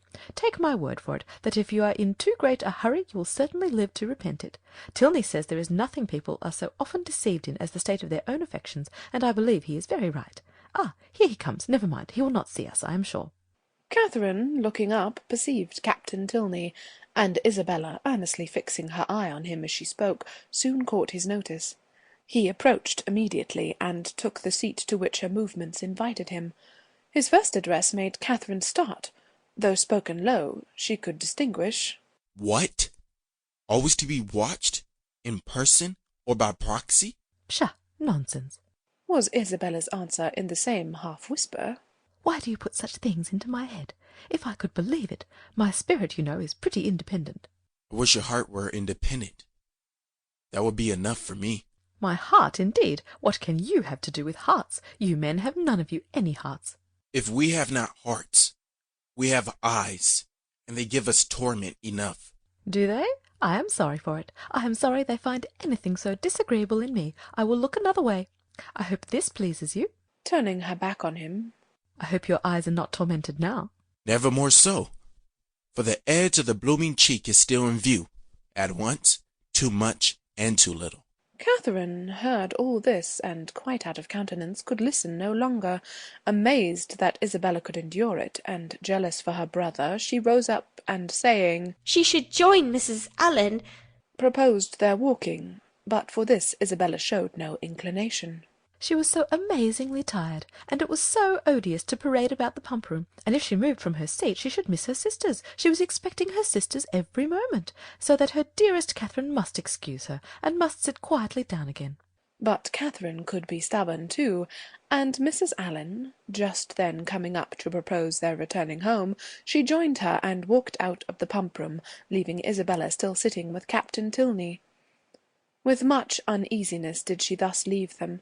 It seemed to her that Captain Tilney was falling in love with Isabella, and Isabella unconsciously encouraging him. Unconsciously it must be, for Isabella's attachment to James was as certain and well acknowledged as her engagement. To doubt her truth or good intentions was impossible, and yet during the whole of their conversation her manner had been odd. She wished Isabella had talked more like her usual self, and not so much about money, and had not looked so well pleased at the sight of Captain Tilney. How strange that she should not perceive his admiration! Catherine longed to give her a hint of it, to put her on her guard, and prevent all the pain which her too lively behaviour might otherwise create both for him and her brother. The compliment of John Thorpe's affection did not make amends for this thoughtlessness in his sister. She was almost as far from believing as from wishing it to be sincere, for she had not forgotten that he could mistake, and his assertion of the offer and of her encouragement convinced her that his mistakes could sometimes be very egregious. In vanity, therefore, she gained but little. Her chief profit was in wonder. That he should think it worth his while to fancy himself in love with her was a matter of lively astonishment. Isabella talked of his attentions. She had never been sensible of any. But Isabella had said many things which she hoped had been spoken in haste, and would never be said again, and upon this she was glad to rest altogether for present ease and comfort. End of chapter 18.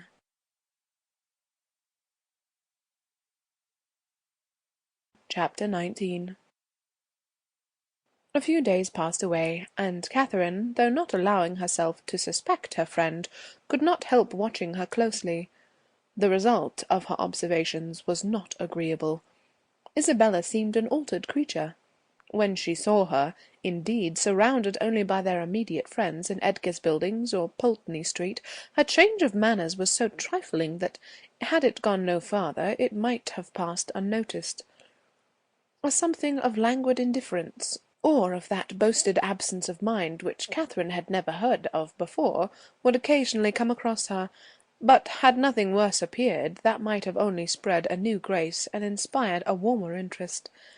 But when Catherine saw her in public, admitting Captain Tilney's attentions as readily as they were offered, and allowing him almost an equal share with James in her notice and smiles, the alteration became too positive to be passed over. What could be meant by such unsteady conduct? What her friend could be at was beyond her comprehension. Isabella could not be aware of the pain she was inflicting, but it was a degree of wilful thoughtlessness which Catherine could not but resent. James was the sufferer. She saw him grave and uneasy, and, however careless of his present comfort the woman might be who had given him her heart, to her it was always an object.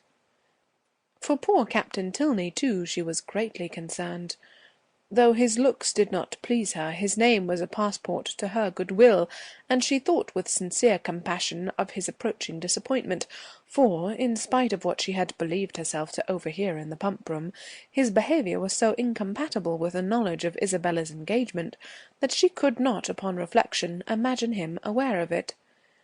He might be jealous of her brother as a rival, but if more had seemed implied, the fault must have been in her misapprehension. She wished, by a gentle remonstrance, to remind Isabella of her situation, and make her aware of this double unkindness. But for remonstrance, either opportunity or comprehension was always against her. If able to suggest a hint, Isabella could never understand it. In this distress, the intended departure of the Tilney family became her chief consolation. Their journey into Gloucestershire was to take place within a few days, and Captain Tilney's removal would at least restore peace to every heart but his own.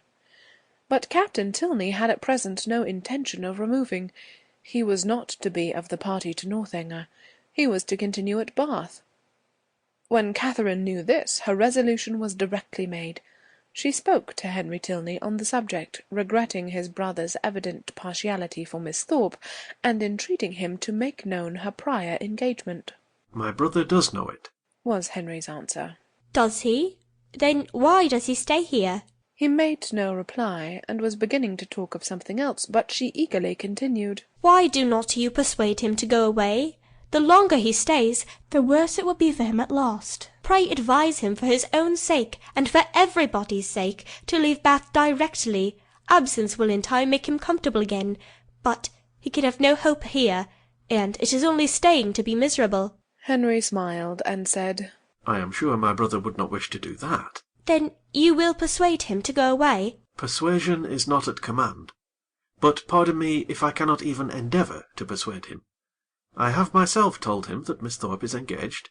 He knows what he is about, and must be his own master." No, he does not know what he is about, cried Catherine. He does not know the pain he is giving my brother. Not that James has ever told me so, but I am sure he is very uncomfortable. "And are you sure it is my brother's doing?" Yes, very sure.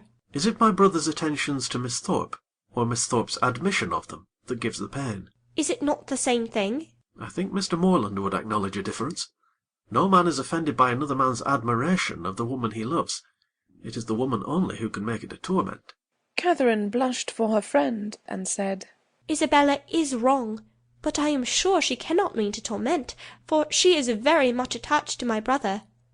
She has been in love with him ever since they first met, and while my father's consent was uncertain, she fretted herself almost into a fever. You know she must be attached to him." "I understand.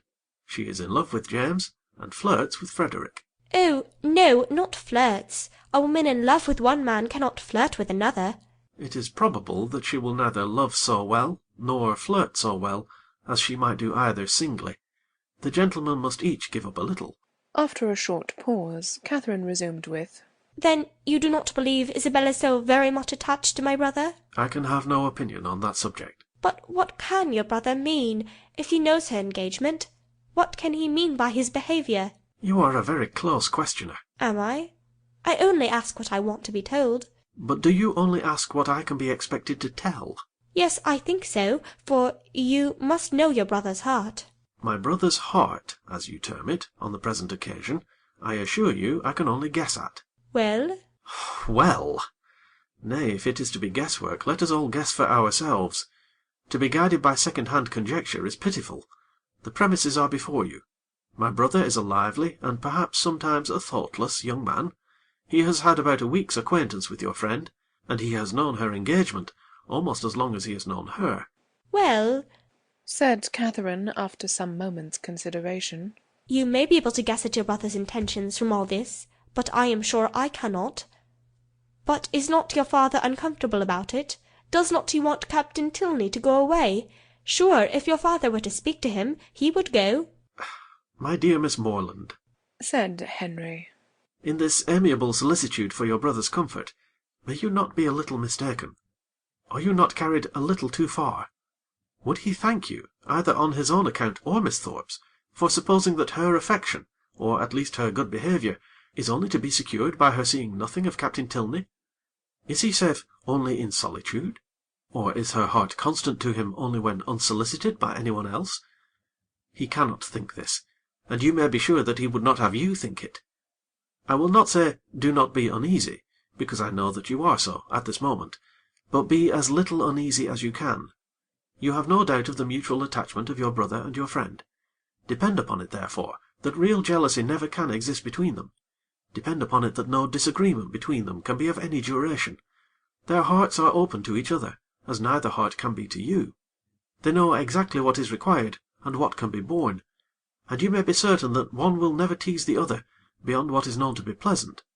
Perceiving her still to look doubtful and grave, he added, "Though Frederick does not leave Bath with us, he will probably remain but a very short time. perhaps only a few days behind us. His leave of absence will soon expire, and he must return to his regiment. And what will then be their acquaintance? The mess room will drink Isabella Thorpe for a fortnight, and she will laugh with your brother over poor Tilney's passion for a month. Catherine would contend no longer against comfort. She had resisted its approaches during the whole length of a speech, but it now carried her captive. Henry Tilney must know best. She blamed herself for the extent of her fears, and resolved never to think so seriously on the subject again. Her resolution was supported by Isabella's behaviour in their parting interview. The Thorpes spent the last evening of Catherine's stay in Pulteney Street, and nothing passed between the lovers to excite her uneasiness or make her quit them in apprehension. James was in excellent spirits, and Isabella most engagingly placid. Her tenderness for her friend seemed rather the first feeling of her heart, but that at such a moment was allowable, and once she gave her lover a flat contradiction, and once she drew back her hand, but Catherine remembered Henry's instructions, and placed it all to judicious affection. The embraces, tears, and promises of the parting fair ones may be fancied. End of chapter 19.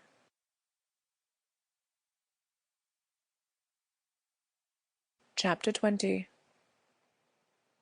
Mr. and Mrs. Allen were sorry to lose their young friend, whose good humour and cheerfulness had made her a valuable companion, and in the promotion of whose enjoyment their own had been gently increased. Her happiness in going with Miss Tilney, however, prevented their wishing it otherwise, and as they were to remain only one more week in Bath themselves, her quitting them now would not long be felt. Mr. Allen attended her to Milsom Street, where she was to breakfast, and saw her seated with the kindest welcome among her new friends. But so great was her agitation in finding herself as one of the family, and so fearful was she of not doing exactly what was right, and of not being able to preserve their good opinion, that in the embarrassment of the first 5 minutes she could almost have wished to return with him to Pulteney Street. Miss Tilney's manners and Henry's smile soon did away some of her unpleasant feelings, but still she was far from being at ease, nor could the incessant attentions of the General himself entirely reassure her. Nay, perverse as it seemed, she doubted whether she might not have felt less had she been less attended to.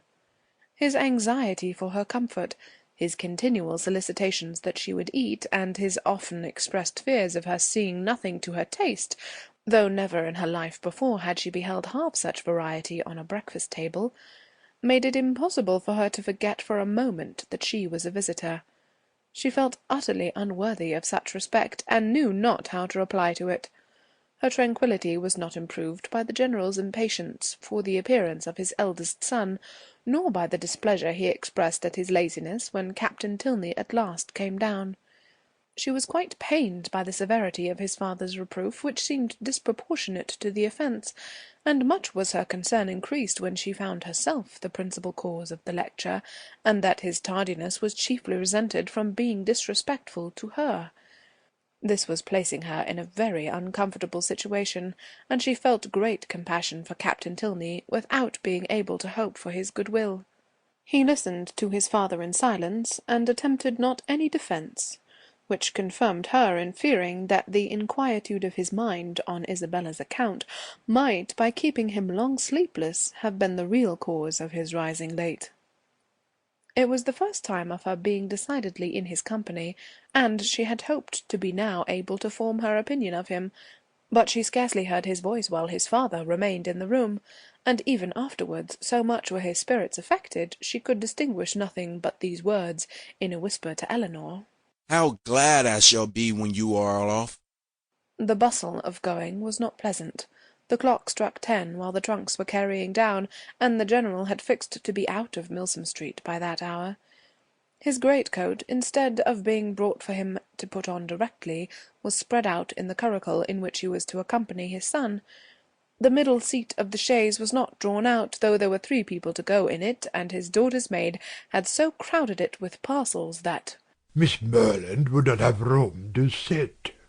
And so much was he influenced by this apprehension when he handed her in, that she had some difficulty in saving her own new writing-desk from being thrown out into the street.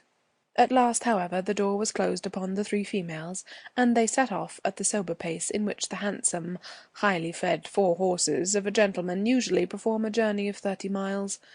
Such was the distance of Northanger from Bath, to be now divided into 2 equal stages. Catherine's spirits revived as they drove from the door, for with Miss Tilney she felt no restraint, and with the interest of a road entirely new to her, of an abbey before and a curricle behind, she caught the last view of Bath without any regret, and met with every milestone before she expected it. The tediousness of a 2 hours' wait at Petit France, in which there was nothing to be done but to eat without being hungry, and loiter about without anything to see, next followed, and her admiration of the style in which they travelled, of the fashionable chaise and four, postilions handsomely liveried rising so regularly in their stirrups, and numerous outriders properly mounted, sunk a little under this consequent inconvenience.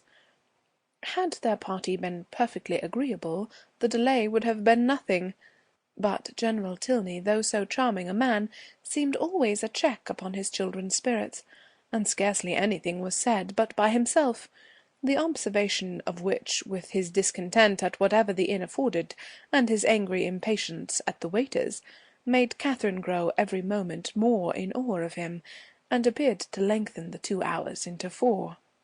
At last, however, the order of release was given, and much was Catherine then surprised by the General's proposal of her taking his place in his son's curricle for the rest of the journey. The day was fine, and he was anxious for her seeing as much of the country as possible.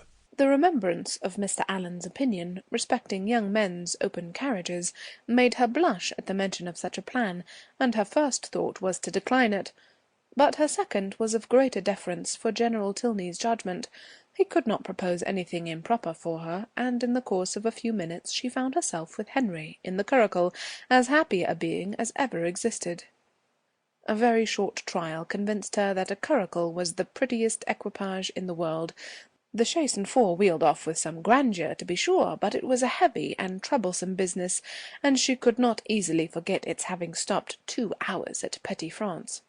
Half the time would have been enough for the curricle, and so nimbly were the light horses disposed to move, that had not the General chosen to have his own carriage lead the way, they could have passed it with ease in half a minute. But the merit of the curricle did not all belong to the horses. Henry drove so well, so quietly, without making any disturbance, without parading to her or swearing at them, so different from the only gentleman coachman whom it was in her power to compare him with. And then his hat sat so well, and the innumerable capes of his greatcoat looked so becomingly important. To be driven by him, next to being dancing with him, was certainly the greatest happiness in the world. In addition to every other delight, she had now that of listening to her own praise, of being thanked, at least on his sister's account, for her kindness in thus becoming her visitor, of hearing it ranked as real friendship, and described as creating real gratitude. "His sister," he said, "was uncomfortably circumstanced. She had no female companion, and in the frequent absence of her father, was sometimes without any companion at all." "But how can that be?" said Catherine. "Are you not with her?" "Northanger is not more than half my home. I have an establishment at my own house in Woodston, which is nearly 20 miles from my father's, and some of my time is necessarily spent there." "How sorry you must be for that." "I am always sorry to leave Eleanor."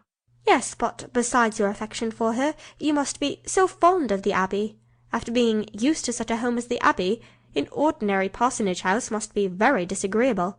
He smiled and said, "You have formed a very favourable idea of the Abbey." "To be sure I have. Is it not a fine old place, just like what one reads about?" "And are you prepared to encounter all the horrors that a building such as what one reads about may produce? Have you a stout heart, nerves fit for sliding panels and tapestry?" "Oh, yes, I do not think I should be easily frightened, because there would be so many people in the house, and besides, it has never been uninhabited, and left deserted for years. And then the family come back to it unawares, without giving any notice, as generally happens." "No, certainly. We shall not have to explore our way into a hall dimly lighted by the expiring embers of a wood fire, nor be obliged to spread our beds on the floor of a room without windows, doors, or furniture. But you must be aware that when a young lady is, by whatever means, introduced into a dwelling of this kind, she is always lodged apart from the rest of the family. While they snugly repair to their own end of the house, she is formally conducted by Dorothy, the ancient housekeeper, up a different staircase, and along many gloomy passages, into an apartment never used since some cousin or kin died in it, about 20 years before. Can you stand such a ceremony as this? Will not your mind misgive you when you find yourself in this gloomy chamber, too lofty and extensive for you, with only the feeble rays of a single lamp to take in its size, its walls hung with tapestry, exhibiting figures as large as life, and the bed of dark green stuff, or purple velvet, presenting even a funereal appearance? Will not your heart sink within you? Oh, but this will not happen to me, I am sure. How fearfully will you examine the furniture of your apartment, and what will you discern? Not tables, toilettes, wardrobes, or drawers, but on one side perhaps the remains of a broken lute, on the other a ponderous chest, which no efforts can open, and over the fireplace the portrait of some handsome warrior, whose features will so incomprehensibly strike you that you will not be able to withdraw your eyes from it. Dorothy, meanwhile, no less struck by your appearance, gazes on you in great agitation, and drops a few unintelligible hints. To raise your spirits, moreover, she gives you reason to suppose that the part of the abbey you inhabit is undoubtedly haunted, and informs you that you will not have a single domestic within call. With this parting cordial she curtsies off. You listen to the sound of her receding footsteps as long as the last echo can reach you, and when with fainting spirits you attempt to fasten your door, you discover, with increased alarm, that it has no lock. Oh, Mr. Tilney, how frightful! This is just like a book. But it cannot really happen to me. I am sure your housekeeper is not really Dorothy. Well, what then? Nothing further to alarm, perhaps, may occur the first night. After surmounting your unconquerable horror of the bed, you will retire to rest, and get a few hours' unquiet slumber. But on the second, or at furthest the third night after your arrival, you will probably have a violent storm. Peals of thunder so loud as to seem to shake the edifice to its foundation will roll round the neighbouring mountains, and during the frightful gusts of wind which accompany it, you will probably think you discern, for your lamp is not extinguished, one part of the hanging more violently agitated than the rest. Unable, of course, to repress your curiosity in so favourable a moment for indulging it, you will instantly arise, and throwing your dressing-gown around you, proceed to examine this mystery. After a very short search, you will discover a division in the tapestry, so artfully constructed as to defy the minutest inspection, and on opening it, a door will immediately appear, which door, being only secured by massy bars and a padlock, you will, after a few efforts, succeed in opening, and with your lamp in your hand, will pass through it into a small vaulted room. No, indeed, I should be too much frightened to do any such thing. What? Not when Dorothy has given you to understand that there is a secret subterraneous communication between your apartment and the chapel of St. Anthony scarcely 2 miles off? Could you shrink from so simple an adventure? No, no, you will proceed into this small vaulted room, and through this into several others, without perceiving anything very remarkable in either. In one, perhaps, there may be a dagger, in another a few drops of blood, and in a third the remains of some instrument of torture. But there being nothing in all this out of the common way, and your lamp being nearly exhausted, you will return towards your own apartment. In repassing through the small vaulted room, however, your eyes will be attracted towards a large old-fashioned cabinet of ebony and gold, which, though narrowly examining the furniture before, you had passed unnoticed. Impelled by an irresistible presentiment, you will eagerly advance to it, unlock its folding doors, and search into every drawer, but for some time without discovering anything of importance, perhaps nothing but a considerable hoard of diamonds. At last, however, by touching a secret spring, an inner compartment will open, a roll of paper appears. You seize it. It contains many sheets of manuscript. You hasten with the precious treasure into your own chamber, but scarcely have you been able to decipher, "Oh, thou, whomsoever thou mayst be, into whose hands these memoirs of the wretched Matilda may fall," when your lamp suddenly expires in the socket, and leaves you in total darkness. Oh, no, no, do not say so. Well, go on. But Henry was too much amused by the interest he had raised to be able to carry it further. He could no longer command solemnity either of subject or voice, and was obliged to entreat her to use her own fancy in the perusal of Matilda's woes. Catherine, recollecting herself, grew ashamed of her eagerness, and began earnestly to assure him that her attention had been fixed, without the smallest apprehension of really meeting with what he related. Miss Tilney, she was sure, would never put her into such a chamber as he had described. She was not at all afraid. As they drew near the end of their journey, her impatience for a sight of the Abbey, for some time suspended by his conversation on subjects very different, returned in full force, and every bend in the road was expected with solemn awe to afford a glimpse of its massy walls of grey stone, rising amidst a grove of ancient oaks, with the last beams of the sun playing in beautiful splendour on its high Gothic windows. But so low did the building stand that she found herself passing through the great gates of the lodge into the very grounds of Northanger without having discerned even an antique chimney. She knew not that she had any right to be surprised, but there was a something in this mode of approach which she certainly had not expected.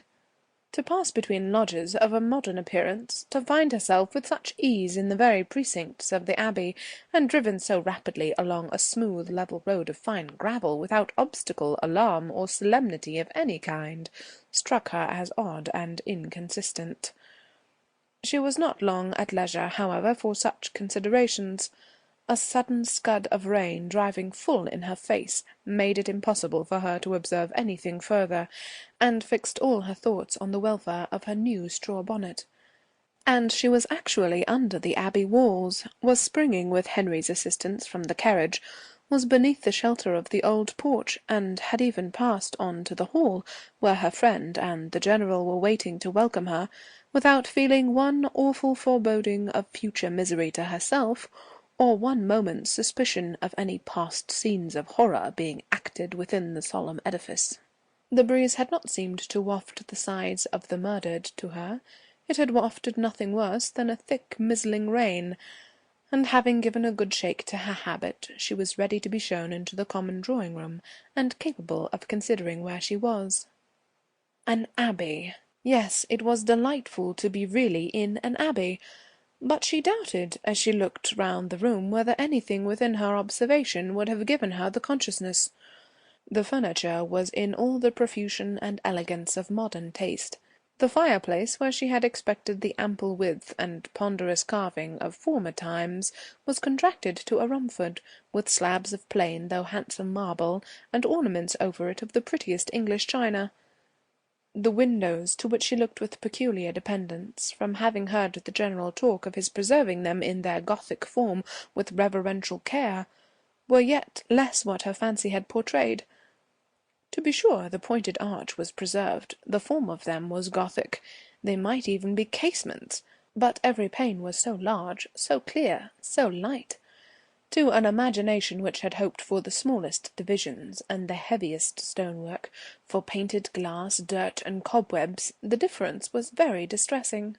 The General, perceiving how her eye was employed, began to talk of the smallness of the room, and the simplicity of the furniture, where everything, being for daily use, pretended only to comfort, etc., flattering himself, however, that there were some apartments in the Abbey not unworthy of her notice, and was proceeding to mention the costly gilding of one in particular, when, taking out his watch, he stopped short to pronounce it with surprise. "Within 20 minutes of 5." This seemed the word of separation, and Catherine found herself hurried away by Miss Tilney in such a manner as convinced her that the strictest punctuality to the family hours would be expected at Northanger.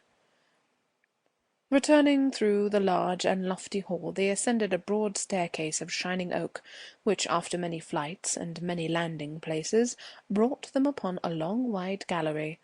On one side it had a range of doors, and it was lighted on the other by windows, which Catherine had only time to discover looked into a quadrangle, before Miss Tilney led the way into a chamber, and scarcely staying to hope she would find it comfortable, left her with an anxious entreaty that she would make as little alteration as possible in her dress. End of chapter 20.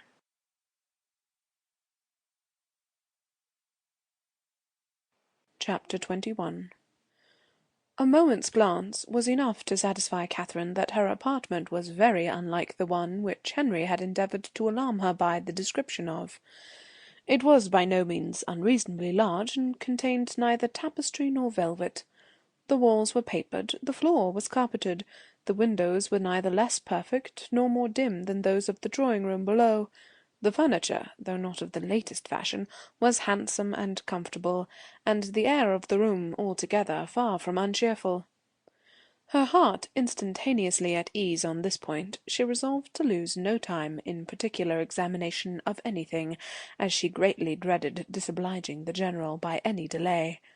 Her habit, therefore, was thrown off with all possible haste, and she was preparing to unpin the linen package, which the chaise seat had conveyed for her immediate accommodation, when her eye suddenly fell on a large high chest, standing back in a deep recess on one side of the fireplace.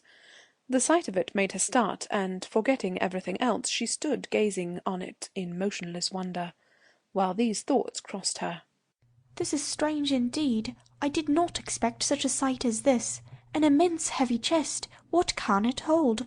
Why should it be placed here? Pushed back, too, as if meant to be out of sight. I will look into it. Cost me what it may, I will look into it, and directly, too, by daylight.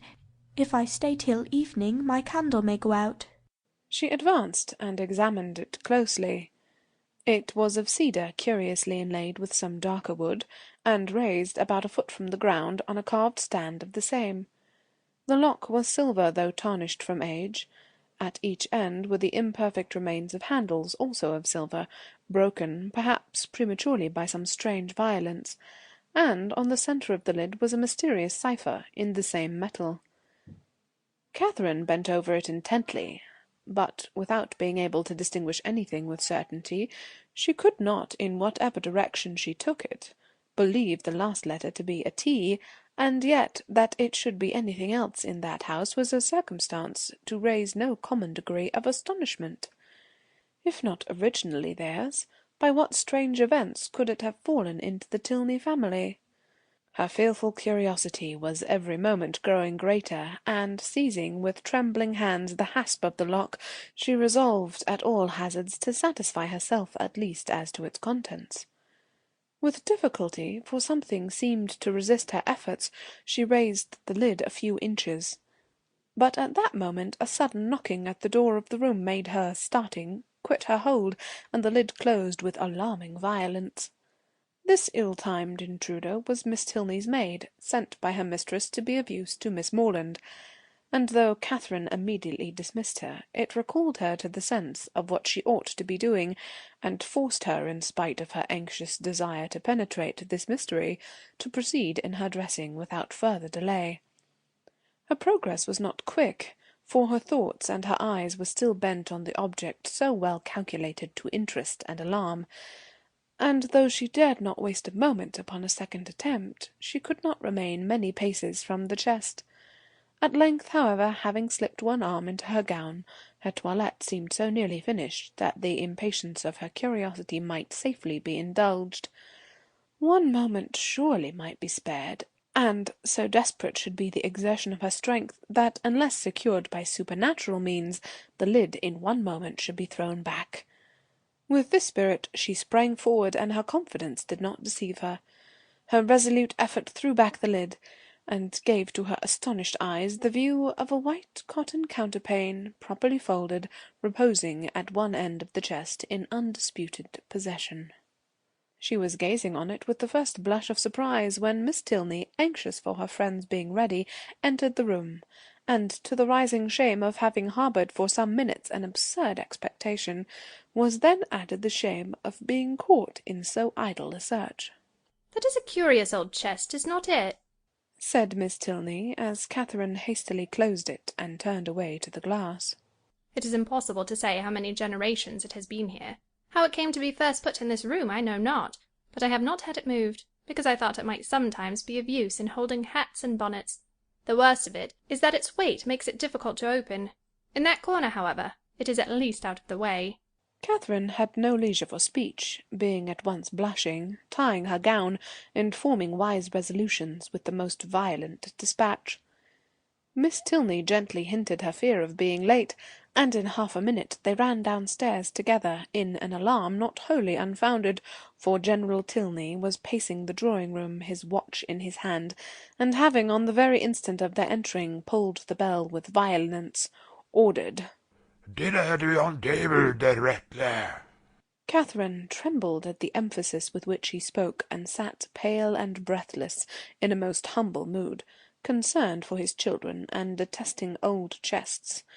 And the General, recovering his politeness as he looked at her, spent the rest of his time in scolding his daughter for so foolishly hurrying her fair friend, who was absolutely out of breath from haste, when there was not the least occasion for hurry in the world. But Catherine could not at all get over the double distress of having involved her friend in a lecture, and been a great simpleton herself, till they were happily seated at the dinner-table, when the General's complacent smiles, and a good appetite of her own, restored her to peace. The dining-parlour was a noble room, suitable in its dimensions to a much larger drawing-room than the one in common use, and fitted up in a style of luxury and expense which was almost lost on the unpractised eye of Catherine, who saw little more than its spaciousness and the number of their attendants. Of the former she spoke aloud her admiration, and the General, with a very gracious countenance, acknowledged that it was by no means an ill-sized room, and further confessed that, though as careless on such subjects as most people, he did look upon a tolerably large eating-room as one of the necessaries of life. He supposed, however, that she must have been used to much better-sized apartments at Mr. Allen's. No, indeed, was Catherine's honest assurance. Mr. Allen's dining-parlour was not half so large, and she had never seen so large a room as this in her life. The General's good humour increased. Why, as he had such rooms, he thought it would be simple not to make use of them.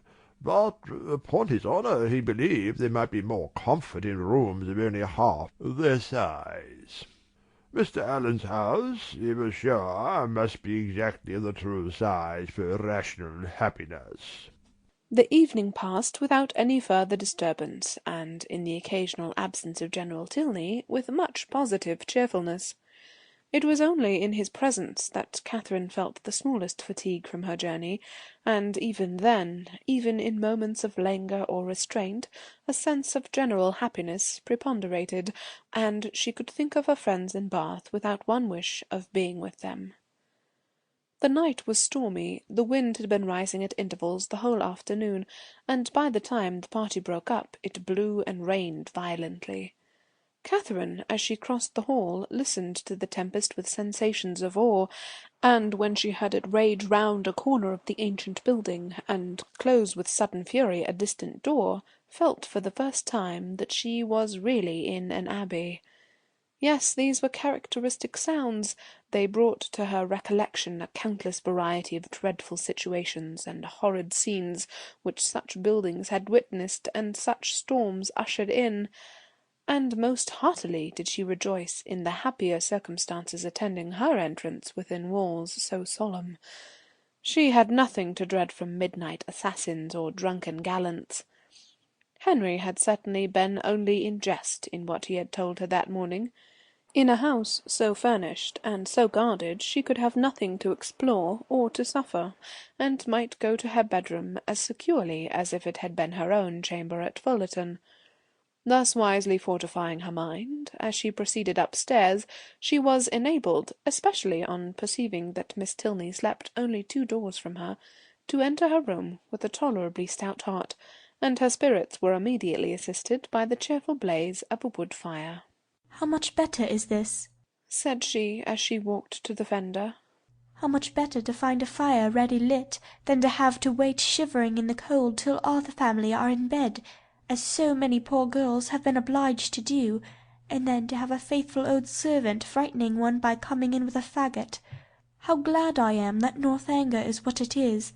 If it had been like some other places, I do not know that, in such a night as this, I could have answered for my courage, but now, to be sure, there is nothing to alarm one."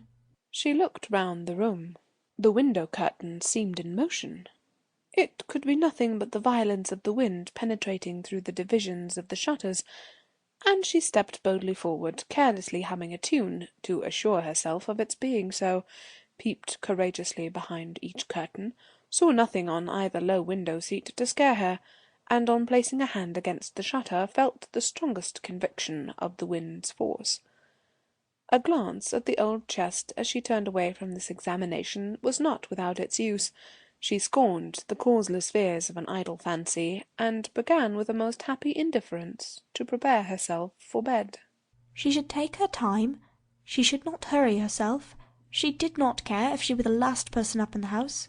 But she would not make up her fire. That would seem cowardly, as if she wished for the protection of light after she were in bed. The fire, therefore, died away, and Catherine, having spent the best part of an hour in her arrangements, was beginning to think of stepping into bed, when on giving a parting glance round the room, she was struck by the appearance of a high, old-fashioned black cabinet, which, though in a situation conspicuous enough, had never caught her notice before.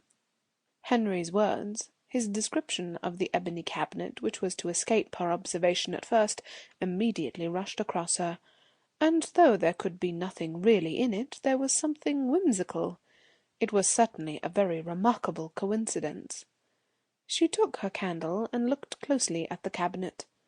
It was not absolutely ebony and gold, but it was Japan, black and yellow Japan, of the handsomest kind, and as she held her candle, the yellow had very much the effect of gold. The key was in the door, and she had a strange fancy to look into it, not, however, with the smallest expectation of finding anything. But it was so very odd, after what Henry had said. In short, she could not sleep till she had examined it. So, placing the candle with great caution on a chair, she seized the key with a very tremulous hand and tried to turn it. But it resisted her utmost strength. Alarmed, but not discouraged, she tried it another way. A bolt flew, and she believed herself successful.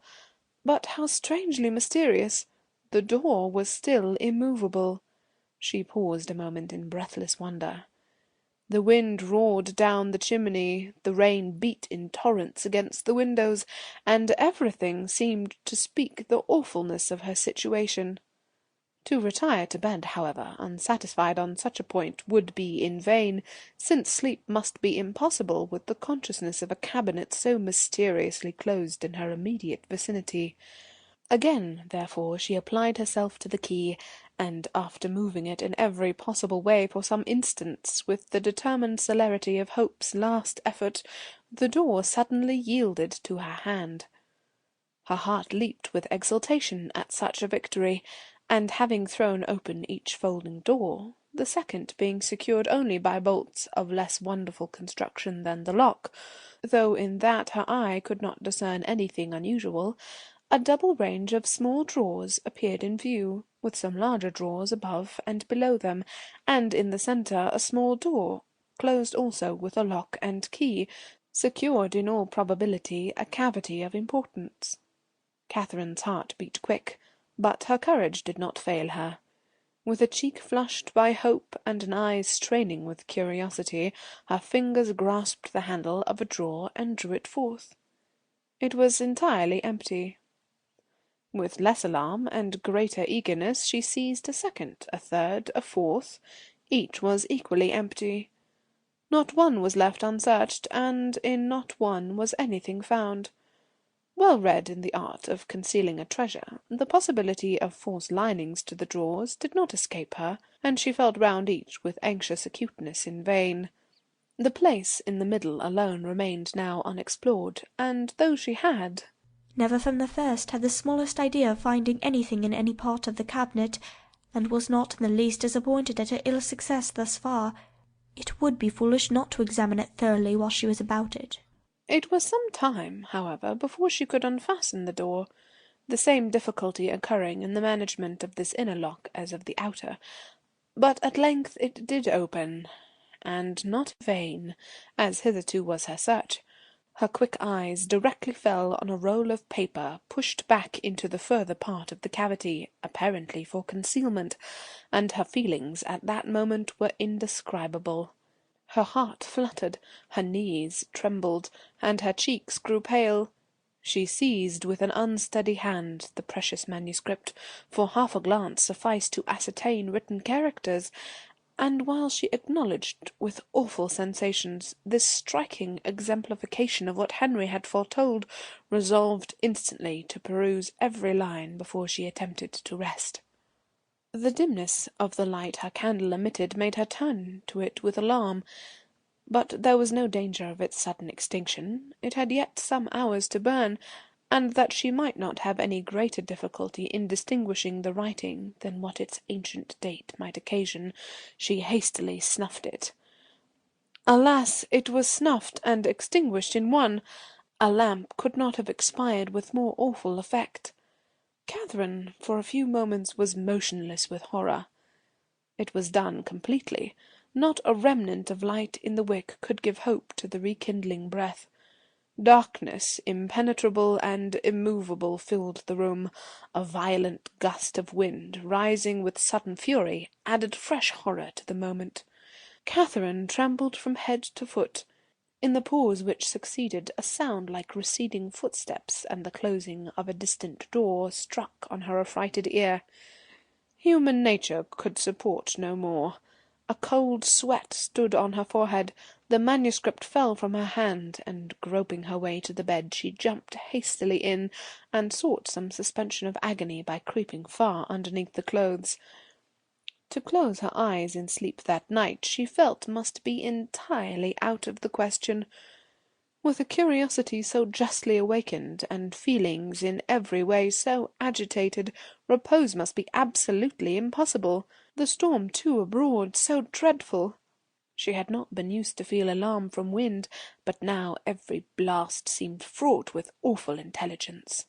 The manuscript so wonderfully found, so wonderfully accomplishing the morning's prediction. How was it to be accounted for?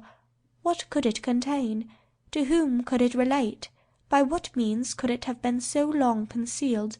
And how singularly strange that it should fall to her lot to discover it. Till she had made herself mistress of its contents, however, she could have neither repose nor comfort, and with the sun's first rays she was determined to peruse it. But many were the tedious hours which must yet intervene. She shuddered, tossed about in her bed, and envied every quiet sleeper. The storm still raged, and various were the noises, more terrific even than the wind which struck at intervals on her startled ear. The very curtains of her bed seemed at one moment in motion, and at another the lock of her door was agitated as if by the attempt of somebody to enter. Hollow murmurs seemed to creep along the gallery, and more than once her blood was chilled by the sound of distant moans. Hour after hour passed away, and the wearied Catherine had heard 3 proclaimed by all the clocks in the house, before the tempest subsided, or she unknowingly fell fast asleep. End of chapter 21. Chapter 22. The housemaid's folding back her window shutters at 8 o'clock the next day was the sound which first roused Catherine, and she opened her eyes, wondering that they could ever have been closed, on objects of cheerfulness. Her fire was already burning, and a bright morning had succeeded the tempest of the night.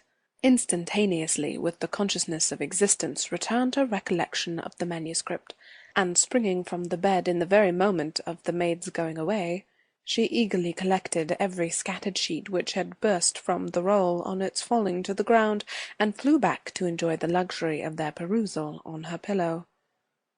She now plainly saw that she must not expect a manuscript of equal length with the generality of what she had shuddered over in books, for the roll, seeming to consist entirely of small disjointed sheets, was altogether but of trifling size, and much less than she had supposed it to be at first. Her greedy eye glanced rapidly over a page. She started at its import. Could it be possible, or did not her senses play her false? An inventory of linen, in coarse and modern characters, seemed all that was before her. If the evidence of sight might be trusted, she held a washing bill in her hand. She seized another sheet, and saw the same articles with little variation. A third, a fourth, and a fifth presented nothing new. Shirts, stockings, cravats, and waistcoats faced her in each. Two others, penned by the same hand, marked an expenditure scarcely more interesting. In letters, hair powder, shoestring, and breeches bore, and the larger sheet, which had enclosed the rest, seemed by its first cramp line, "To Poultice Chestnut Mare." a farrier's bill. Such was the collection of papers, left perhaps, as she could then suppose, by the negligence of a servant in the place whence she had taken them, which had filled her with expectation and alarm, and robbed her of half a night's rest. She felt humbled to the dust. Could not the adventure of the chest have taught her wisdom? A corner of it, catching her eye as she lay, seemed to rise up in judgment against her. Nothing could now be clearer than the absurdity of her recent fancies. To suppose that a manuscript of many generations back could have remained undiscovered in a room such as that, so modern, so habitable, or that she should be the first to possess the skill of unlocking a cabinet, the key of which was open to all. How could she have so imposed on herself? Heaven forbid that Henry Tilney should ever know her folly, and it was in a great measure his own doing, for had not the cabinet appeared so exactly to agree with his description of her adventures, she should never have felt the smallest curiosity about it. This was the only comfort that occurred. Impatient to get rid of those hateful evidences of her folly, those detestable papers then scattered over the bed, she rose directly, and folding them up as nearly as possible in the same shape as before, returned them to the same spot within the cabinet, with a very hearty wish that no untoward accident might ever bring them forward again to disgrace her, even with herself. Why the locks should have been so difficult to open, however, was still something remarkable, for she could now manage them with perfect ease. In this there was surely something mysterious, and she indulged in the flattering suggestion for half a minute, till the possibility of the doors having been at first unlocked, and of being herself its fastener, darted into her head, and cost her another blush. She got away as soon as she could from a room in which her conduct produced such unpleasant reflections, and found her way with all speed to the breakfast parlour, as it had been pointed out to her by Miss Tilney the evening before. Henry was alone in it, and his immediate hope of her having been undisturbed by the tempest, with an arch reference to the character of the building they inhabited, was rather distressing. For the world she would not have her weakness suspected, and yet, unequal to an absolute falsehood, was constrained to acknowledge that the wind had kept her awake a little. "But we have a charming morning after it," she added, desiring to get rid of the subject. "and storms and sleeplessness are nothing when they are over. What beautiful hyacinths! I have just learned to love a hyacinth." And how might you learn? By accident or argument? "Your sister taught me, I cannot tell how. Mrs. Allen used to take pains, year after year, to make me like them, but I never could till I saw them the other day in Milsom Street. I am naturally indifferent about flowers." But now you love a hyacinth. So much the better. You have gained a new source of enjoyment, and it is well to have as many holds upon happiness as possible. Besides, a taste for flowers is always desirable in your sex, as a means of getting you out of doors, and tempting you to more frequent exercise than you would otherwise take. And though the love of a hyacinth may be rather domestic, who can tell? The sentiment once raised, but you may in time come to love a rose. "But I do not want any such pursuit to get me out of doors. The pleasure of walking and breathing fresh air is enough for me, and in fine weather I am out more than half my time. Mamma says I am never within." At any rate, however, I am pleased that you have learnt to love a hyacinth. The mere habit of learning to love is the thing, and a teachableness of disposition in a young lady is a great blessing. Has my sister a pleasant mode of instruction? Catherine was saved the embarrassment of attempting an answer by the entrance of the General, whose smiling compliments announced a happy state of mind, but whose gentle hint of sympathetic early rising did not advance her composure. The elegance of the breakfast set forced itself on Catherine's notice when they were seated at table, and lucidly it had been the General's choice. He was enchanted by her approbation of his taste. Confessed it to be neat and simple, the right to encourage the manufacture of his country.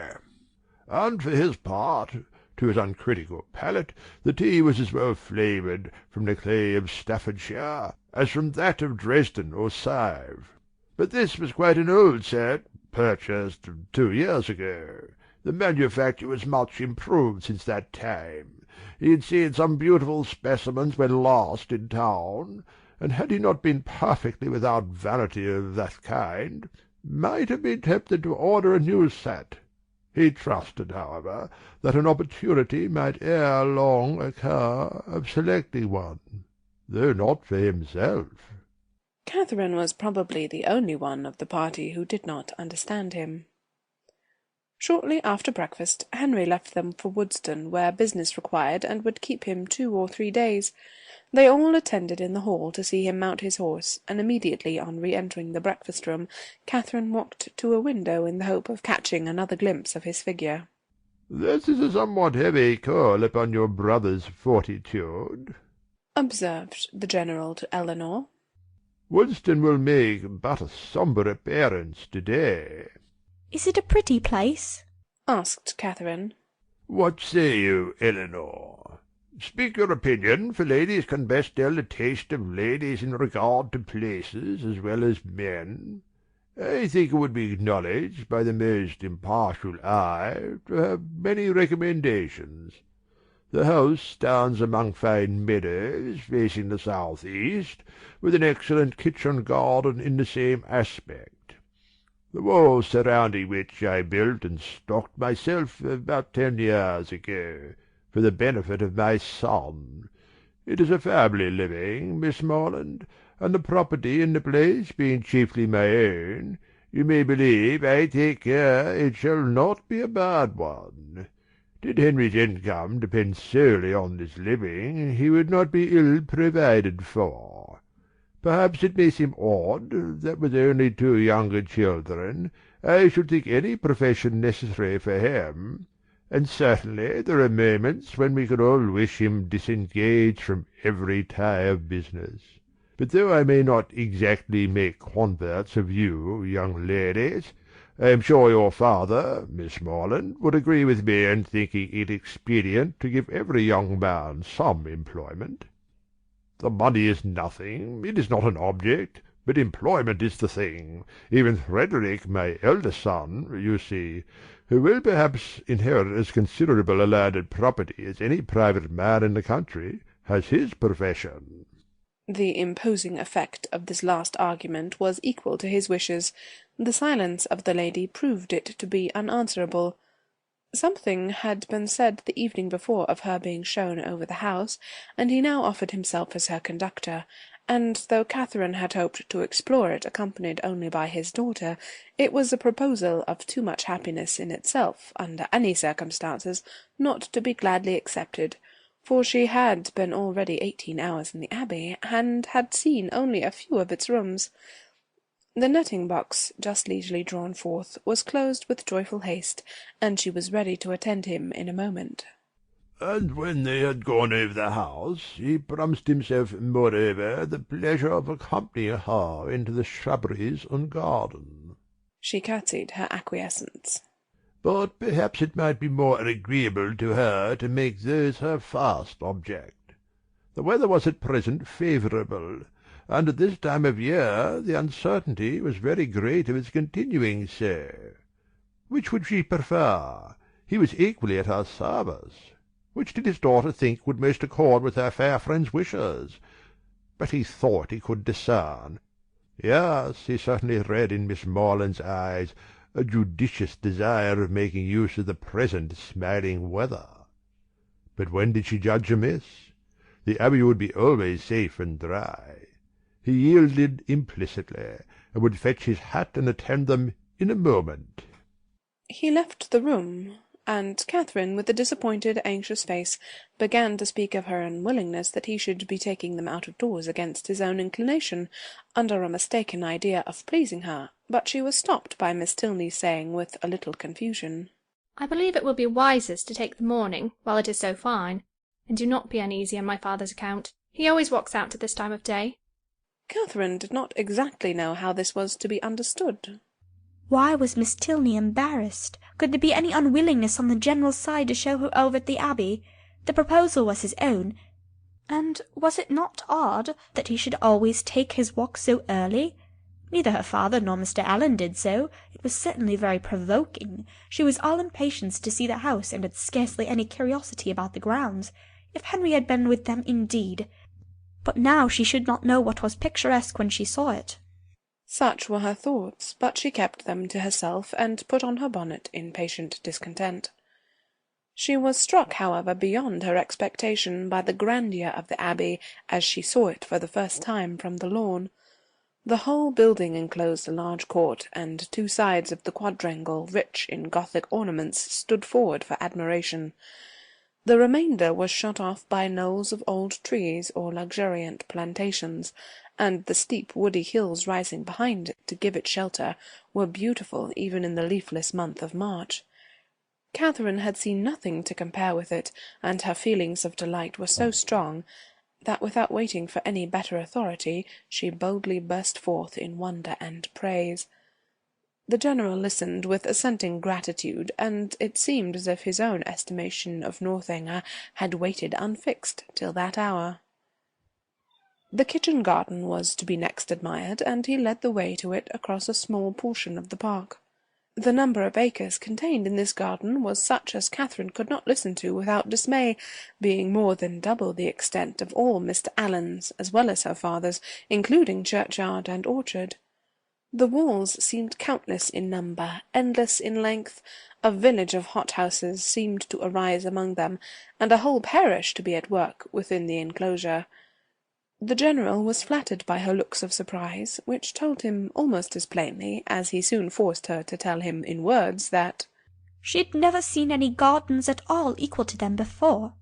And then he modestly owned that, without any ambition of that sort himself, without any solicitude about it, he did believe them to be unrivalled in the kingdom.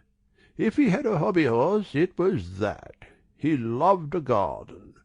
Though careless enough in most matters of eating, he loved good fruit, or if he did not, his friends and children did.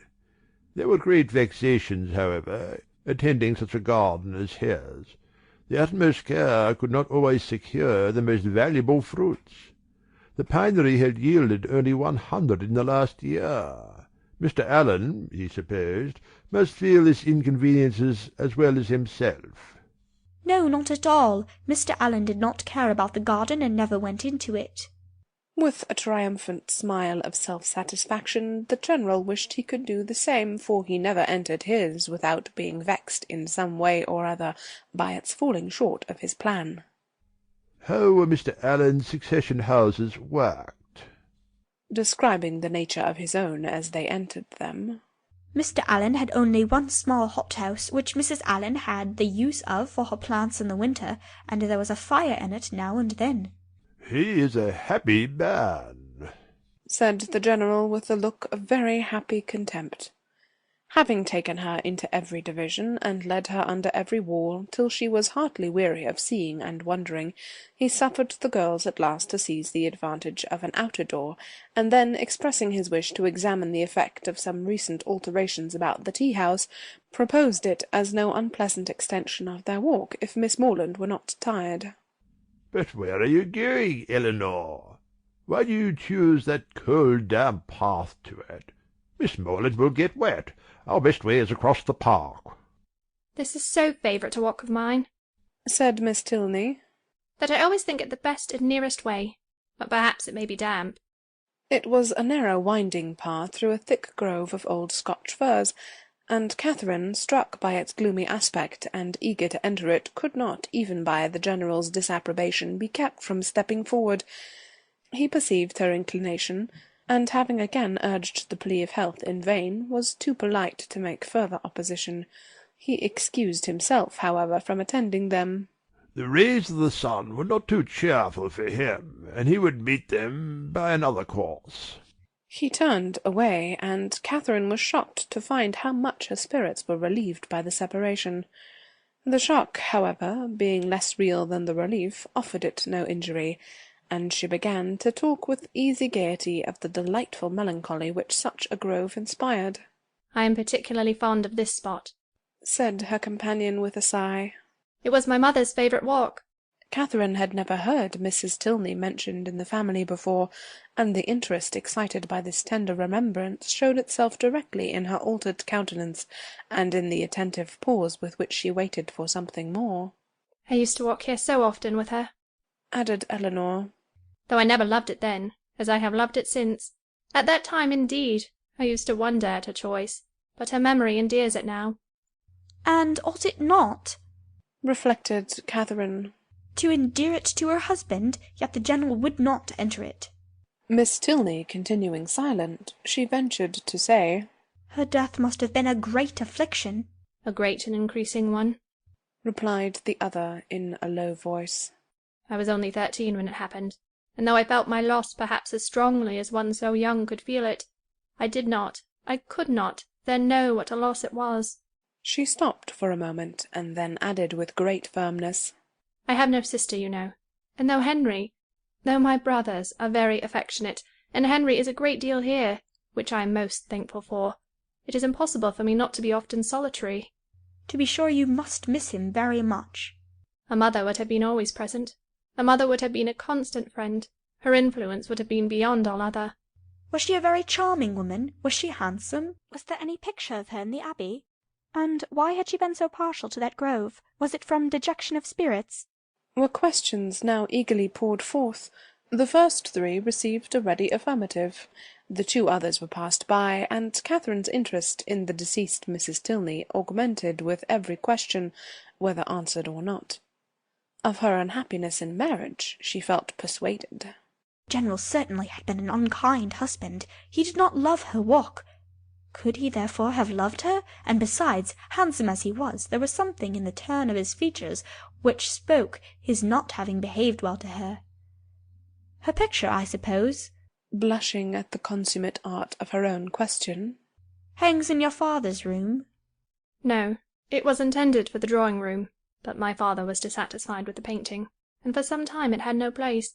Soon after her death, I obtained it for my own, and hung it in my bedchamber, where I shall be happy to show it to you. It is very like." Here was another proof, a portrait very like, of a departed wife not valued by the husband. He must have been dreadfully cruel to her. Catherine attempted no longer to hide from herself the nature of the feelings which, in spite of all his attentions, he had previously excited, and what had been terror and dislike before was now absolute aversion. Yes, aversion. His cruelty to such a charming woman made him odious to her. She had often read of such characters which Mr. Allen had been used to call unnatural and overdrawn, but here was proof positive of the contrary.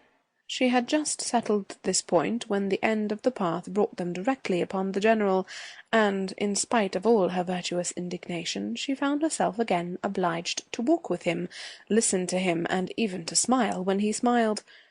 Being no longer able, however, to receive pleasure from the surrounding objects, she soon began to walk with lassitude.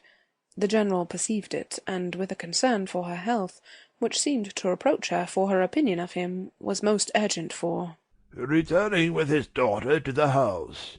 He would follow them in a quarter of an hour. Again they parted, but Eleanor was called back in half a minute to receive a strict charge against taking her friend round the Abbey till his return. This second instance of his anxiety to delay what she so much wished for struck Catherine as very remarkable. End of chapter 22.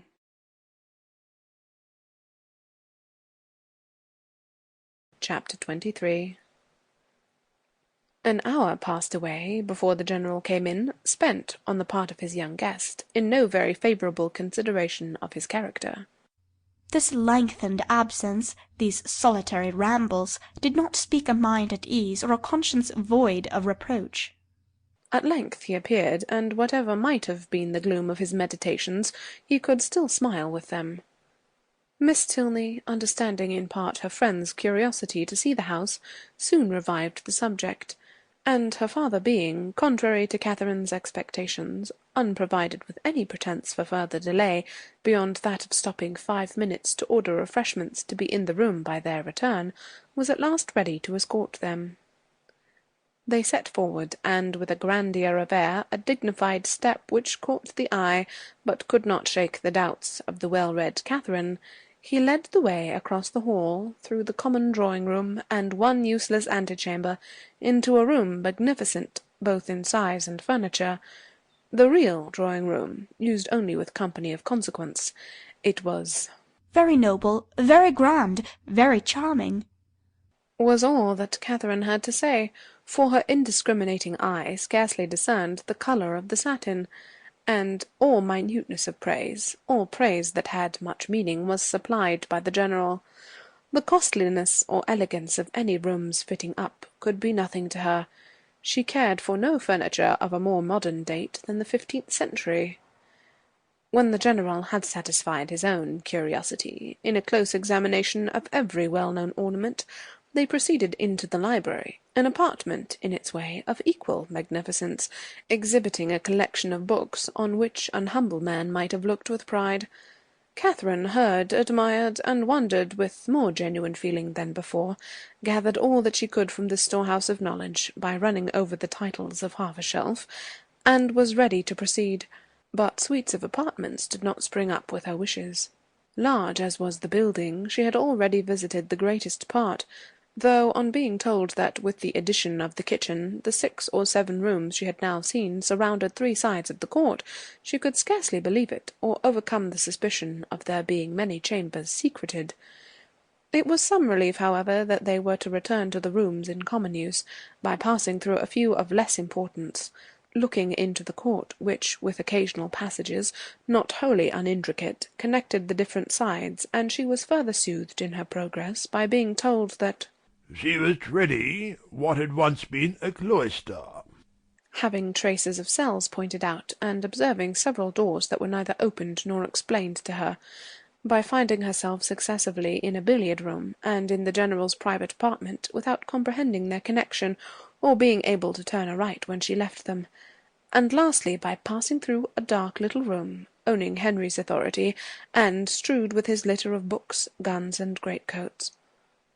From the dining-room, of which, though already seen, and always to be seen at 5 o'clock, the General could not forego the pleasure of pacing out the length, for the more certain information of Miss Moreland, as to what she neither doubted nor cared for, they proceeded by quick communication to the kitchen. The ancient kitchen of the convent, rich in the massy walls and smoke of former days, and in the stoves and hot closets of the present. The General's improving hand had not loitered here. Every modern invention to facilitate the labour of the cooks had been adopted within this, their spacious theatre, and when the genius of others had failed, his own had often produced the perfection wanted. His endowments of this spot alone might at any time have placed him high among the benefactors of the convent. With the walls of the kitchen ended all the antiquity of the abbey, the 4th side of the quadrangle having, on account of its decaying state, been removed by the General's father, and the present erected in its place. All that was venerable ceased here. The new building was not only new, but declared itself to be so, intended only for offices, and enclosed behind by stable-yards. No uniformity of architecture had been thought necessary. Catherine could have raved at the hand which had swept away what must have been beyond the value of all the rest, for the purposes of mere domestic economy, and would willingly have been spared the mortification of a walk through scenes so fallen, had the General allowed it, but if he had a vanity, it was in the arrangement of his offices. And he was convinced that, to a mind like Miss Moreland's, a view of the accommodations and comforts, by which the labours of her inferiors were softened, must always be gratifying. He should make no apology for leading her on. They took a slight survey of all, and Catherine was impressed beyond her expectation by their multiplicity and their convenience. The purposes for which a few shapeless pantries and a comfortless scullery were deemed sufficient at Fullerton were here carried on in appropriate divisions, commodious and roomy. The number of servants continually appearing did not strike her less than the number of their officers. Wherever they went, some patterned girl stopped to curtsy, or some footman in dishabille sneaked off. Yet this was an abbey. How inexpressibly different in these domestic arrangements from such as she had read about from abbeys and castles, in which, though certainly larger than Northanger, all the dirty work of the house was to be done by 2 pair of female hands at the utmost. How they could get through it all had often amazed Mrs. Allen, and when Catherine saw what was necessary here, she began to be amazed herself. They returned to the hall, that the chief staircase might be ascended, and the beauty of its wood and ornaments of rich carving might be pointed out. Having gained the top, they turned in an opposite direction from the gallery in which her room lay, and shortly entered one on the same plan, but superior in length and breadth. She was here shown successively into 3 large bedchambers, with their dressing-rooms most completely and handsomely fitted up, everything that money and taste could do to give comfort and elegance to apartments had been bestowed on these, and being furnished within the last 5 years, they were perfect in all that would be generally pleasing, and wanting in all that could give pleasure to Catherine. As they were surveying the last, after slightly naming a few of the distinguished characters by whom they had at times been honoured, turned with a smiling countenance to Catherine, and ventured to hope that henceforward some of their earliest tenants might be our friends from Fullerton. She felt the unexpected compliment, and deeply regretted the impossibility of thinking well of a man so kindly disposed towards herself, and so full of civility to all her family. The gallery was terminated by folding doors, which Miss Tilney, advancing, had thrown open, and passed through, and seemed on the point of doing the same by the first door to the left, in another long reach of gallery, when the General, coming forwards, called her hastily, and, as Catherine thought, rather angrily back, demanding whether she were going, and what was there more to be seen? Had not Miss Moreland already seen all that could be worth her notice? And did she not suppose her friend might be glad of some refreshment after so much exercise? Miss Tilney drew back directly, and the heavy doors were closed upon the mortified Catherine, who, having seen in a momentary glance beyond them a narrower passage, more numerous openings, and symptoms of a winding staircase, believed herself at last within the reach of something worth her notice, and felt as she unwillingly paced back the gallery that she would rather be allowed to examine that end of the house than see all the finery of all the rest. The General's evident desire of preventing such an examination was an additional stimulant. Something was certainly to be concealed. Her fancy, though it had trespassed lately once or twice, could not mislead her here. And what that something was, a short sentence of Miss Tilney's, as they followed the General at some distance downstairs, seemed to point out. I was going to take you into what was my mother's room, the room in which she died, were all her words. But few as they were, they conveyed pages of intelligence to Catherine. It was no wonder that the General should shrink from the sight of such objects as that room must contain, a room in all probability never entered by him since the dreadful scene had passed, which released his suffering wife, and left him to the stings of conscience. She ventured, when next alone with Eleanor, to express a wish of being permitted to see it, as well as all the rest of that side of the house, and Eleanor promised to attend her there whenever they should have a convenient hour. Catherine understood her. The General must be watched from home before that room could be entered. "It remains as it was, I suppose?" said she, in a tone of feeling. "Yes, entirely." "And how long ago may it be that your mother died?" "She has been dead these 9 years." And 9 years, Catherine knew, was a trifle of time compared with what generally elapsed after the death of an injured wife, before her room was put to rights. "You were with her, I suppose, to the last?" "No," said Miss Tilney, sighing. "I was unfortunately from home. Her illness was sudden and short, and before I arrived it was all over." Catherine's blood ran cold with the horrid suggestions which naturally sprang from these words. Could it be possible? Could Henry's father? And yet how many were the examples to justify even the blackest suspicions? and when she saw him in the evening, while she worked with her friend, slowly pacing the drawing-room for an hour together in silent thoughtfulness, with downcast eyes and contracted brow, she felt secure from all possibility of wronging him. It was the air and attitude of a Montoni. What could more plainly speak the gloomy workings of a mind not wholly dead to every sense of humanity in its fearful review of past scenes of guilt? Unhappy man! And the anxiousness of her spirits directed her eyes toward his figure so repeatedly as to catch Miss Tilney's notice. "My father," she whispered, "often walks about the room in this way. It is nothing unusual." "So much the worse," thought Catherine. Such ill-timed exercise was of a piece with the strange unseasonableness of his morning walks, and boded nothing good.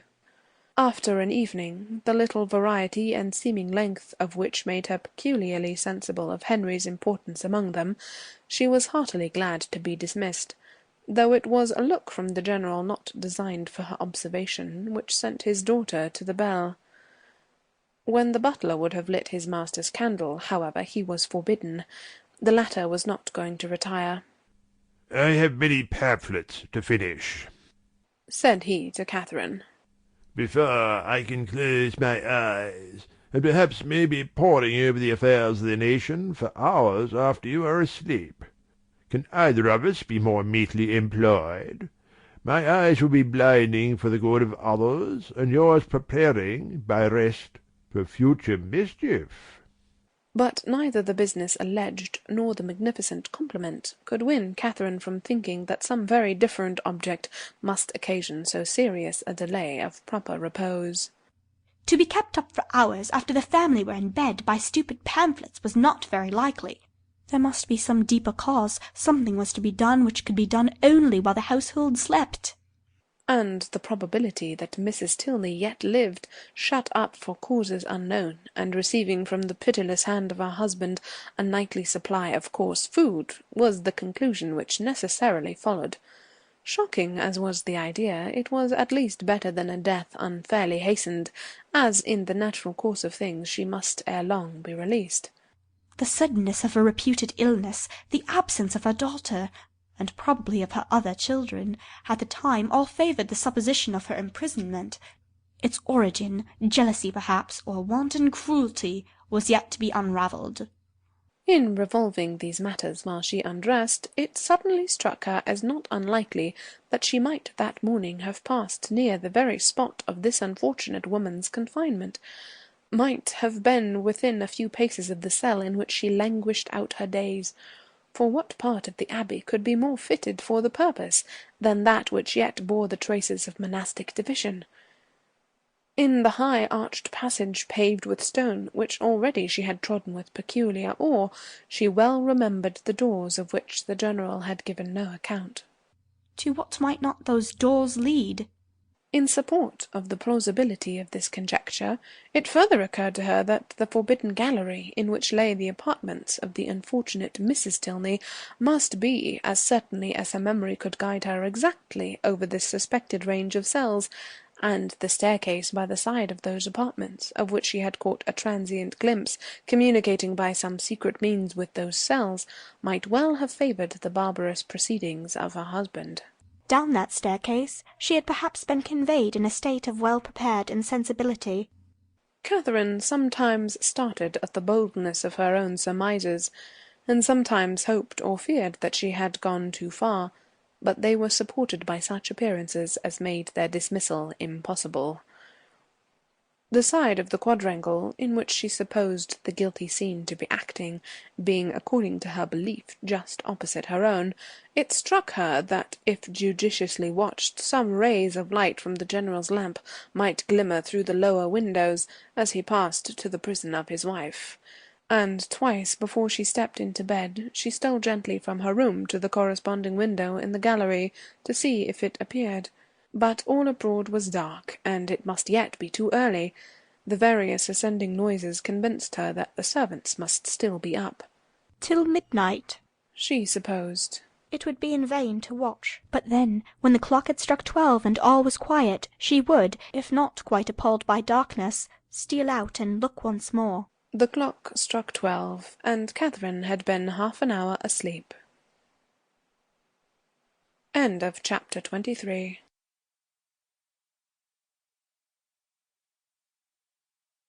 Chapter 24. The next day afforded no opportunity for the proposed examination of the mysterious apartments.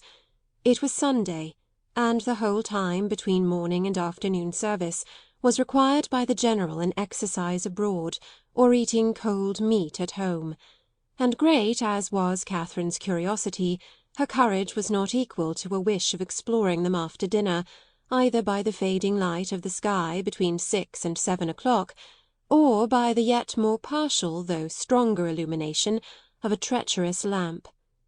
The day was unmarked, therefore, by anything to interest her imagination, beyond the sight of a very elegant monument to the memory of Mrs. Tilney, which immediately fronted the family pew. By that her eye was instantly caught, and long retained, and the perusal of the highly strained epitaph, in which every virtue was ascribed to her by the inconsolable husband, who must have been in some way or other her destroyer, affected her even to tears.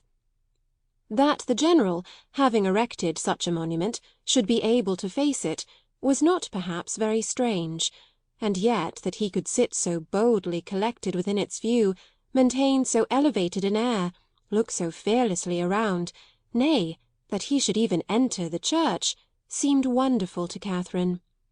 Not, however, that many instances of beings equally hardened in guilt might not be produced. She could remember dozens who had persevered in every possible vice, going on from crime to crime, murdering whomsoever they chose, without any feeling of humanity or remorse, till a violent death or religious retirement closed their black career.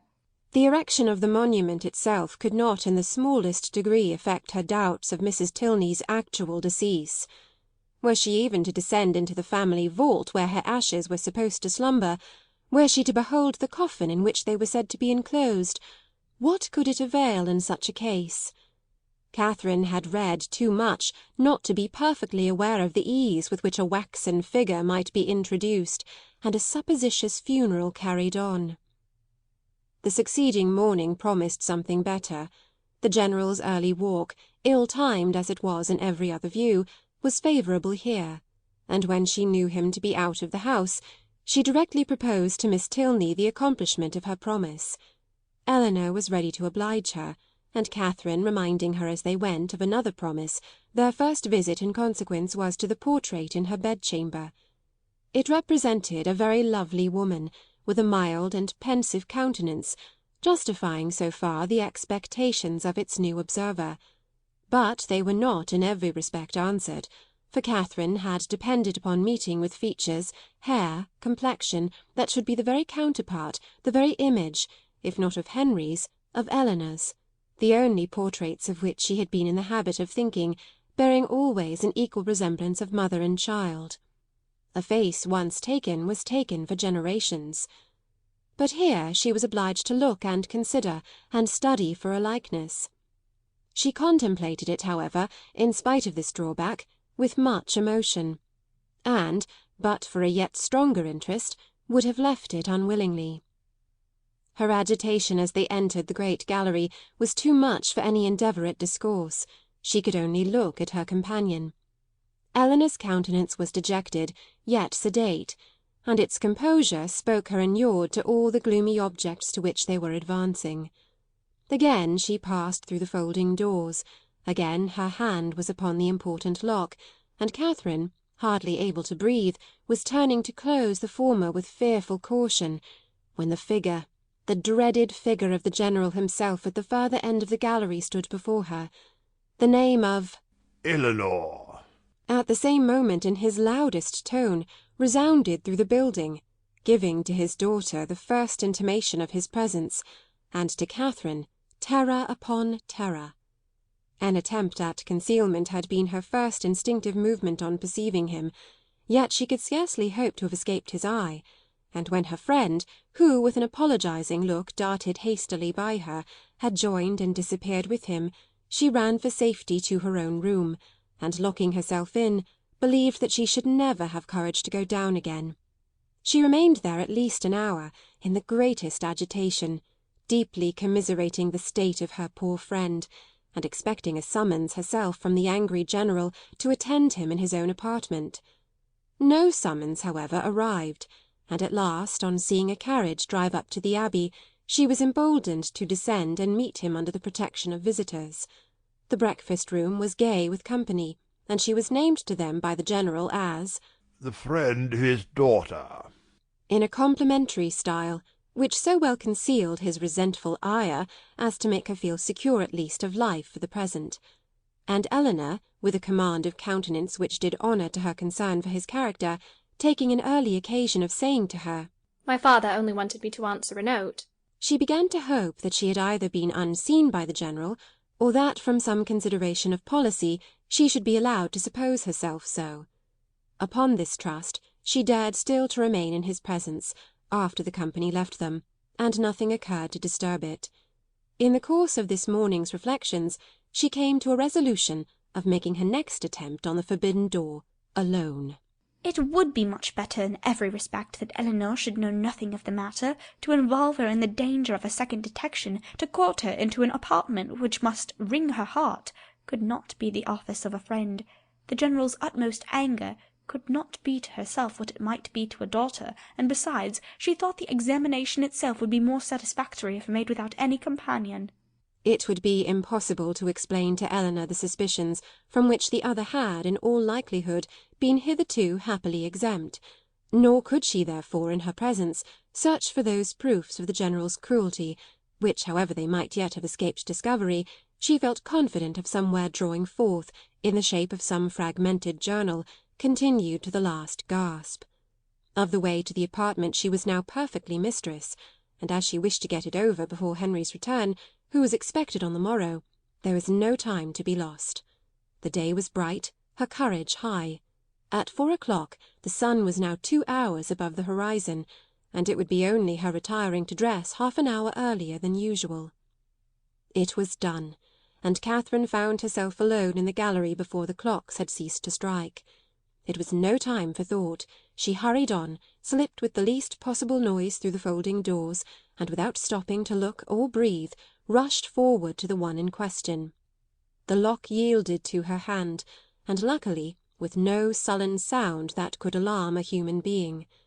On tiptoe she entered. The room was before her, but it was some minutes before she could advance another step. She beheld what fixed her to the spot, and agitated every feature. She saw a large, well-proportioned apartment, an handsome dimity bed, arranged as unoccupied with a housemaid's care, a bright bath stove, mahogany wardrobes, and neatly painted chairs, on which the warm beams of a western sun gaily poured through 2 sash windows. Catherine had expected to have her feelings worked, and worked they were. Astonishment and doubt first seized them, and a shortly succeeding ray of common sense added some bitter emotions of shame. She could not be mistaken as to the room, but how grossly mistaken in everything else, in Miss Tilney's meaning, in her own calculation. This apartment, to which she had given a date so ancient, a position so awful, proved to be one end of what the general's father had built. There were 2 other doors in the chamber, leading probably into dressing-closets, but she had no inclination to open either. Would the veil in which Mrs. Tilney had last walked, or the volume in which she had last read, remain to tell what nothing else was allowed to whisper? No, whatever might have been the general's crimes, he had certainly too much wit to let them sue for detection. She was sick of exploring, and desired but to be safe in her own room, with her own heart only privy to its folly, and she was on the point of retreating as softly as she had entered, when the sound of footsteps, she could hardly tell where, made her pause and tremble. To be found there, even by a servant, would be unpleasant, but by the general, and he seemed always at hand when least wanted, much worse. She listened, the sound had ceased, and resolving not to lose a moment, she passed through and closed the door. At that instant a door underneath was hastily opened. Someone seemed with swift steps to ascend the stairs, by the head of which she had yet to pass before she could gain the gallery. She had no power to move. With a feeling of terror not very definable, she fixed her eyes on the staircase.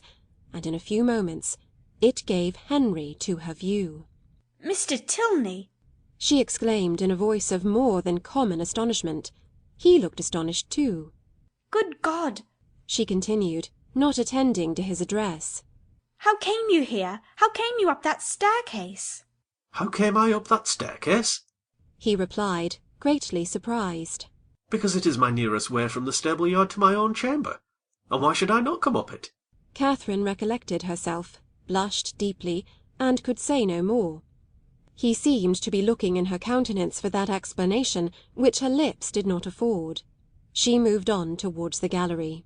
And may I not, in my turn, said he as he pushed back the folding doors, ask how you came here?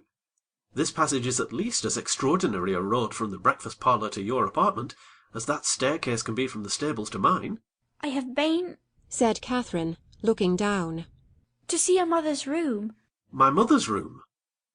Is there anything extraordinary to be seen there? No, nothing at all. I thought you did not mean to come back till tomorrow. I did not expect to be able to return sooner when I went away, but 3 hours ago I had the pleasure of finding nothing to detain me. You look pale. I am afraid I alarmed you by running so fast up those stairs. Perhaps you did not know. You were not aware of their leading from the offices in common use. No, I was not. You have had a very fine day for your ride. Very. And does Eleanor leave you to find your way into all the rooms in the house by yourself? Oh, no, she showed me over the greatest part on Saturday, and we were coming here to these rooms, but only, dropping her voice, your father was with us. And that prevented you? Said Henry, earnestly regarding her. Have you looked into all the rooms in that passage? No, I only wanted to see. Is it not very late? I must go and dress. It is only 4:15. Showing his watch. And you are not now in Bath. No theatre, no rooms to prepare for. Half an hour at Northanger must be enough.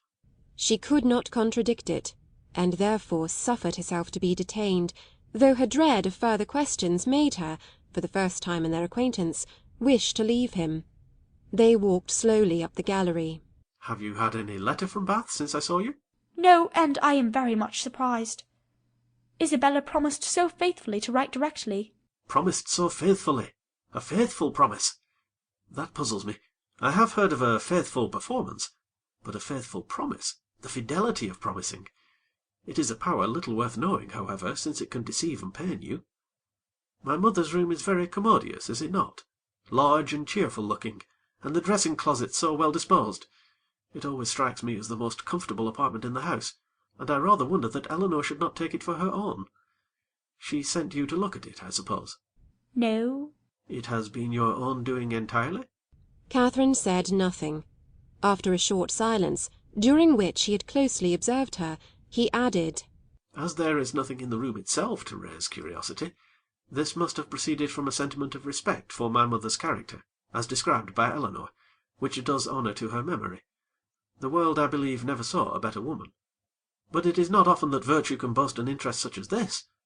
The domestic, unpretending merits of a person never known do not often create that kind of fervent, venerating tenderness which would prompt a visit like yours. Eleanor, I suppose, has talked of her a great deal? Yes, a great deal. That is, no, not much, but what she did say was very interesting. Her dying so suddenly. Slowly and with hesitation it was spoken.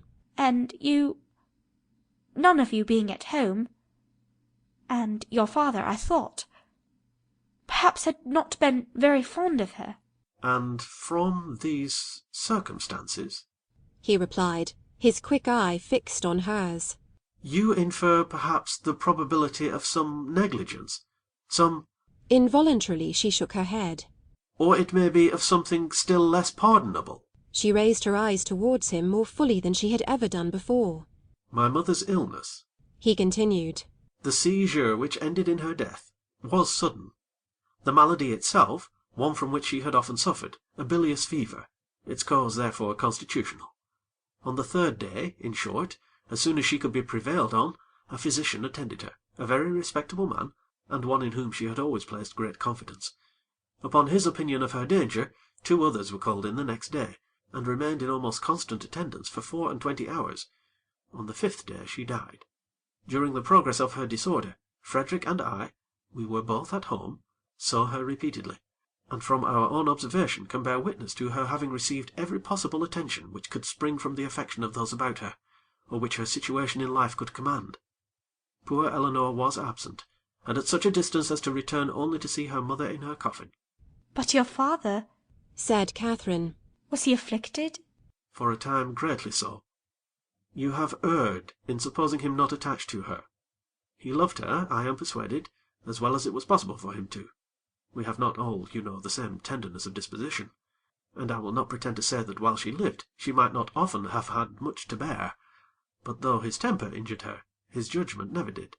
His value of her was sincere, and, if not permanently, he was truly afflicted by her death. "I am very glad of it," said Catherine. "It would have been very shocking." If I understand you rightly, you had formed a surmise of such horror as I have hardly words to... Dear Miss Moreland, consider the dreadful nature of the suspicions you have entertained. What have you been judging from? Remember the country and the age in which we live. Remember that we are English, that we are Christians.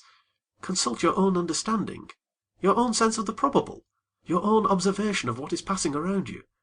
Does our education prepare us for such atrocities? Do our laws connive at them? Could they be perpetrated without being known, in a country like this, where social and literary intercourse is on such a footing, where every man is surrounded by a neighbourhood of voluntary spies, and where roads and newspapers lay everything open?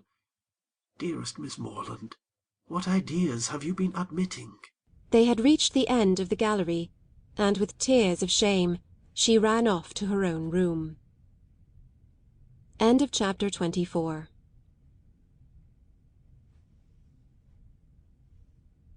Chapter 25. The visions of romance were over. Catherine was completely awakened. Henry's address, short as it had been, had more thoroughly opened her eyes to the extravagance of her late fancies than all their several disappointments had done.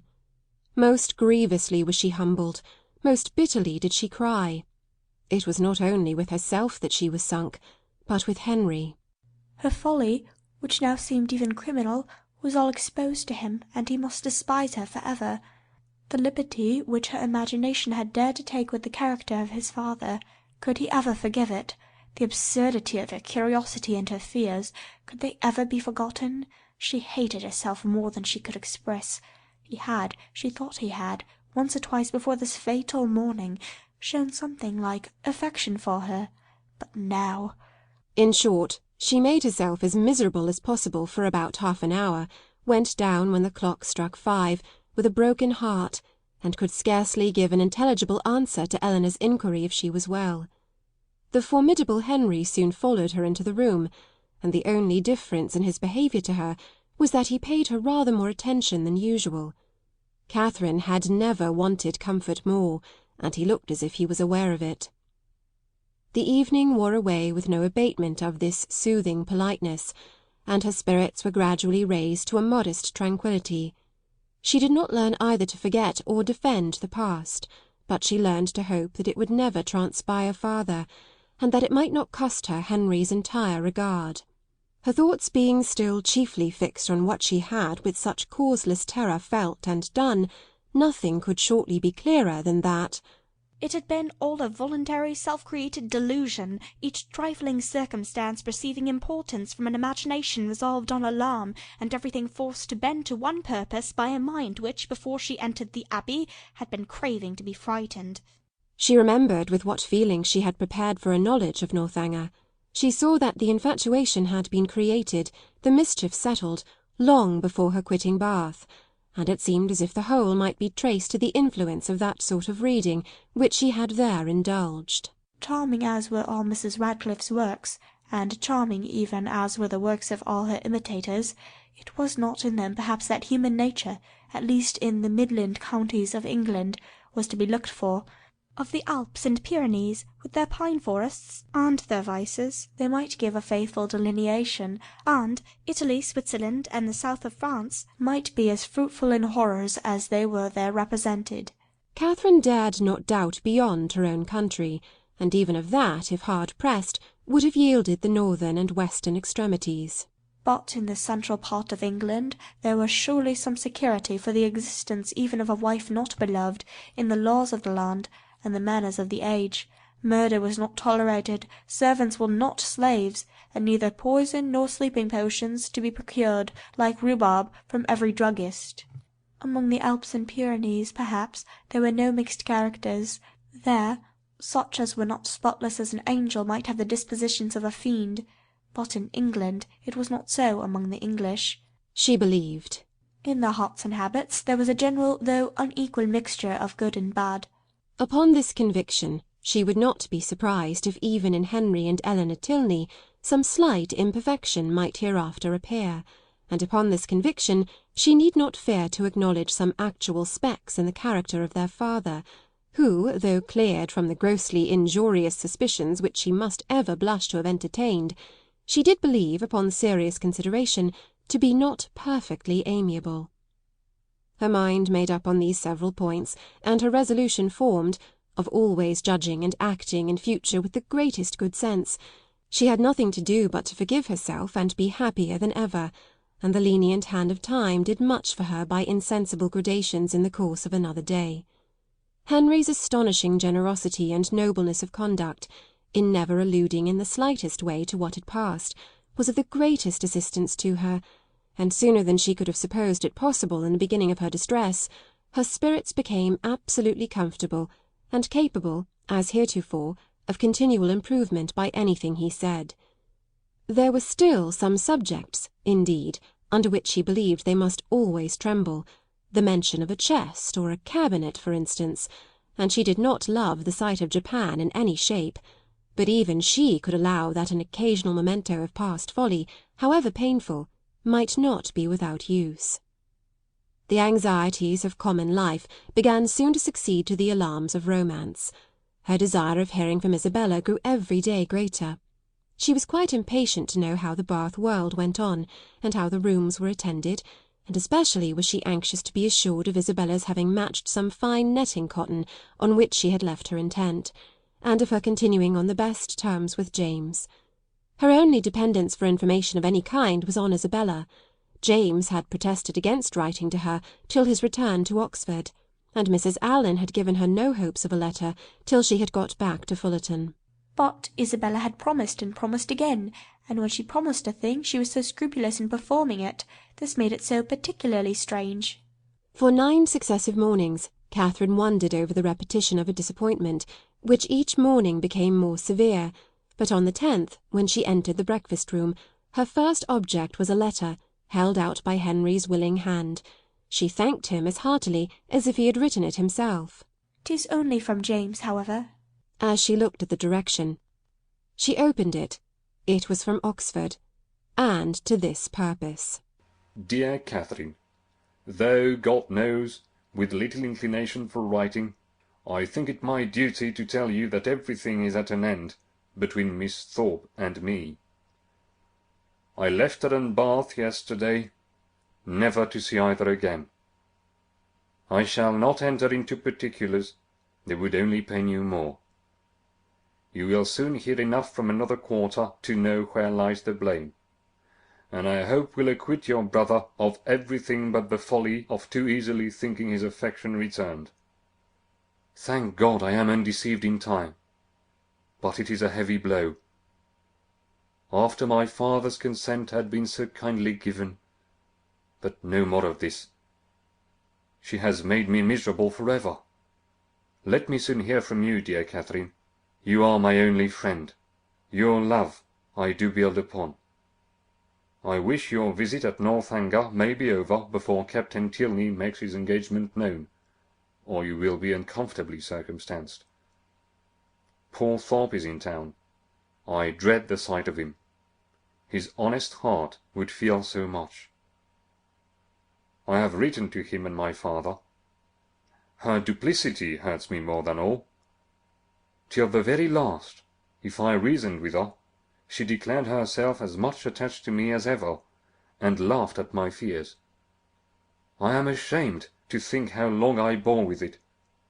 But if ever man had reason to believe himself loved, I was that man. I cannot understand even now what she would be at, for there could be no need of my being played off to make her secure of Tilney. We parted at last by mutual consent. Happy for me had we never met. I can never expect to know such another woman. Dearest Catherine, beware how you give your heart. Believe me, etc. Catherine had not read 3 lines before her sudden change of countenance and short exclamations of sorrowing wonder declared her to be receiving unpleasant news, and Henry, earnestly watching her through the whole letter, saw plainly that it ended no better than it began. He was prevented, however, from even looking his surprise by his father's entrance. They went to breakfast directly, but Catherine could hardly eat anything. Tears filled her eyes, and even ran down her cheeks as she sat. The letter was one moment in her hand, then in her lap, and then in her pocket, and she looked as if she knew not what she did.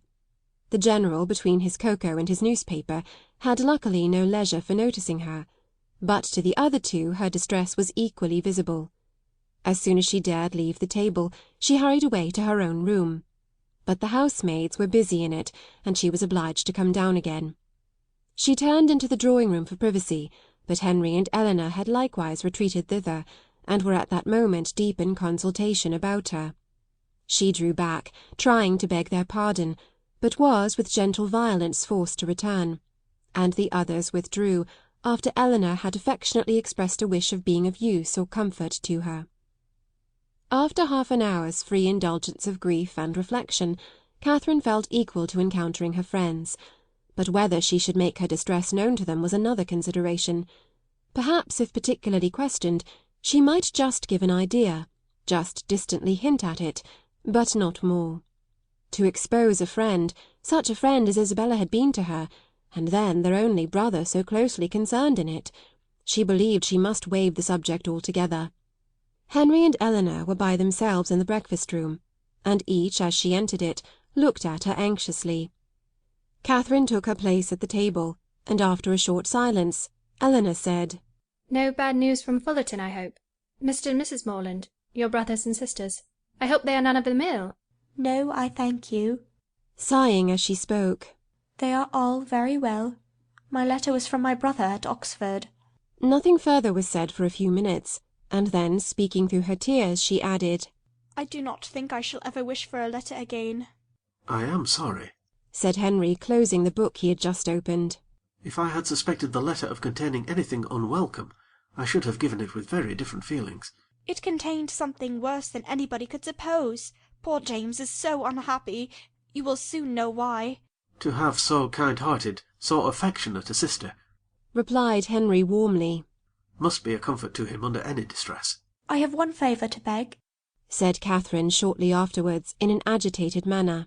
That, if your brother should be coming here, you will give me notice of it, that I may go away. Our brother? Frederick? Yes, I am sure I should be very sorry to leave you so soon, but something has happened that would make it very dreadful for me to be in the same house with Captain Tilney. Eleanor's work was suspended while she gazed with increasing astonishment, but Henry began to suspect the truth, and something, in which Miss Thorpe's name was included, passed his lips. How quick you are, cried Catherine. You have guessed it, I declare, and yet when we talked about it in Bath you little thought of its ending so. Isabella, no wonder now I have not heard from her. Isabella has deserted my brother, and is to marry yours. Could you have believed there had been such inconstancy and fickleness, and everything that is bad in the world? I hope, so far as concerns my brother, you are misinformed. I hope he has not had any material share in bringing on Mr. Moreland's disappointment. His marrying Miss Thorpe is not probable. I think you must be deceived so far. I am very sorry for Mr. Moreland, sorry that anyone you love should be unhappy, but my surprise will be greater at Frederick's marrying her than at any other part of the story. It is very true, however. You shall read James's letter yourself. Stay, there is one part. Recollecting with a blush the last line. Will you take the trouble of reading to us the passages which concern my brother? No, read it yourself, cried Catherine, whose second thoughts were clearer. I do not know what I was thinking of. Blushing again that she had blushed before. James only means to give me good advice. He gladly received the letter, and having read it through with close attention, returned it, saying, "Well, if it is to be so, I can only say that I am sorry for it. Frederick will not be the first man who has chosen a wife with less sense than his family expected. I do not envy his situation, either as a lover or a son." Miss Tilney, at Catherine's invitation, now read the letter likewise, and having expressed also her concern and surprise, began to inquire into Miss Thorpe's connections and fortune. "Her mother is a very good sort of woman," was Catherine's answer. What was her father? "A lawyer, I believe. They live at Putney." Are they a wealthy family? "No, not very. I do not believe Isabella has any fortune at all. But that will not signify in your family. Your father is so very liberal. He told me the other day that he only valued money as it allowed him to promote the happiness of his children." The brother and sister looked at each other. But, said Eleanor, after a short pause, would it be to promote his happiness, to enable him to marry such a girl? She must be an unprincipled one, or she could not have used your brother so. And how strange an infatuation on Frederick's side! A girl who, before his eyes, is violating an engagement voluntarily entered into with another man. Is not it inconceivable, Henry? Frederick, too, who always wore his heart so proudly, who found no woman good enough to be loved. That is the most unpromising circumstance, the strongest presumption against him. When I think of his past declarations, I give him up. Moreover, I have too good an opinion of Miss Thorpe's prudence to suppose that she would part with one gentleman before the other was secured. It is all over with Frederick indeed. He is a deceased man, defunct in understanding. Prepare for your sister-in-law, Eleanor, and such a sister-in-law as you must delight in, open, candid, artless, guileless, with affections strong but simple, forming no pretensions, and knowing no disguise. Such a sister-in-law, Henry, I should delight in, said Eleanor with a smile. "But perhaps," observed Catherine, "though she has behaved so ill by our family, she may behave better by yours. Now she has really got the man she likes, she may be constant." "Indeed, I am afraid she will," replied Henry. "I am afraid she will be very constant, unless a baronet should come in her way. That is Frederick's only chance. I will get the Bath paper, and look over the arrivals." "You think it is all for ambition, then? And upon my word there are some things that seem very like it. I cannot forget that, when she first knew what my father would do for them, she seemed quite disappointed that it was not more. I never was so deceived in anyone's character in my life before." "Among all the great variety that you have known and studied?" "My own disappointment in loss and hers very great, but as for poor James, I suppose he will hardly ever recover it." "Your brother is certainly very much to be pitied at present, but we must not, in our concern for his sufferings, undervalue yours. You feel, I suppose, that in losing Isabella you lose half yourself. You feel a void in your heart which nothing else can occupy. Society is becoming irksome, and as for the amusements in which you were wont to share at Bath, the very idea of them without her is abhorrent. You would not, for instance, now go to a ball for the world. You feel that you have no longer any friend to whom you can speak with unreserve, on whose regard you can place dependence, or whose counsel in any difficulty you could rely on. You feel all this?" "No," said Catherine, after a few moments' reflection. "I do not, ought I? To say the truth, though I am hurt and grieved that I cannot still love her, that I am never to hear from her, perhaps never to see her again, I do not feel so very, very much afflicted as one would have thought." "You feel, as you always do, what is most to the credit of human nature. Such feelings ought to be investigated, that they may know themselves." Catherine, by some chance or other, found her spirits so very much relieved by this conversation that she could not regret her being led on, though so unaccountably, to mention the circumstance which had produced it. End of chapter 25.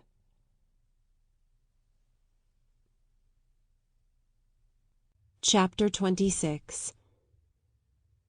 From this time the subject was frequently canvassed by the three young people, and Catherine found, with some surprise, that her two young friends were perfectly agreed in considering Isabella's want of consequence and fortune as likely to throw great difficulties in the way of her marrying their brother.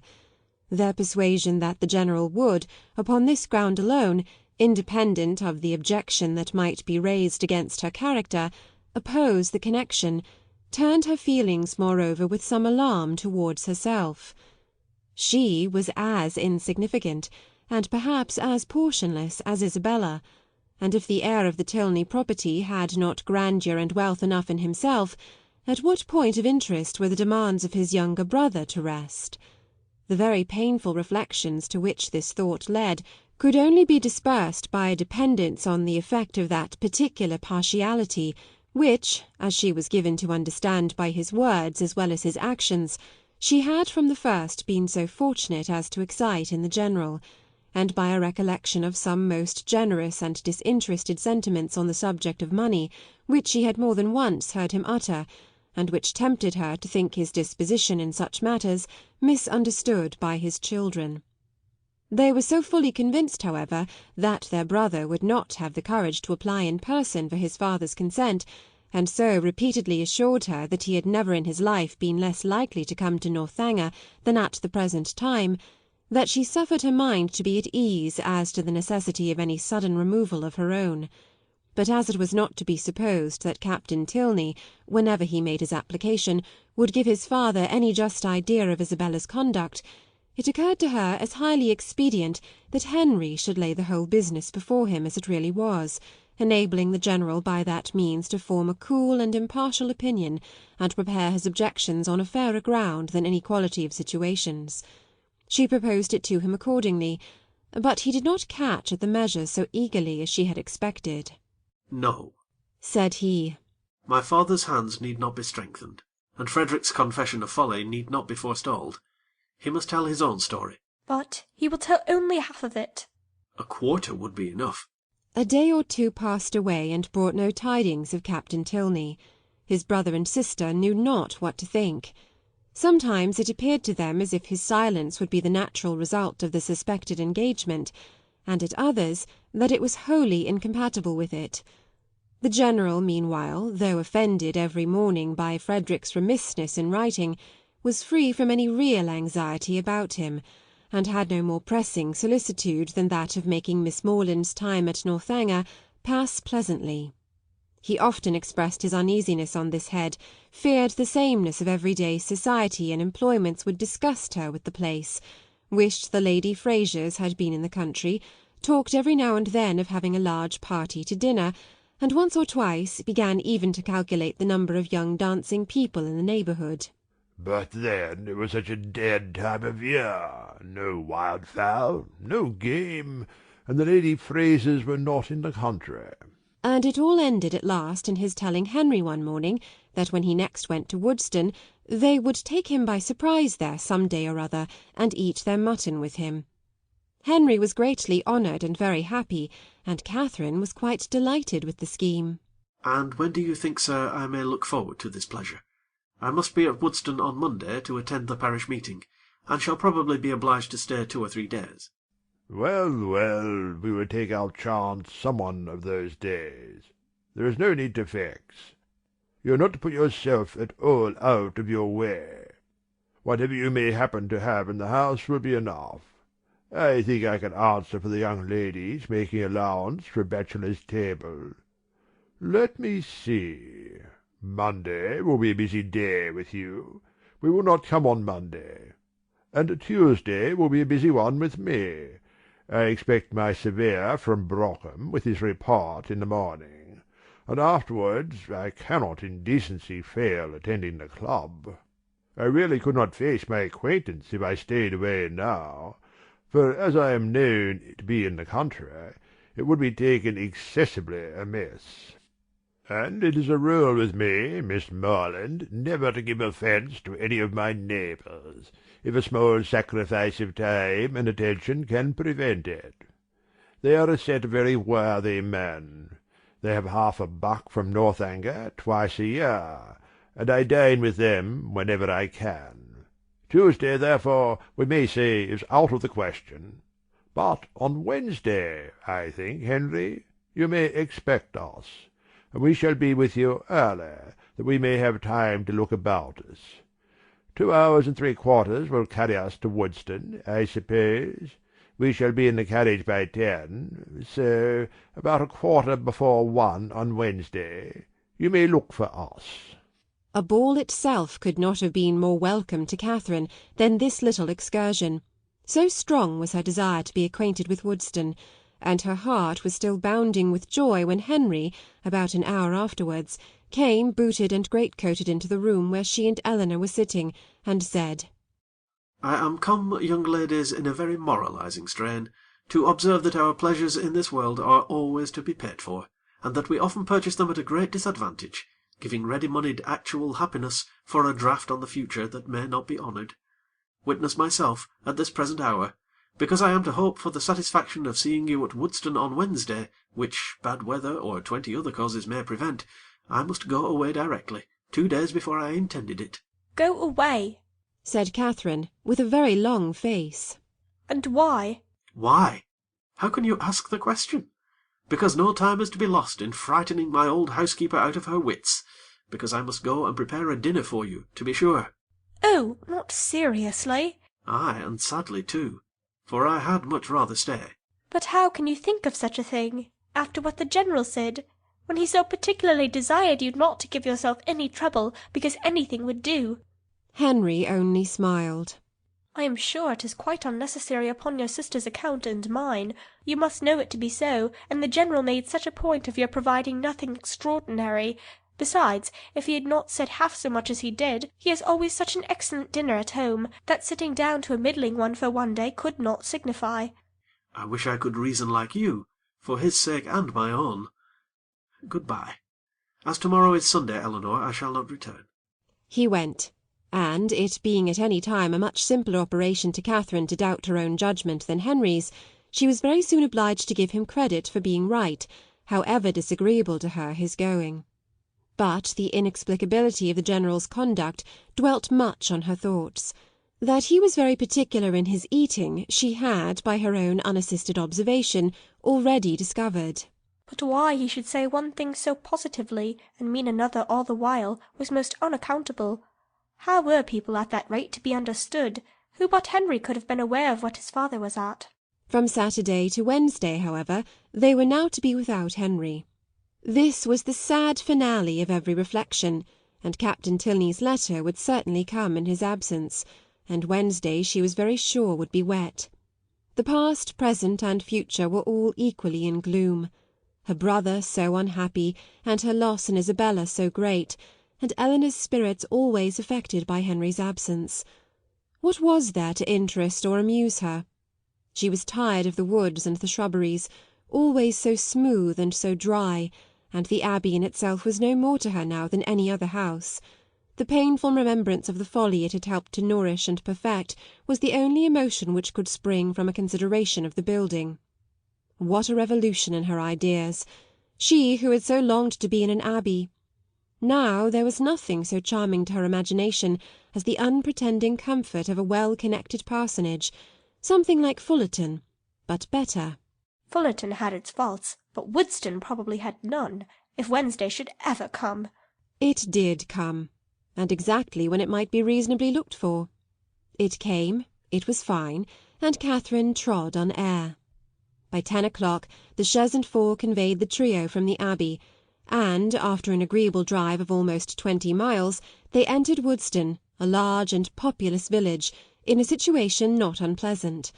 Catherine was ashamed to say how pretty she thought it, as the General seemed to think an apology necessary for the flatness of the country and the size of the village, but in her heart she preferred it to any place she had ever been at, and looked with great admiration at every neat house above the rank of a cottage, and at all the little chandlers' shops which they passed.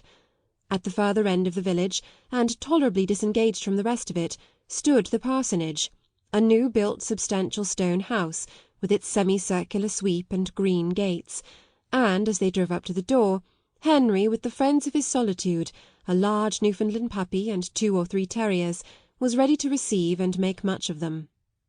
Catherine's mind was too full, as she entered the house, for her either to observe or to say a great deal, and, till called on by the General for her opinion of it, she had very little idea of the room in which she was sitting.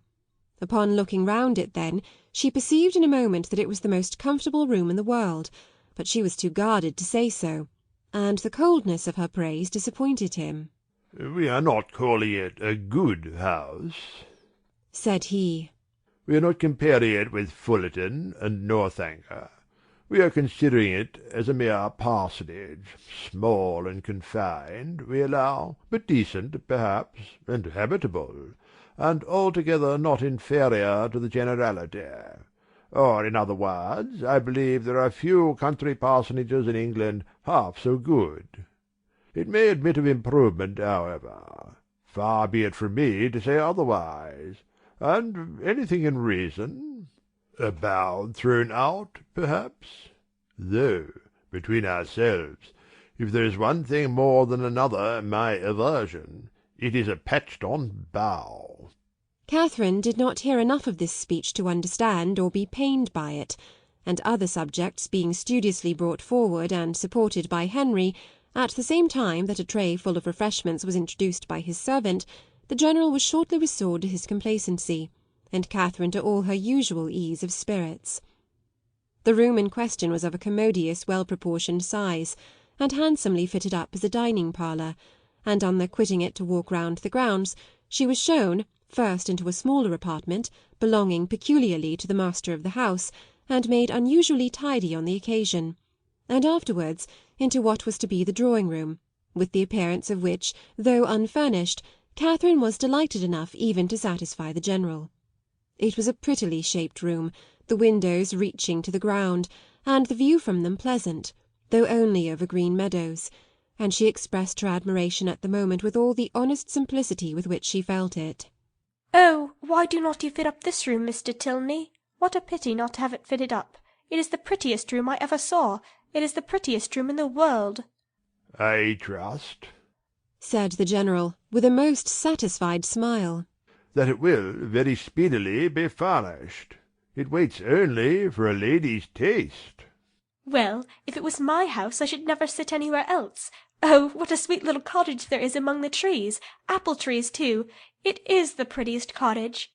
You like it? You approve of it as an object. It is enough. Henry, remember that Robertson is spoken to about it. The cottage remains. Such a compliment recalled all Catherine's consciousness, and silenced her directly. And, though pointedly applied to by the General for her choice of the prevailing colour of the paper and hangings, nothing like an opinion on the subject could be drawn from her. The influence of fresh objects and fresh air, however, was of great use in dissipating these embarrassing associations, and, having reached the ornamental part of the premises, consisting of a walk round two sides of a meadow, on which Henry's genius had begun to act about half a year ago, she was sufficiently recovered to think it prettier than any pleasure-ground she had ever been in before, though there was not a shrub in it higher than the green bench in the corner. A saunter into other meadows, and through part of the village, with a visit to the stables to examine some improvements, and a charming game of play with a litter of puppies just able to roll about, brought them to 4 o'clock, when Catherine scarcely thought it could be 3. At 4 they were to dine, and at 6 to set off on their return. Never had any day passed so quickly. She could not but observe that the abundance of the dinner did not seem to create the smallest astonishment in the General, nay, that he was even looking at the side-table for cold meat which was not there. His son and daughter's observations were of a different kind. They had seldom seen him eat so heartily at any table but his own, and never before known him so little disconcerted by the melted butters being oiled. At 6 o'clock, the General having taken his coffee, the carriage again received them. And so gratifying had been the tenor of his conduct throughout the whole visit, so well assured was her mind on the subject of his expectations, that, could she have felt equally confident of the wishes of his son, Catherine would have quitted Woodston with little anxiety as to the how or the when she might return to it. End of chapter 26.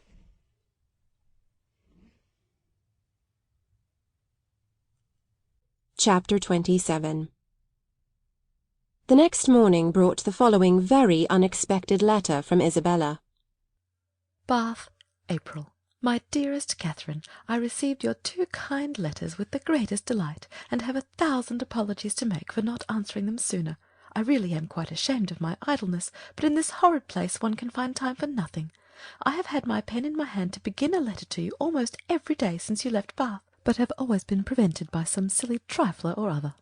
Pray write to me soon, and direct to my own home. Thank God we leave this vile place to-morrow. Since you went away I have had no pleasure in it. The dust is beyond anything, and everybody one cares for is gone.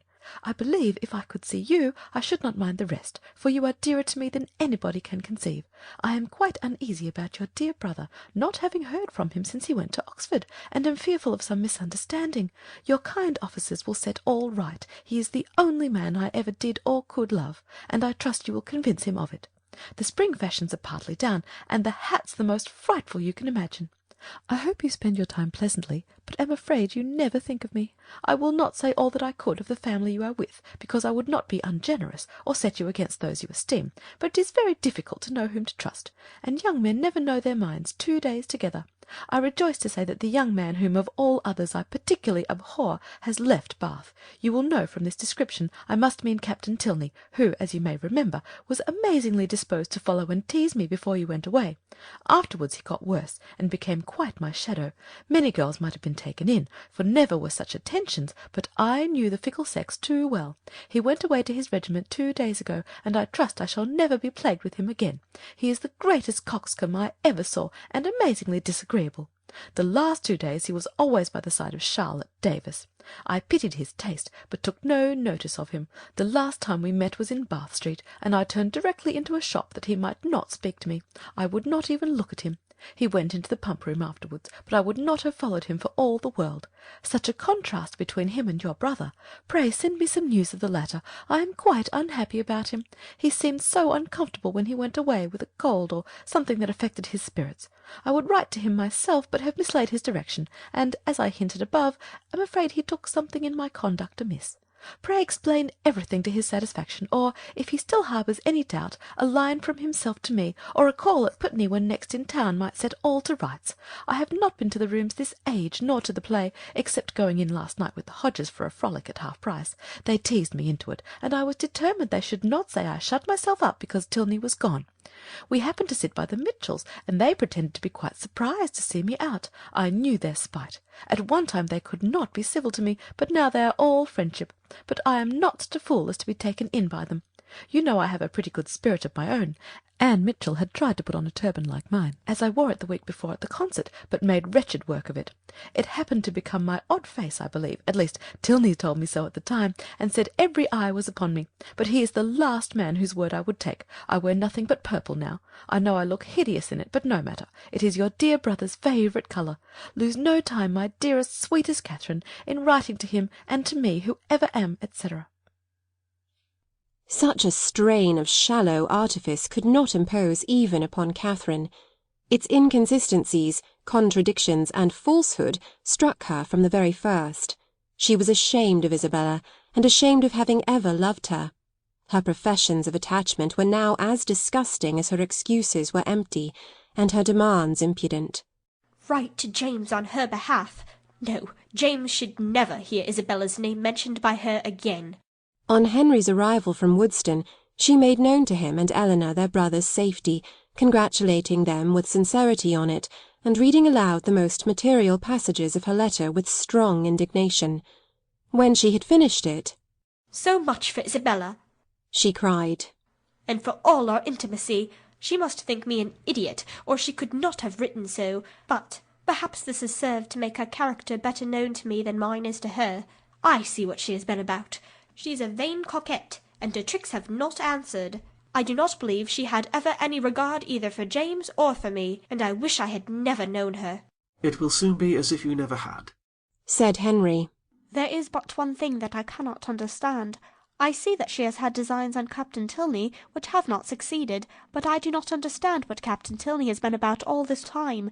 Why should he pay her such attentions as to make her quarrel with my brother, and then fly off himself?"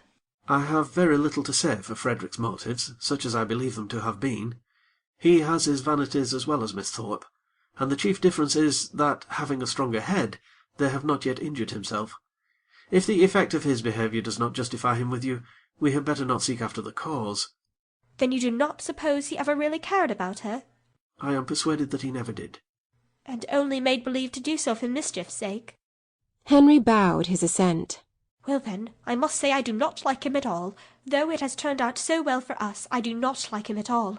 As it happens, there is no great harm done, because I do not think Isabella has any heart to lose. But suppose he had made her very much in love with him? But we must first suppose Isabella to have had a heart to lose, consequently to have been a very different creature, and in that case she would have met with very different treatment. It is very right that you should stand by your brother. And if you would stand by yours, you would not be much distressed by the disappointment of Miss Thorpe. But your mind is warped by an innate principle of general integrity, and therefore not accessible to the cool reasonings of family partiality, or a desire of revenge. Catherine was complimented out of further bitterness.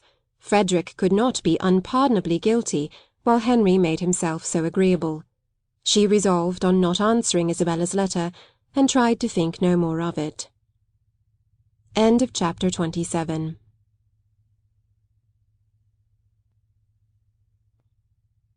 Chapter 28. Soon after this, the General found himself obliged to go to London for a week, and he left Northanger earnestly regretting that any necessity should rob him even for an hour of Miss Morland's company, and anxiously recommending the study of her comfort and amusement to his children as their chief object in his absence. His departure gave Catherine the first experimental conviction that a loss may be sometimes a gain.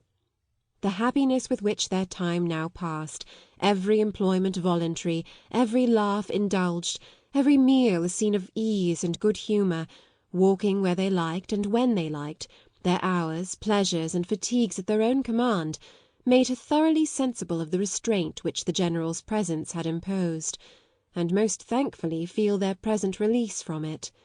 Such ease and such delights made her love the place and the people more and more every day, and had it not been for a dread of its soon becoming expedient to leave the one, and an apprehension of not being equally beloved by the other, she would at each moment of each day have been perfectly happy. But she was now in the 4th week of her visit. Before the General came home, the 4th week would be turned, and perhaps it might seem an intrusion if she stayed much longer.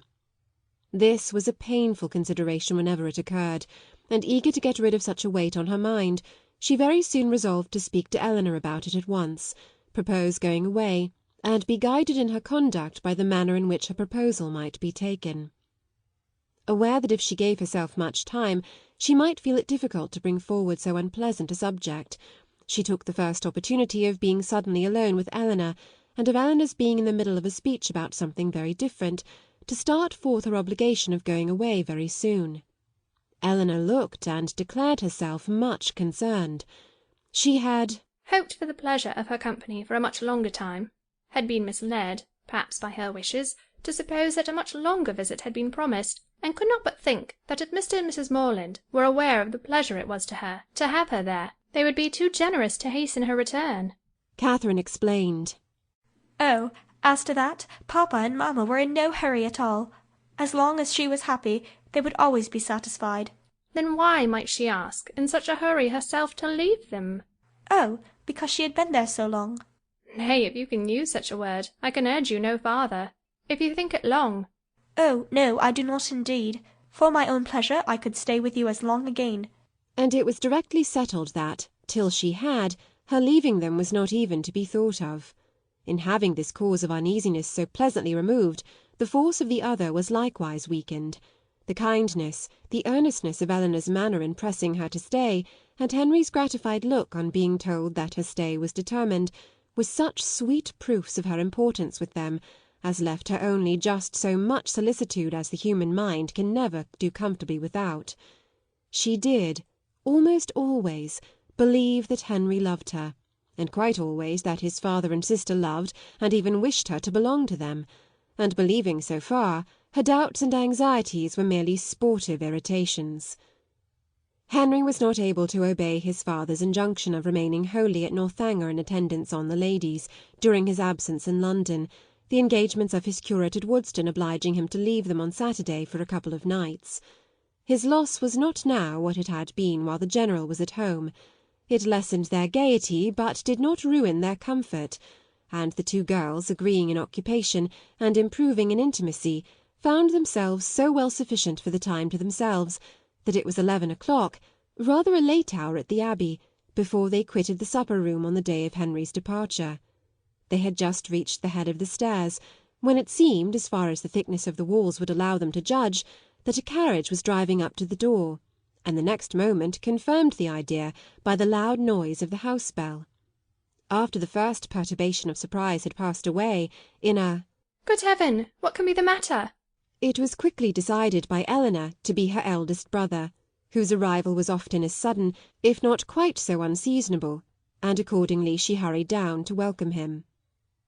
Catherine walked on to her chamber, making up her mind as well as she could to a further acquaintance with Captain Tilney, and comforting herself under the unpleasant impression his conduct had given her, and the persuasion of his being by far too fine a gentleman to approve of her, that at least they should not meet under such circumstances as would make their meeting materially painful. She trusted he would never speak of Miss Thorpe, and indeed, as he must by this time be ashamed of the part he had acted, there could be no danger of it, and as long as all mention of Bath scenes were avoided, she thought she could behave to him very civilly. In such considerations time passed away, and it was certainly in his favour that Eleanor should be so glad to see him, and have so much to say, for half an hour was almost gone since his arrival, and Eleanor did not come up. At that moment Catherine thought she heard her step in the gallery, and listened for its continuance, but all was silent. Scarcely, however, had she convicted her fancy of error, when the noise of something moving close to her door made her start. It seemed as if someone was touching the very doorway, and in another moment a slight motion of the lock proved that some hand must be on it. She trembled a little at the idea of anyone's approaching so cautiously, but resolving not to be again overcome by trivial appearances of alarm, or misled by a raised imagination, she stepped quietly forward and opened the door. Eleanor, and only Eleanor, stood there. Catherine's spirits, however, were tranquillized but for an instant, for Eleanor's cheeks were pale, and her manner greatly agitated. Though evidently intending to come in, it seemed an effort to enter the room, and a still greater to speak when there. Catherine, supposing some uneasiness on Captain Tilney's account, could only express her concern by silent attention, obliged her to be seated, rubbed her temples with lavender water, and hung over her with affectionate solicitude. "My dear Catherine, you must not indeed," were Eleanor's first connected words. "I am quite well. This kindness distracts me. I cannot bear it. I come to you on such an errand." "Errand? To me?" "How shall I tell you? Oh, how shall I tell you?" A new idea now darted into Catherine's mind, and turning as pale as her friend, she exclaimed, "'Tis a messenger from Woodston." "You are mistaken indeed," returned Eleanor, looking at her most compassionately. "It is no one from Woodston. It is my father himself." Her voice faltered, and her eyes were turned to the ground as she mentioned his name. His unlooked-for return was enough in itself to make Catherine's heart sink, and for a few moments she hardly supposed there were anything worse to be told. She said nothing, and Eleanor, endeavouring to collect herself and speak with firmness, but with eyes still cast down, soon went on. "You are too good, I am sure, to think the worse of me for the part I am obliged to perform. I am indeed a most unwilling messenger. After what has so lately passed, so lately been settled between us, how joyfully, how thankfully on my side, as to your continuing here as I hoped for many, many weeks longer, how can I tell you that your kindness is not to be accepted, and that the happiness your company has hitherto given us is to be repaid by— But I must not trust myself with words. My dear Catherine, we are to part. My father has recollected an engagement that takes our whole family away on Monday. We are going to Lord Longton's, near Hereford, for a fortnight. Explanation and apology are equally impossible. I cannot attempt either." "My dear Eleanor," cried Catherine, suppressing her feelings as well as she could, "do not be so distressed. A second engagement must give way to a first. I am very, very sorry we are to part, so soon and so suddenly too, but I am not offended. Indeed I am not. I can finish my visit here, you know, at any time, or I hope you will come to me. Can you, when you return from this Lord's, come to Fullerton?" "It will not be in my power, Catherine." "Come when you can, then." Eleanor made no answer, and Catherine's thoughts recurring to something more directly interesting, she added, thinking aloud, "Monday, so soon as Monday? And you all go? Well, I am certain of. I shall be able to take leave, however. I need not go till just before you do, you know. Do not be distressed, Eleanor. I can go on Monday very well. My father and mother's having no notice of it is very little consequence. The General will send a servant with me, I dare say, half the way, and then I shall soon be at Salisbury, and then I am only 9 miles from home. Ah, Catherine, were it settled so, it would be somewhat less intolerable, though in such common attentions you would have received but half what you ought. But, how can I tell you? To-morrow morning is fixed for your leaving us, and not even the hour is left to your choice. The very carriage is ordered, and will be here at 7 o'clock, and no servant will be offered you. Catherine sat down, breathless and speechless. I could hardly believe my senses when I heard it, and no displeasure, no resentment that you can feel at this moment, however justly great, can be more than I myself. But I must not talk of what I felt. Oh, that I could suggest anything in extenuation! Good God, what will your father and mother say, after courting you from the protection of real friends to this, almost double distance from your home, to have you driven out of the house without the considerations even of decent civility? Dear, dear Catherine, in being the bearer of such a message, I seem guilty myself of all its insult. Yet I trust you will acquit me, for you must have been long enough in this house to see that I am but a nominal mistress of it, that my real power is nothing. Have I offended the General? Said Catherine in a faltering voice. Alas, for my feelings as a daughter, all that I know, all that I answer for, is that you can have given him no just cause of offence. He certainly is greatly, very greatly discomposed. I have seldom seen him more so. His temper is not happy, and something has now occurred to ruffle it in an uncommon degree, some disappointment, some vexation, which just at this moment seems important, but which I can hardly suppose you to have any concern in, for how was it possible?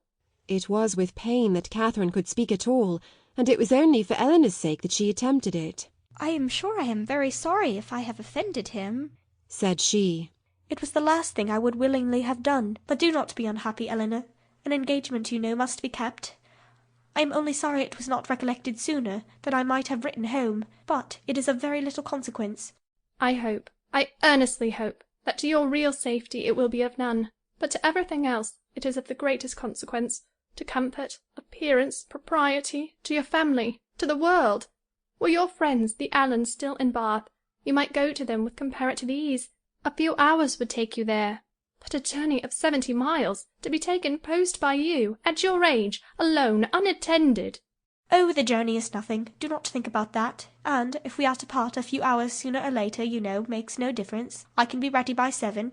Let me be called in time. Eleanor saw that she wished to be alone, and believing it better for each that they should avoid any further conversation, now left her with, I shall see you in the morning.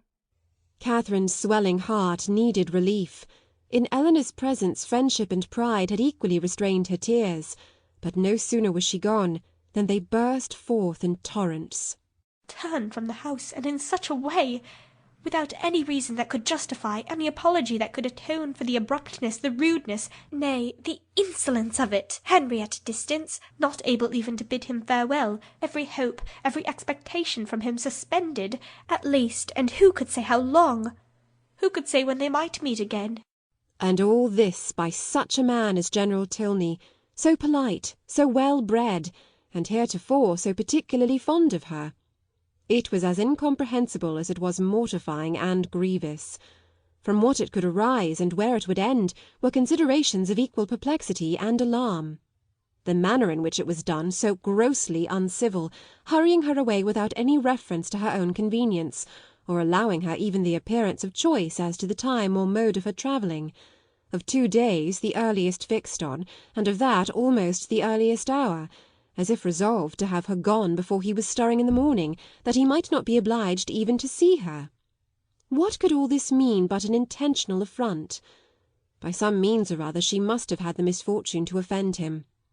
Eleanor had wished to spare her from so painful a notion, but Catherine could not believe it possible that any injury or any misfortune could provoke such ill will against a person not connected, or at least not supposed to be connected with it.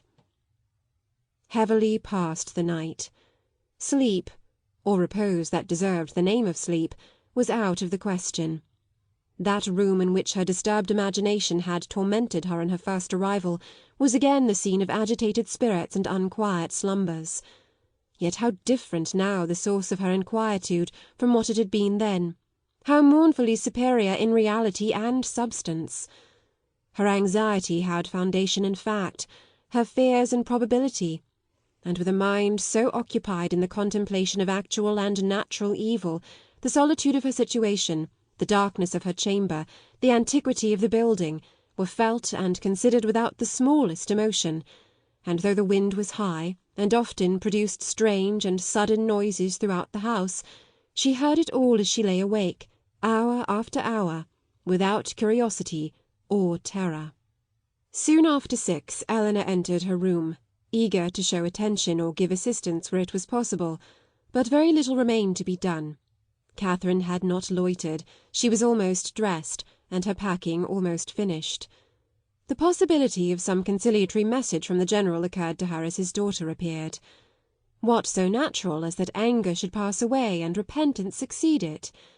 And she only wanted to know how far, after what had passed, an apology might properly be received by her. But the knowledge would have been useless here. It was not called for. Neither clemency nor dignity was put to the trial. Eleanor brought no message. Very little passed between them on meeting. Each found her greatest safety in silence, and few and trivial were the sentences exchanged while they remained upstairs, Catherine in busy agitation completing her dress, and Eleanor with more goodwill than experience intent upon filling the trunk. When everything was done they left the room, Catherine lingering only half a minute behind her friend to throw a parting glance on every well-known cherished object, and went down to the breakfast-parlour, where breakfast was prepared. She tried to eat, as well to save herself from the pain of being urged as to make her friend comfortable. But she had no appetite, and could not swallow many mouthfuls. The contrast between this and her last breakfast in that room gave her fresh misery, and strengthened her distaste for everything before her. It was not 24 hours ago since they had met there to the same repast, but in circumstances how different! With what cheerful ease, what happy, though false security, had she then looked around her, enjoying everything present, and fearing little in future, beyond Henry's going to Woodston for a day. Happy, happy breakfast. For Henry had been there. Henry had sat by her, and helped her. These reflections were long indulged undisturbed by any address from her companion, who sat as deep in thought as herself, and the appearance of the carriage was the first thing to startle and recall them to the present moment. Catherine's colour rose at the sight of it, and the indignity with which she was treated, striking at that instant on her mind with peculiar force, made her for a short time sensible only of resentment. Eleanor seemed now impelled into resolution and speech. "You must write to me, Catherine," she cried. "You must let me hear from you as soon as possible. Till I know you to be safe at home, I shall not have an hour's comfort. For one letter, at all risks, all hazards, I must entreat. Let me have the satisfaction of knowing that you are safe at Fullerton, and have found your family well, and then, till I can ask for your correspondence as I ought to do, I will not expect more. Direct to me at Lord Longton's, and I must ask it, under cover to Alice." "No, Eleanor. If you are not allowed to receive a letter from me, I am sure I had better not write. There can be no doubt of my getting home safe." Eleanor only replied, "I cannot wonder at your feelings. I will not importune you. I will trust to your own kindness of heart when I am at a distance from you." But this, with the look of sorrow accompanying it, was enough to melt Catherine's pride in a moment, and she instantly said, "Oh, Eleanor, I will write to you indeed." There was yet another point which Miss Tilney was anxious to settle, though somewhat embarrassed in speaking of. It had occurred to her that after so long an absence from home, Catherine might not be provided with money enough for the expenses of her journey. And, upon suggesting it to her with most affectionate offers of accommodation, it proved to be exactly the case. Catherine had never thought on the subject till that moment, but, upon examining her purse, was convinced that but for this kindness of her friend, she might have been turned from the house without even the means of getting home, and the distress in which she must have been thereby involved filling the minds of both, scarcely another word was said by either during the time of their remaining together. Short, however, was that time. The carriage was soon announced to be ready, and Catherine, instantly rising, a long and affectionate embrace supplied the place of language in bidding each other adieu. and as they entered the hall, unable to leave the house without some mention of one whose name had not yet been spoken by either, she paused a moment, and with quivering lips just made it intelligible that she left her kind remembrance for her absent friend. But with this approach to his name ended all possibility of restraining her feelings, and, hiding her face as well as she could with her handkerchief, she darted across the hall, jumped into the chaise, and in a moment was driven from the door. End of chapter 28.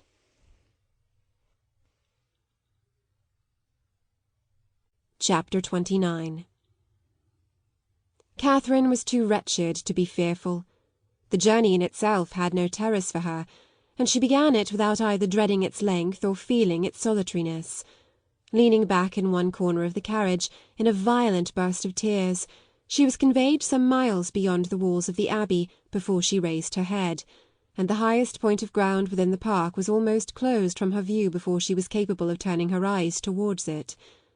Unfortunately, the road she now travelled was the same which only 10 days ago she had so happily passed along in going to and from Woodston, and for 14 miles every bitter feeling was rendered more severe by the review of objects on which she had first looked under impressions so different.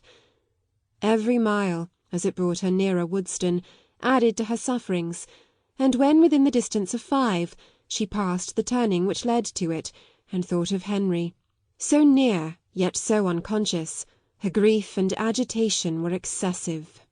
The day which she had spent at that place had been one of the happiest of her life. It was on that day, that the General had made use of such expressions with regard to Henry and herself, had so spoken and looked as if to give her the most positive conviction of his actually wishing their marriage. Yes, only 10 days ago had he elated her by his pointed regard, had even confused her by his too significant reference. And now, what had she done, or what had she omitted to do, to merit such a change? Anxious as were all her conjectures on this point, it was not, however, the one on which she dwelt most. There was a thought yet nearer, a more prevailing, more impetuous concern. How Henry would think and feel and look when he returned on the morrow to Northanger and heard of her being gone, was a question of force and interest to rise over every other, to be never ceasing, alternately irritating and soothing. It sometimes suggested the dread of his calm acquiescence, and at others was answered by the sweetest confidence in his regret and resentment.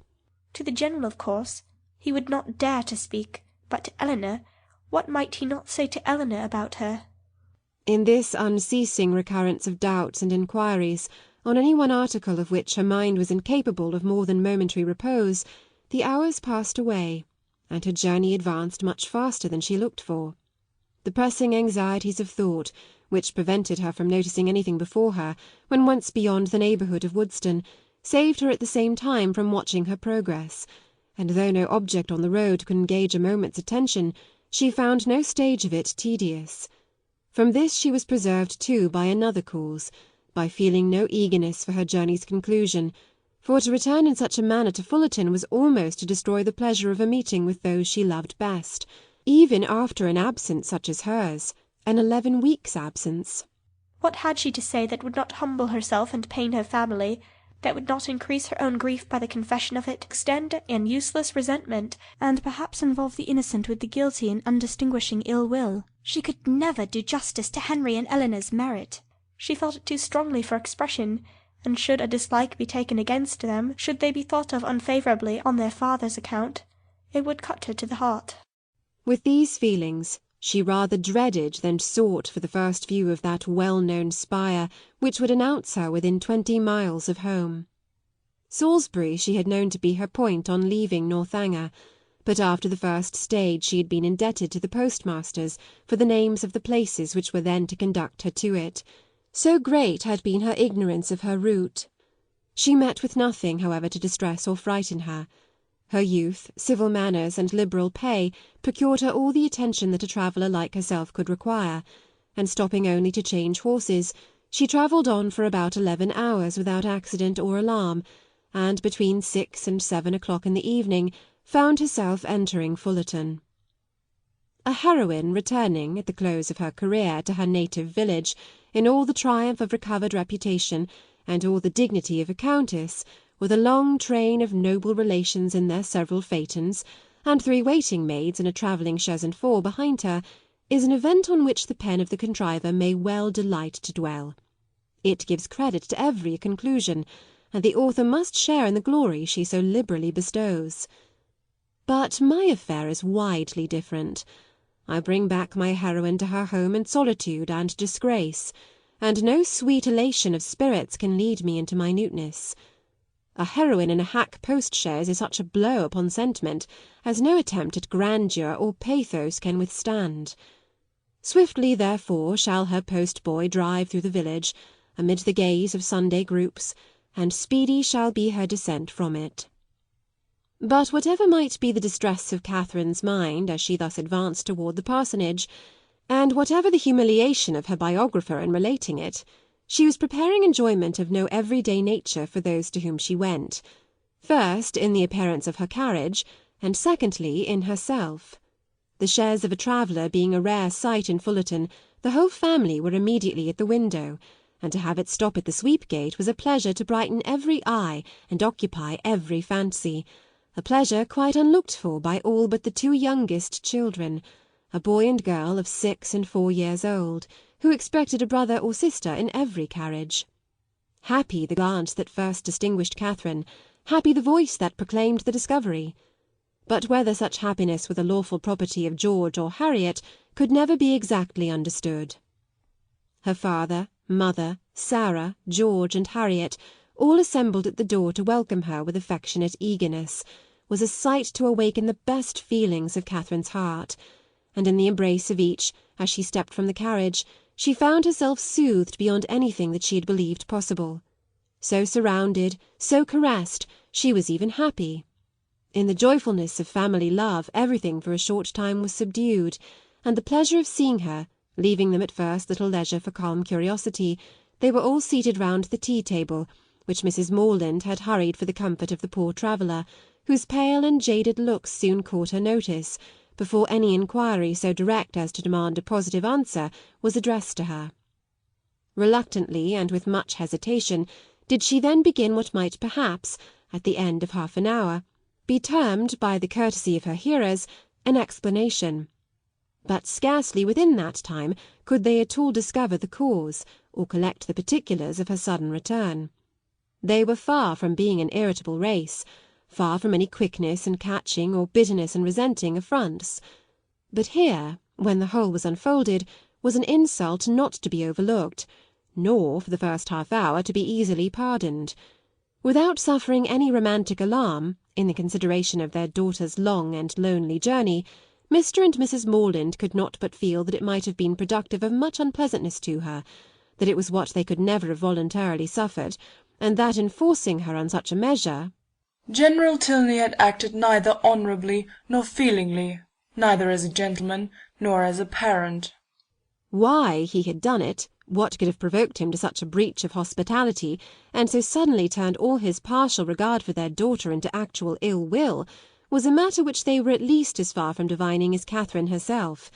But it did not oppress them by any means so long, and after a due course of useless conjecture that it was a strange business, and that he must be a very strange man, grew enough for all their indignation and wonder, though Sarah indeed still indulged in the sweets of incomprehensibility, exclaiming and conjecturing with youthful ardour. "My dear, you give yourself a great deal of needless trouble," said her mother at last. "Depend upon it, it is something not at all worth understanding." "I can allow for his wishing Catherine away when he recollected this engagement," said Sarah. "but why not do it civilly?" "I am sorry for the young people," returned Mrs. Morland. "They must have a sad time of it, but as for anything else, it is no matter now. Catherine is safe at home, and our comfort does not depend on General Tilney." Catherine sighed. "Well," continued her philosophic mother, "I am glad I did not know of your journey at the time, but now it is all over, perhaps there is no great harm done. It is always good for young people to be put upon exerting themselves, and you know, my dear Catherine, you always were a sad little scatterbrained creature, but now you must have been forced to have your wits about you, with so much changing of chaises and so forth, and I hope it will appear that you have not left anything behind you in any of the pockets." Catherine hoped so too, and tried to feel an interest in her own amendment, but her spirits were quite worn down. And, to be silent and alone becoming soon her only wish, she readily agreed to her mother's next counsel of going early to bed. Her parents, seeing nothing in her ill looks and agitation but the natural consequence of mortified feelings, and of the unusual exertion and fatigue of such a journey, parted from her without any doubt of their being soon slept away. And though, when they all met the next morning, her recovery was not equal to their hopes, they were still perfectly unsuspicious of there being any deeper evil. They never once thought of her heart, which, for the parents of a young lady of 17, just returned from her first excursion from home, was odd enough. As soon as breakfast was over, she sat down to fulfil her promise to Miss Tilney, whose trust in the effect of time and distance on her friend's disposition was already justified, for already did Catherine reproach herself with having parted from Eleanor coldly, with having never enough valued her merits or kindness, and never enough commiserated her for what she had been yesterday left to endure. The strength of these feelings, however, was far from assisting her pen, and never had it been harder for her to write than in addressing Eleanor Tilney. To compose a letter which might at once do justice to her sentiments and her situation, convey gratitude without servile regret, be guarded without coldness, and honest without resentment, a letter which Eleanor might not be pained by the perusal of, and above all which she might not blush herself, if Henry should chance to see, was an undertaking to frighten away all her powers of performance, and after long thought and much perplexity, to be very brief was all that she could determine on with any confidence of safety. The money, therefore, which Eleanor had advanced was enclosed with little more than grateful thanks, and the 1,000 good wishes of a most affectionate heart. "This has been a strange acquaintance," observed Mrs. Morland as the letter was finished. "Soon made and soon ended. I am sorry it happens so, for Mrs. Allen thought them very pretty kind of young people, and you were sadly out of luck too in your Isabella. Ah, poor James! Well, we must live and learn, and the next new friends you make, I hope will be better worth keeping." Catherine coloured as she warmly answered, "No friend can be better worth keeping than Eleanor." "If so, my dear, I dare say you will meet again some time or other. Do not be uneasy. It is 10 to 1 but you are thrown together again in the course of a few years, and then what a pleasure it will be." Mrs. Morland was not happy in her attempt at consolation. The hope of meeting again in the course of a few years could only put into Catherine's head what might happen within that time to make a meeting dreadful to her. She could never forget Henry Tilney, or think of him with less tenderness than she did at that moment, but he might forget her. And in that case, to meet! Her eyes filled with tears as she pictured her acquaintance so renewed, and her mother, perceiving her comfortable suggestions to have had no good effect, proposed, as another expedient for restoring her spirits, that they should call on Mrs. Allen. The two houses were only a quarter of a mile apart, and as they walked, Mrs. Morland quickly dispatched all that she felt on the score of James's disappointment. "We are sorry for him," said she, "but otherwise there is no harm done in the match going off, for it could not be a desirable thing to have him engaged to a girl whom we had not the smallest acquaintance with, and who was so entirely without fortune. And now, after such behaviour, we cannot think at all well of her.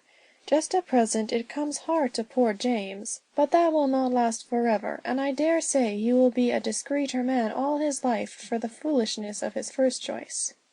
This was just such a summary view of the affair as Catherine could listen to. Another sentence might have endangered her complacence, and made her reply less rational. For soon were all her thinking powers swallowed up in the reflection of her own change of feelings and spirits since last she had trodden that well-known road. It was not 3 months ago since, wild with joyful expectation, she had there run backwards and forwards some 10 times a day, with an heart light, gay, and independent, looking forward to pleasures untasted and unalloyed, and free from the apprehension of evil, as from the knowledge of it. 3 months ago had seen her all this, and now how altered a being did she return! She was received by the Allens with all the kindness which her unlooked-for appearance, acting on a steady affection, would naturally call forth, and great was their surprise, and warm their displeasure, on hearing how she had been treated, though Mrs. Morland's account of it was no inflated representation, no studied appeal to their passions. "Catherine took us quite by surprise yesterday evening," said she. "She travelled all the way post by herself, and knew nothing of coming till Saturday night; for General Tilney, from some odd fancy or other, all of a sudden grew tired of having her there, and almost turned her out of the house. Very unfriendly, certainly, and he must be a very odd man. But we are so glad to have her amongst us again, and it is a great comfort to find that she is not a poor helpless creature, but can shift very well for herself." Mr. Allen expressed himself on the occasion with the reasonable resentment of a sensible friend, and Mrs. Allen thought his expressions quite good enough to be immediately made use of again by herself. His wonder, his conjectures, and his explanations became in succession hers, with the addition of this single remark: "I really have not patience with the General," to fill up every accidental pause. And "I really have not patience with the General," was uttered twice after Mr. Allen left the room, without any relaxation of anger or any material digression of thought. A more considerable degree of wondering attended the third repetition, and after completing the fourth, she immediately added, "Only think, my dear, of my having got that frightful great rent in my best meshlan so charmingly mended before I left Bath, that one can hardly see where it was. I must show it you some day or other. Bath is a nice place, Catherine, after all. I assure you I did not above half like coming away. Mrs. Thorpe's being there was such a comfort to us, was it not? You know, you and I were quite forlorn at first." "Yes, but that did not last long," said Catherine, her eyes brightening at the recollection of what had first given spirit to her existence there. "Very true. We soon met with Mrs. Thorpe, and then we wanted for nothing. My dear, do you not think these silk gloves wear very well? I put them on new the first time of our going to the lower rooms, you know, and I have worn them a great deal since. Do you remember that evening?" "Do I? Oh, perfectly." "It was very agreeable, was not it? Mr. Tilney drank tea with us, and I always thought him a great addition. He is so very agreeable. I have a notion you danced with him, but am not quite sure. I remember I had my favourite gown on." Catherine could not answer, and after a short trial of other subjects, Mrs. Allen again returned to "I really have not patience with the General. Such an agreeable, worthy man as he seemed to be, I do not suppose, Mrs. Morland, you ever saw a better bred man in your life. His lodgings were taken the very day after he left them, Catherine, but no wonder. Milsom Street, you know." As they walked home again, Mrs. Morland endeavoured to impress on her daughter's mind the happiness of having such steady well-wishers as Mr. and Mrs. Allen, and the very little consideration which the neglect or unkindness of slight acquaintance like the Tilneys ought to have with her, while she could preserve the good opinion and affection of her earliest friends. There was a great deal of good sense in all this, but there are some situations of the human mind in which good sense has very little power, and Catherine's feelings contradicted almost every position her mother advanced. It was upon the behaviour of these very slight acquaintance that all her present happiness depended, and, while Mrs. Morland was successfully confirming her own opinions by the justness of her own representations, Catherine was silently reflecting that now Henry must have arrived at Northanger. Now he must have heard of her departure, and now, perhaps, they were all setting off for Hereford. End of chapter 29.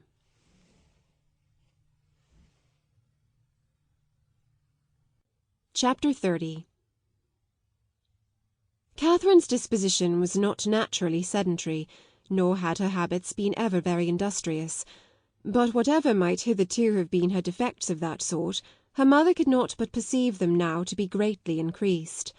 She could neither sit still nor employ herself for 10 minutes together, walking round the garden and orchard again and again, as if nothing but motion was voluntary, and it seemed as if she could even walk about the house rather than remain fixed for any time in the parlour. Her loss of spirits was a yet greater alteration. In her rambling and her idleness she might only be a caricature of herself, but in her silence and sadness she was the very reverse of all that she had been before. For 2 days Mrs. Morland allowed it to pass even without a hint, but when a third night's rest had neither restored her cheerfulness, improved her in useful activity, nor given her a greater inclination for needlework, she could no longer refrain from the gentle reproof of "My dear Catherine, I'm afraid you are growing quite a fine lady. I do not know when poor Richard's cravats would be done if he had no friend but you. Your head runs too much upon Bath. But there is a time for everything, a time for balls and plays, and a time for work. You have had a long run of amusement, and now you must try to be useful." Catherine took up her work directly, saying in a dejected voice that her head did not run upon Bath much. "Then you are fretting about General Tilney, and that is very simple of you, for 10 to 1 whether you ever see him again. You should never fret about trifles." After a short silence, "I hope, my Catherine, you are not getting out of humour with home, because it is not so grand as Northanger. That would be turning your visit into an evil indeed. Wherever you are, you should always be contented, but especially at home, because there you must spend the most of your time. I did not quite like at breakfast to hear you talk so much about the French bread at Northanger." "I am sure I do not care about the bread. It is all the same to me what I eat." "There is a very clever essay in one of the books upstairs upon much such a subject, about young girls that have been spoiled for home by great acquaintance. The Mirror, I think. I will look it out for you some day or other, because I am sure it will do you good." Catherine said no more, and with an endeavour to do right, applied to her work, but after a few minutes sunk again, without knowing it herself, into languor and listlessness, moving herself in her chair, from the irritation of weariness, much oftener than she moved her needle. Mrs. Morland watched the progress of this relapse, and seeing in her daughter's absent and dissatisfied look the full proof of that repining spirit to which she had now begun to attribute her want of cheerfulness, hastily left the room to fetch the book in question, anxious to lose no time in attacking so dreadful a malady. It was some time before she could find what she looked for, and other family matters occurring to detain her, a quarter of an hour had elapsed ere she returned downstairs with the volume from which so much was hoped. Her avocations above having shut out all noise but what she created herself, she knew not that a visitor had arrived within the last few minutes, till, on entering the room, the first object she beheld was a young man whom she had never seen before. With a look of much respect he immediately rose, and being introduced to her by her conscious daughter as "Mr. Henry Tilney," with the embarrassment of real sensibility began to apologise for his appearance there, acknowledging that, after what had passed, he had little right to expect a welcome at Fullerton, and stating his impatience to be assured of Miss Moreland's having reached her home in safety, as the cause of his intrusion. He did not address himself to an uncandid judge or a resentful heart. Far from comprehending him or his sister in their father's misconduct, Mrs. Morland had been always kindly disposed towards each, and instantly, pleased by his appearance, received him with the simple professions of unaffected benevolence, thanking him for such an attention to her daughter, assuring him that "the friends of her children were always welcome there," and entreating him to "say not another word of the past." He was not ill inclined to obey this request, for, though his heart was greatly relieved by such unlooked-for mildness, it was not just at that moment in his power to say anything to the purpose. Returning in silence to his seat, therefore, he remained for some minutes most civilly answering all Mrs. Morland's common remarks about the weather and roads. Catherine, meanwhile, the anxious, agitated, happy, feverish Catherine, said not a word, but her glowing cheek and brightened eye made her mother trust that this good-natured visit would at least set her heart at ease for a time, and gladly, therefore, did she lay aside the first volume of the Mirror for a future hour. Desirous of Mr. Moreland's assistance, as well in giving encouragement as in finding conversation for her guest, whose embarrassment on his father's account she earnestly pitied, Mrs. Morland had very early dispatched one of the children to summon him. But Mr. Morland was from home, and being thus without any support, at the end of a quarter of an hour she had nothing to say.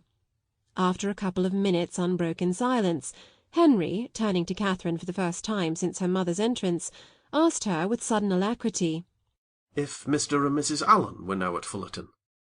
And on developing from amidst all her perplexity of words in reply the meaning which one short syllable would have given, immediately expressed his intention of paying his respects to them, and with a rising colour asked her, "If she would have the goodness to show him the way?" "You may see the house from this window, sir," was information on Sarah's side, which produced only a bow of acknowledgment from the gentleman, and a silencing nod from her mother. For Mrs. Morland, thinking it probable, as a secondary consideration in his wish of waiting on their worthy neighbours, that he might have some explanation to give of his father's behaviour, which it must be more pleasant for him to communicate only to Catherine, would not on any account prevent her accompanying him.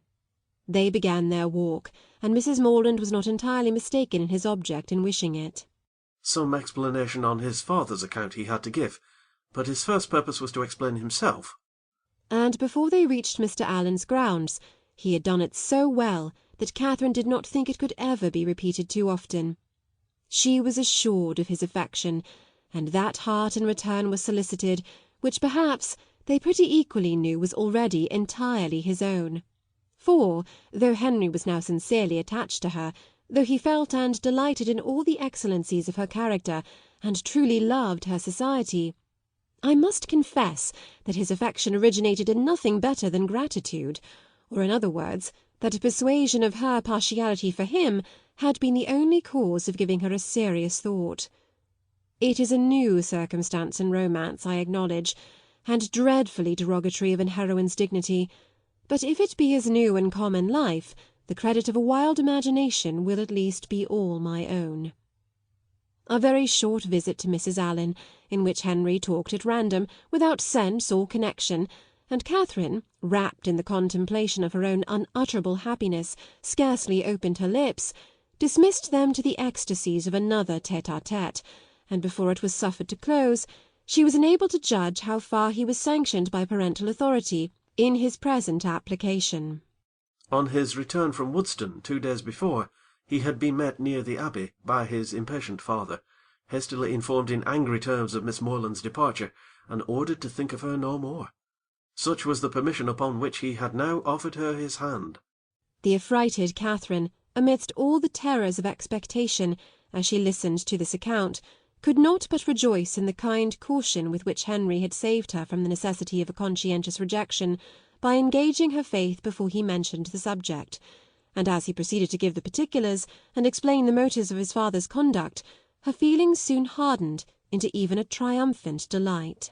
The General had had nothing to accuse her of, nothing to lay to her charge, but her being the involuntary, unconscious object of a deception which his pride could not pardon, and which a better pride would have been ashamed to own. She was guilty only of being less rich than he had supposed her to be. Under a mistaken persuasion of her possessions and claims, he had courted her acquaintance in Bath, solicited her company at Northanger, and designed her for his daughter-in-law. On discovering his error, to turn her from the house seemed the best, though to his feelings an inadequate, proof of his resentment towards herself, and his contempt of her family. John Thorpe had first misled him. The General, perceiving his son one night at the theatre to be paying considerable attention to Miss Moreland, had accidentally inquired of Thorpe if he knew more of her than her name. Thorpe, most happy to be on speaking terms with a man of General Tilney's importance, had been joyfully and proudly communicative, and being at that time not only in daily expectation of Moreland's engaging Isabella, but likewise pretty well resolved upon marrying Catherine himself, his vanity induced him to represent the family as yet more wealthy than his vanity and avarice had made him believe them. With whomsoever he was, or was likely to be connected, his own consequence always required that theirs should be great, and as his intimacy with any acquaintance grew, so regularly grew their fortune. The expectations of his friend Moreland, therefore, from the first overrated, had ever since his introduction to Isabella been gradually increasing, and, by merely adding twice as much for the grandeur of the moment, by doubling what he chose to think the amount of Mr. Moreland's preferment, trebling his private fortune, bestowing a rich aunt, and sinking half the children, he was able to represent the whole family to the General in a most respectable light.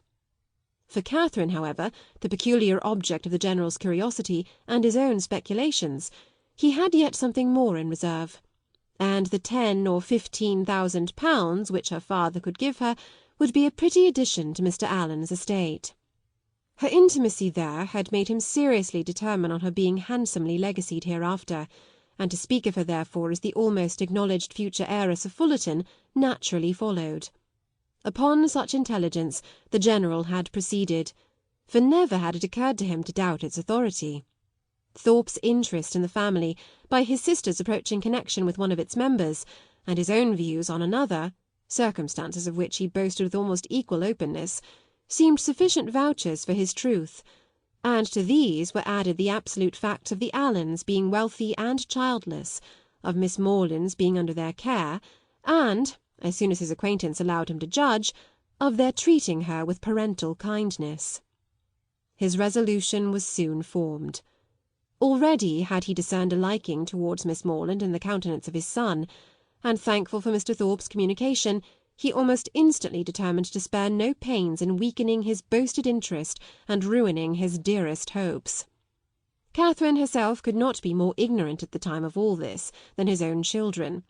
Henry and Eleanor, perceiving nothing in her situation likely to engage their father's particular respect, had seen with astonishment the suddenness, continuance, and extent of his attention, and though latterly, from some hints which had accompanied an almost positive command to his son of doing everything in his power to attach her, Henry was convinced of his father's believing it to be an advantageous connection, it was not till the late explanation at Northanger that they had the smallest idea of the false calculations which had hurried him on. That they were false, the General had learnt from the very person who had suggested them, from Thorpe himself, whom he had chanced to meet again in town, and who, under the influence of exactly opposite feelings, irritated by Catherine's refusal, and yet more by the failure of a very recent endeavour to accomplish a reconciliation between Morland and Isabella, convinced that they were separated for ever, and spurning a friendship which could be no longer serviceable, hastened to contradict all that he had heard said before to the advantage of the Morelands. Confessed himself to have been totally mistaken in his opinion of their circumstances and character, misled by the rhodomontade of his friend to believe his father a man of substance and credit, whereas the transactions of the 2 or 3 last weeks proved him to be neither, for after coming eagerly forward on the first overture of a marriage between the families, with the most liberal proposals, he had, on being brought to the point by the shrewdness of the relator, been constrained to acknowledge himself incapable of giving the young people even a decent support. They were, in fact, a necessitous family, numerous too, almost beyond example, by no means respected in their own neighbourhood, as he had lately had particular opportunities of discovering, aiming at a style of life which their fortune could not warrant, seeking to better themselves by wealthy connections, a forward, bragging, scheming race. The terrified General pronounced the name of Allen with an inquiring look, and here too Thorpe had learnt his error. The Allens, he believed, had lived near them too long, and he knew the young man on whom the Fullerton estates must devolve. The General needed no more. Enraged with almost everybody in the world but himself, he set out the next day for the Abbey, where his performances have been seen. I leave it to my reader's sagacity to determine how much of all this it was possible for Henry to communicate at this time to Catherine, how much of it he could have learnt from his father, in what points his own conjectures might assist him, and what portion must yet remain to be told in a letter from James. I have united for their ease what they must divide for mine. Catherine, at any rate, heard enough to feel that in suspecting General Tilney of either murdering or shutting up his wife, she had scarcely sinned against his character, or magnified his cruelty. Henry, in having such things to relate of his father, was almost as pitiable as in their first avowal to himself. He blushed for the narrow-minded counsel which he was obliged to expose. The conversation between them at Northanger had been of the most unfriendly kind. Henry's indignation on hearing how Catherine had been treated, on comprehending his father's views, and being ordered to acquiesce in them, had been open and bold. The General, accustomed on every ordinary occasion to give the law in his family, prepared for no reluctance but of feeling, No opposing desire that should dare to clothe itself in words could ill brook the opposition of his son, steady as the sanction of reason and the dictate of conscience could make it. But in such a cause his anger, though it must shock, could not intimidate Henry, who was sustained in his purpose by conviction of its justice. He felt himself bound as much in honour as in affection to Miss Moreland, and believing that heart to be his own, which he had been directed to gain, no unworthy retraction of a tacit consent, no reversing decree of unjustifiable anger, could shake his fidelity, or influence the resolutions it prompted. He steadily refused to accompany his father into Herefordshire, an engagement formed almost at the moment to promote the dismissal of Catherine, and as steadily declared his intention of offering her his hand. The General was furious in his anger, and they parted in dreadful disagreement. Henry, in an agitation of mind which many solitary hours were required to compose, had returned almost instantly to Woodston, and on the afternoon of the following day had begun his journey to Fullerton. End of chapter 30.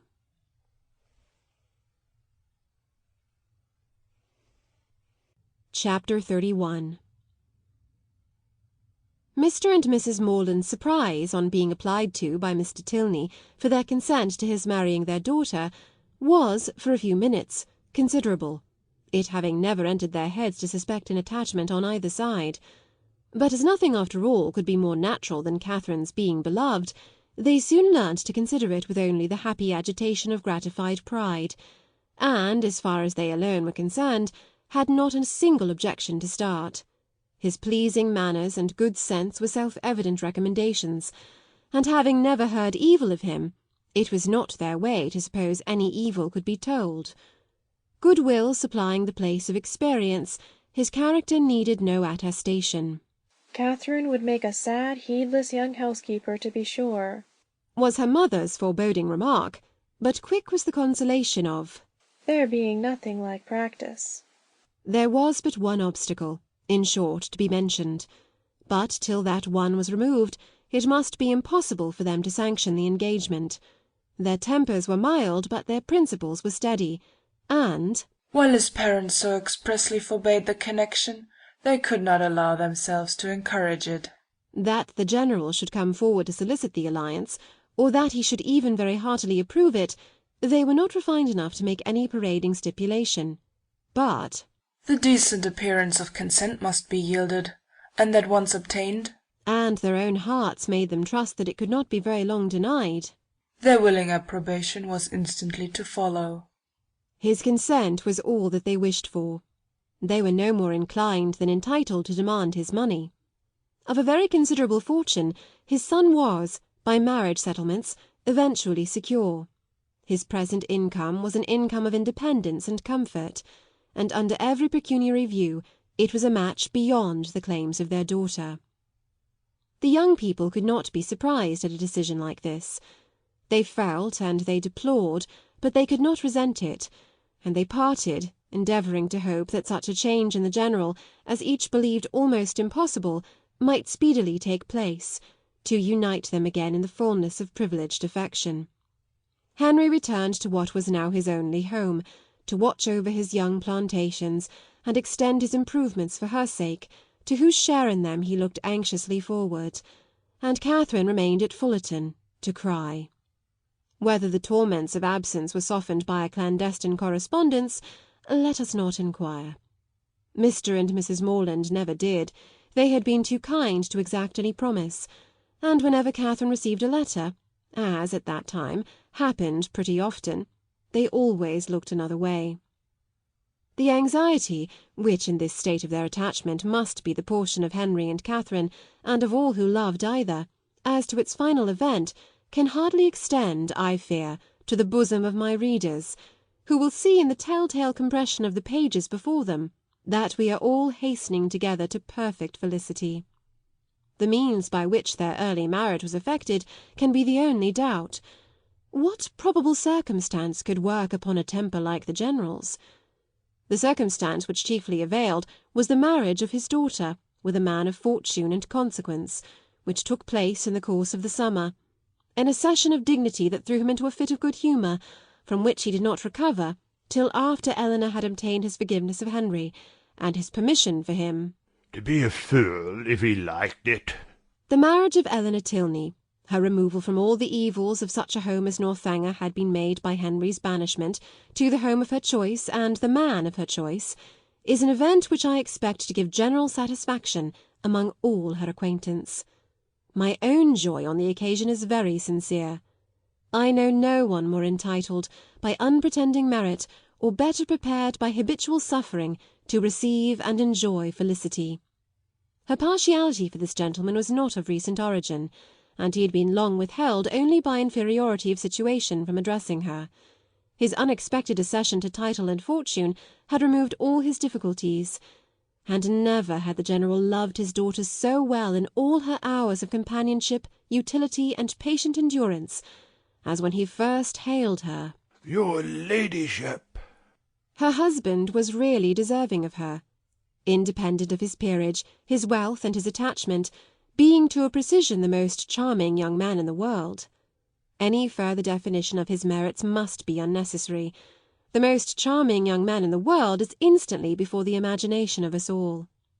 Concerning the one in question, therefore, I have only to add, aware that the rules of composition forbid the introduction of a character not connected with my fable, that this was the very gentleman whose negligent servant left behind him that collection of washing bills, resulting from a long visit at Northanger, by which my heroine was involved in one of her most alarming adventures. The influence of the Viscount and Viscountess in their brother's behalf was assisted by that right understanding of Mr. Morland's circumstances, which, as soon as the General would allow himself to be informed, they were qualified to give.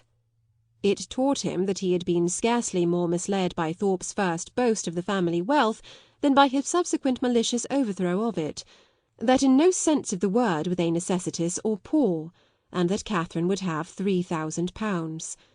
This was so material an amendment of his late expectations that it greatly contributed to smooth the descent of his pride, and by no means without its effect was the private intelligence, which he was at some pains to procure, that the Fullerton estate, being entirely at the disposal of its present proprietor, was consequently open to every greedy speculation.